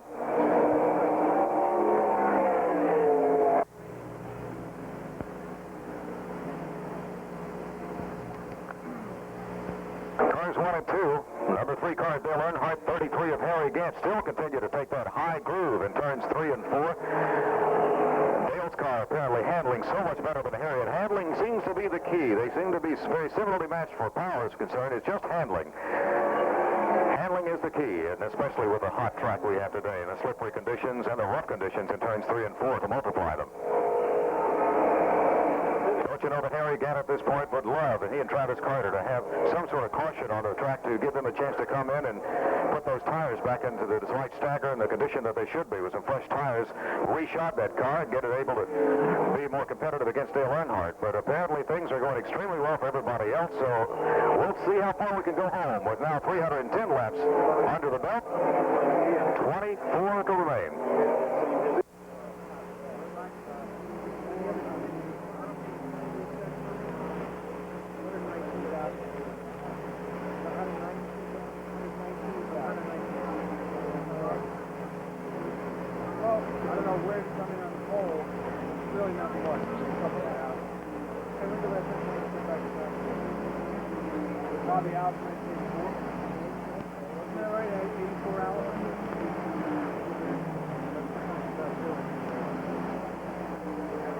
Talking with John Moose at the tower here, it's an interesting development here that if Dale Earnhardt does win today, after yesterday's total of over $64,000 winning the pole for the Oakwood Homes, for the All-Pro 300, and then winning the race yesterday, winning collectively with all the lap leader money, etc., $64,000 today.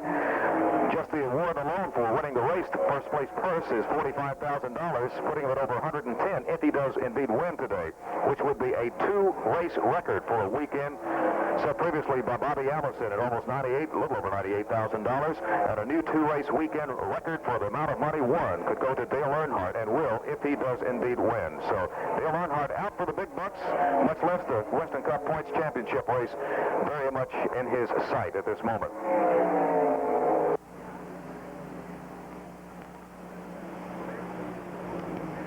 Still not much distance between second-place car Harry Gant and Dale Earnhardt as we go back to PRN. You're into the lead lap. Dale Earnhardt is in front. Harry Gant is in second. Neil Bonnet, they only one lap down. Neil Bonnet getting caught up in the leader just as we came back on the air. And then the fourth place is Ricky Rudd a lap down. In fifth is Baker. In sixth is Elliott. In seventh, Modine. In eighth is Waltrip. Ninth, 2 laps down is Rusty Wallace. 10th is Phil Parsons.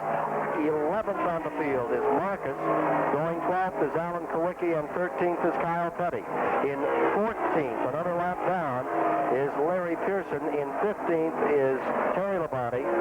16th is Jimmy Mean. 17th is Connie Saylor. 18th is Mike Waltrip. 19th is J.D. McDuffie. Arrington is running in the 20th position here. At the Charlotte Motor Speedway, 315 laps left to go. Here's Hal Hamrick. We're done in the regular pitch right now with Chief Mechanic Chris Robinine, and we've just got at the point. He made the big $1,000 award for the mechanic of the race. How about that? You got a lot of other things. You've got the $1,000 mechanic of the race award, too, first. That's right.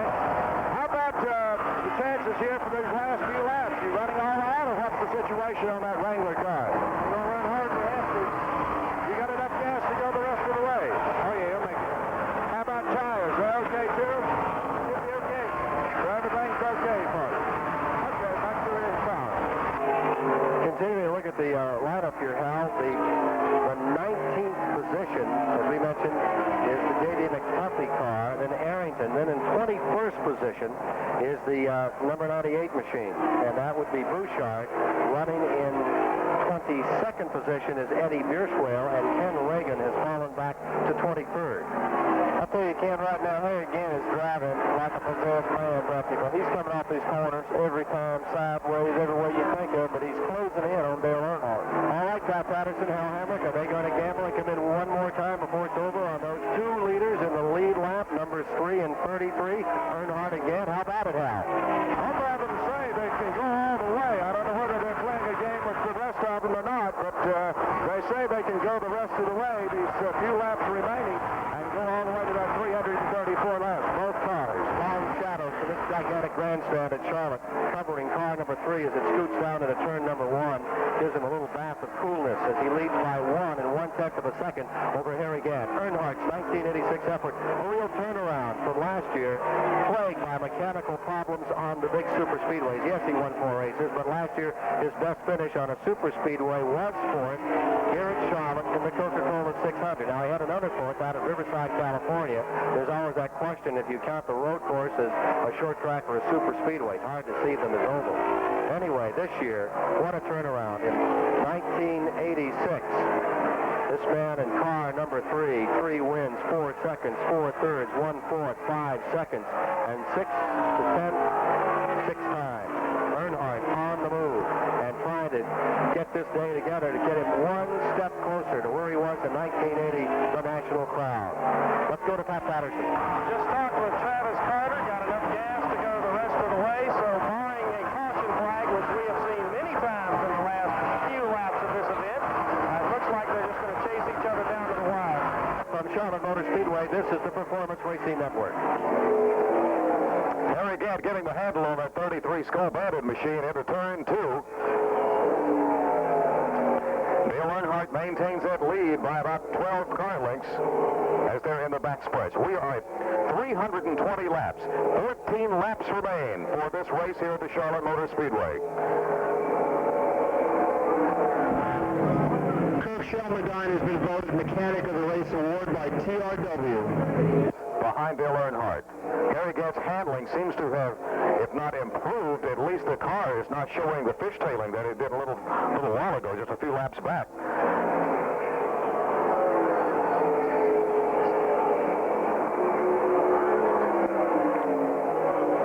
Dale Earnhardt, your leader.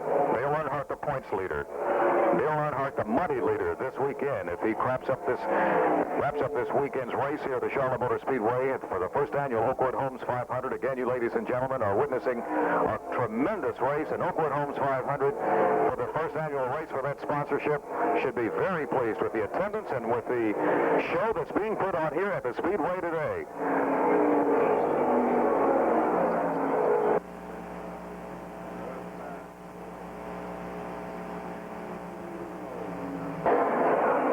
I have the Goodies, too. A company that's so heavily involved in racing. For fast pain relief, try the time-honored Goodies headache powders and Goodies extra strength pain relief tablets. A combination of the two most effective pain relievers available without a prescription makes Goodies the #1 selling headache powder in the South.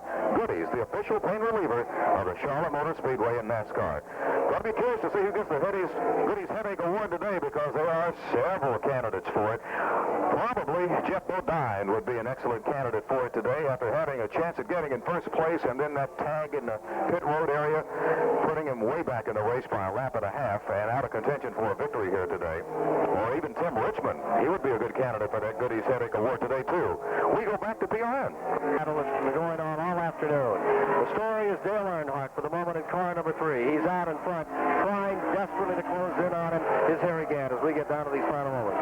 And if you look to these races and past history as harbingers of things to come, when Dale won the championship in 1980, he won this. Would like to pick up the Goodies Headache Award ballots in 5 laps, around lap 328. night before that race in 1980. Didn't you win a stove that year or something? We had a butt stove team challenge that year, and I happened to be teamed with Dale Earnhardt. I finished 7th, and he won the race, and we won the $25,000 bonus. Did you win the stove, too? You could have used it before the race. We could have used the stove. We got jacked. 324 laps are complete. Getting down to 9 laps to go here this afternoon. What about it, Hill Overton? How is number 33 Gant doing in trying to collect Earnhardt for the finish? Well, he seems to be holding his own, but I don't think he's closing like he needs to at this particular juncture. The thing both he and Dale have got to watch out for is a repeat of what happened to Dale Earnhardt here back in the Coca-Cola 600 when Earnhardt got up in the wall, and he's running up there flirting with it every time by, but so is Harry Gant. We'll watch these two again yet another time as they come through, because that's the line they're taking through 1 and 2. Less than a second between first and second as they go down into turn number 1. Remember that in third is Neil Bond on the lap down. In fourth is Ricky Rudd. And then in fifth is Buddy Baker. In the sixth position, Bodine. Seventh is Elliott. Eighth is Waltrip. A couple of laps down is Rusty Wallace in ninth, and Phil Parsons is 10th. 11th is Dave Marcus. And the front of the field is moving back to Bill Cannell in 3. Dale Earnhardt takes that high road right next to the wall. So does Harry Gant, and they just literally, like on an ironing board, crease the creases as they slide towards the line. Here they are, back to the line another time. They put a lap on Rutland, and they pull up to lap Phil Parsons again as they go to turn 1. Interval stays at about a second and a half between first and second position. Well, that's a gain for Earnhardt. He's picked up some time out there, Lake. Absolutely. He's just on a rail. Absolutely on a rail. I think he's just running the car at a safe pace where he's not getting himself in the wall, like you're saying, but also keeping his eye on Harry. A while ago, it seemed like Harry pulled in. About the same time I said that, I think the next lap looked like they'll stretch him out a few car lengths. As they come around a complete lap 328, definitely Earnhardt is staying right where he wants to. His first start in the Oakwood 500 was in 1977 when he drove for Henley Gray, finished 38. He's in turn 1. Still up high in that high groove up against the wall as he's moved around the Bill Parsons car now. Yet with the Bill Parsons car looming ahead of him is Harry Gant. Gant down off the deep part of 2, and he's looking down the back chute. Earnhardt still pulling away, and as we see Dale streak into turn number 3, as well as Harry Gant riding second, got to give a call down to like Buddy Arrington and Mike Waltrip, all of these independent drivers that have hung in there with these damaged tanks this afternoon. The 1980 winner of the event, trying to do it again. Waltrip won it in 81. 5 laps remain, 334-lap race. Is the one man who could take it away from Earnhardt as we get down into these last laps. 3:29, 5 laps to go in the Oakwood Homes 500 this afternoon. And still down into turn number 3, it looks like Earnhardt is commanding this race exactly as he wants to, Bill Cannell. Absolutely, right up against the wall. Just anyway, he stays far enough away though. I mean, there's no actual sliding going on. He drives it where he wants to, coming off the 4. Harry Gant's just trying the best he can to fight that car and catch him. They lap Buddy Arrington another time. They put a lap on Phil Parsons. Parsons has stayed in this race and given one of his best performances. He is in the 10th position on the field. They're averaging 131 miles an hour. Been a very slow race after a long, there's 6 caution periods and a couple of long ones for some serious incidents in the early going. One of them involving Bill Elliott. He was able to continue, but the other half of that wreck, Bobby Hillen was eliminated. Kelly Yarborough crashed out of the event in a terrible wreck on the back straightaway, but hospitalized Chuck Phillips with a possible knee injury. Down to the finish, 331 laps now complete in this $622,000 27th annual Oakwood Homes 500 at the Charlotte Motor Speedway. Off the 24-degree banking, looking just as fit as he was at the start yesterday. Invincible. Talk about the skull car, Jack Ingram says the Iron Man. Well, Bill Cannell, this guy here is an Iron Man in car number 3. He's a farmer now, too, as you know, just up on the shores of Lake Norman, and his hometown crowd is here to watch him perform. And I don't know, Dale's probably going to get 2 new bulldozers come tomorrow. There's an interesting little thing going on the road track right now, too. Jeff Bodine is just a few car lengths back from Buddy Baker, and they're going for a position here as well. I know that Jeff is trying his hardest right here in these last few laps to try to catch up distance, fight for 5th. Baker is in 5th, and Bodine is trying to take it away, and there is about a 10-car interval between the 2 of them as they come out of 4. Meanwhile, the leader is up in 3. Dale Earnhardt, he's still up high, and that's where he's run for the last 50 to 60 laps. No problems on the car. You can look in the cockpit, and Dale is just driving it like yesterday. Harry Gant still fighting the wheel. White flag is out. 1 lap to go for Earnhardt as he scoots down into turn number 1. Well, the mustachioed Mooresville resident undoubtedly harboring a great big wicked smile like he has as he goes through that second turn for the last time this afternoon with about a 100-yard advantage over Harry Gant in the Skull Bandit automobile. Well, I certainly hope he and Richard Childress, bookkeeper up in Mooresville and over in Winston-Salem, have got their books out and are ready to reel in some big bucks from this weekend at Charlotte. Here comes Earnhardt. He drives low this time, Ken. Here he is. He still has about a second and a half over here again. Checkered flag about to come out, and the winner of the Oakwood Homes 500 is Dale Earnhardt. Finishing in second will be Harry Gant. The interval between first and second, 1 and 87/100ths of a second. 1.8, the difference of 1. Margin of victory, 1.9 seconds. Battle though, Ken, between Baker and Bodine. Bodine has caught him. He looks to the inside as they come out third four. Here they come for their 5th position. Bodine is there. Baker trying to hold him off to the line. And it will be the Crisco Oldsmobile by 1 car length over Bodine in that fight that brought them down to the 5th finishing position today. Baker persevering for 5th position. It'll be Neil Bonnet for 3rd, Ricky Rudd for 4th, Baker for 5th, Bodine for 6th, Bill Elliott for 7th, Darrell Walter for 8th this afternoon. Dale Earnhardt has done it. He has won, as he did in 1980 when he went on to win the championship, this Oakwood Homes 500 at the Charlotte Motor Speedway. Ken, Elliott came across the line with the engine shut down, undoubtedly out of fuel. From Charlotte Motor Speedway, this is the performance. Dale Earnhardt's winnings today, $82,050. Total earnings so far this year in Winston Cup, $1,057,650. Well, congratulations again. He set a record. The most money won on a weekend at the Charlotte Motor Speedway. Dale Earnhardt and the number 3 machine pulls into victory circle. Dale Earnhardt, your leader, ladies and gentlemen. Let's give him a hand. The winner here today at the Charlotte Motor Speedway, the Oakwood Homes 500.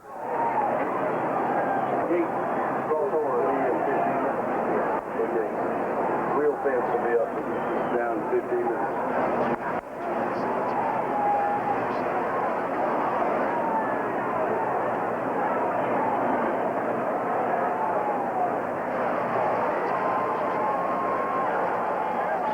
The wheel fence will be open in 15 minutes, ladies and gentlemen. The wheel fence will be open in 15 minutes. You've seen a tremendous race here today. We've enjoyed having you at the Charlotte Motor Speedway, and one thing we want to remind you about, ladies and gentlemen, as you get ready to leave this afternoon, we want you to arrive home safe and sound. And if you've partied a little bit too much here at the Speedway, we urge you to let somebody else drive you home. Somebody who is capable. You know what we mean. North Carolina laws are very strict on driving intoxicated, so we want you to drive very carefully. Let somebody else drive home if you've had a little bit too much, and arrive home safely so you can be with us for the Winston and for the Coca-Cola 600 in May. Okay, we're going to stand by for a report. They've really got Harry Gant covered up, so whichever you want. We're standing by to go to Victory Lane here shortly with your winner today and your winner yesterday, for that matter, Dale Earnhardt. Go ahead and get the top 5. Here's your top 5 finishers. Once again, of course, in 5th position, a good run for Buddy Baker today in the number 88 Crisco machine. In 4th place, Ricky Rudd in the number 15 car. In 3rd place, Neil Bonnet, one of his best runs of the year today. Still a lap down, though, but in 3rd place, Neil Bonnet finishing 3rd. Harry Gant, having led for a good portion towards the end of the race, finishing 2nd. And the winner, Dale Earnhardt, in Victory Road now. Dale Earnhardt is now out of his car, and we'll be going to Victory Lane here shortly. Okay.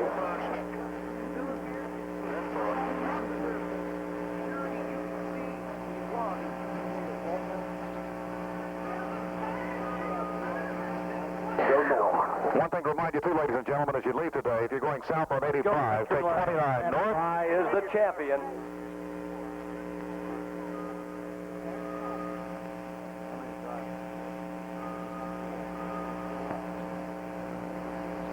$1 million you may pick up with the points you picked up today. What a great weekend. Well, it was a great weekend for Earnhardt and Wrangler and Richard Childers and Goodrich and Teresa Earnhardt, my other car owner, Saturday. And, you know, thank the Lord for a good, safe race. It was a good race for us. We got down 2 laps early, but we was lucky and made those cautions up. Richard and them, they just kept working and kept talking to me, kept me pumped up, and, you know, just a good job all day. I'd like to thank everybody done a good job today in the pits, and, you know, Goodyear tires and Union Gas sure did run good today.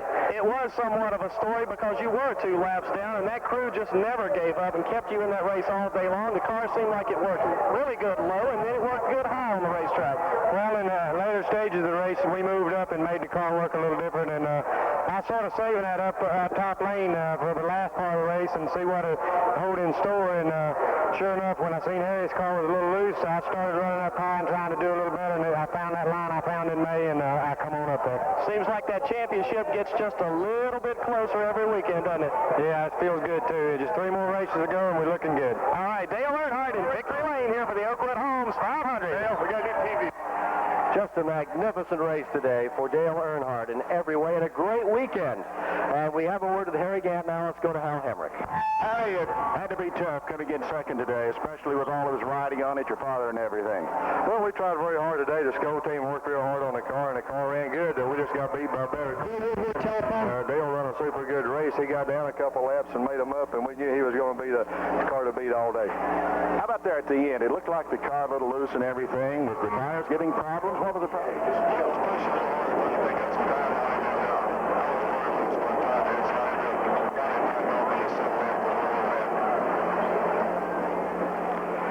Of Harry Gant here this afternoon after finishing in second. J.C. Gant listening today in the hospital. You can be real proud of your son. He gave a magnificent performance. I think he was doing a lot in your honor. He wanted to win this one for you, sir. Hope you're feeling so much better.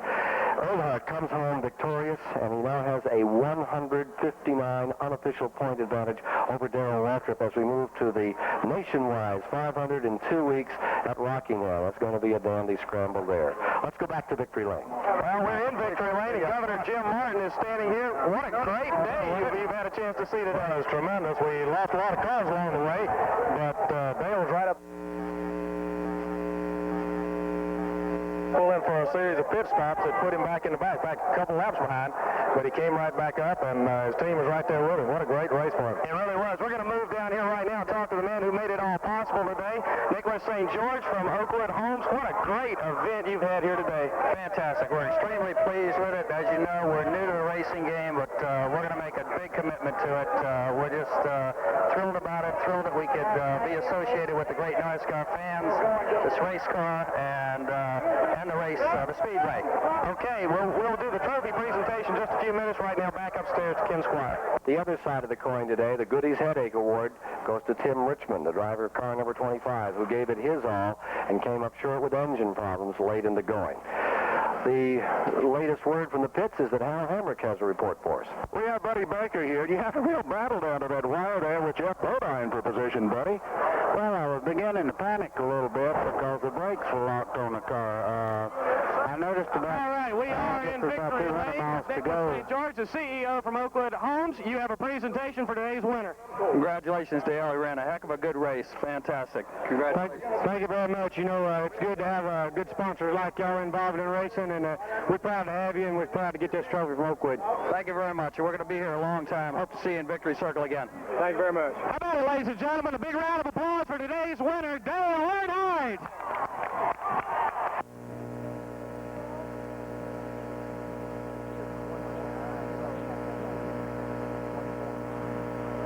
And Dale Earnhardt is the victor today. First annual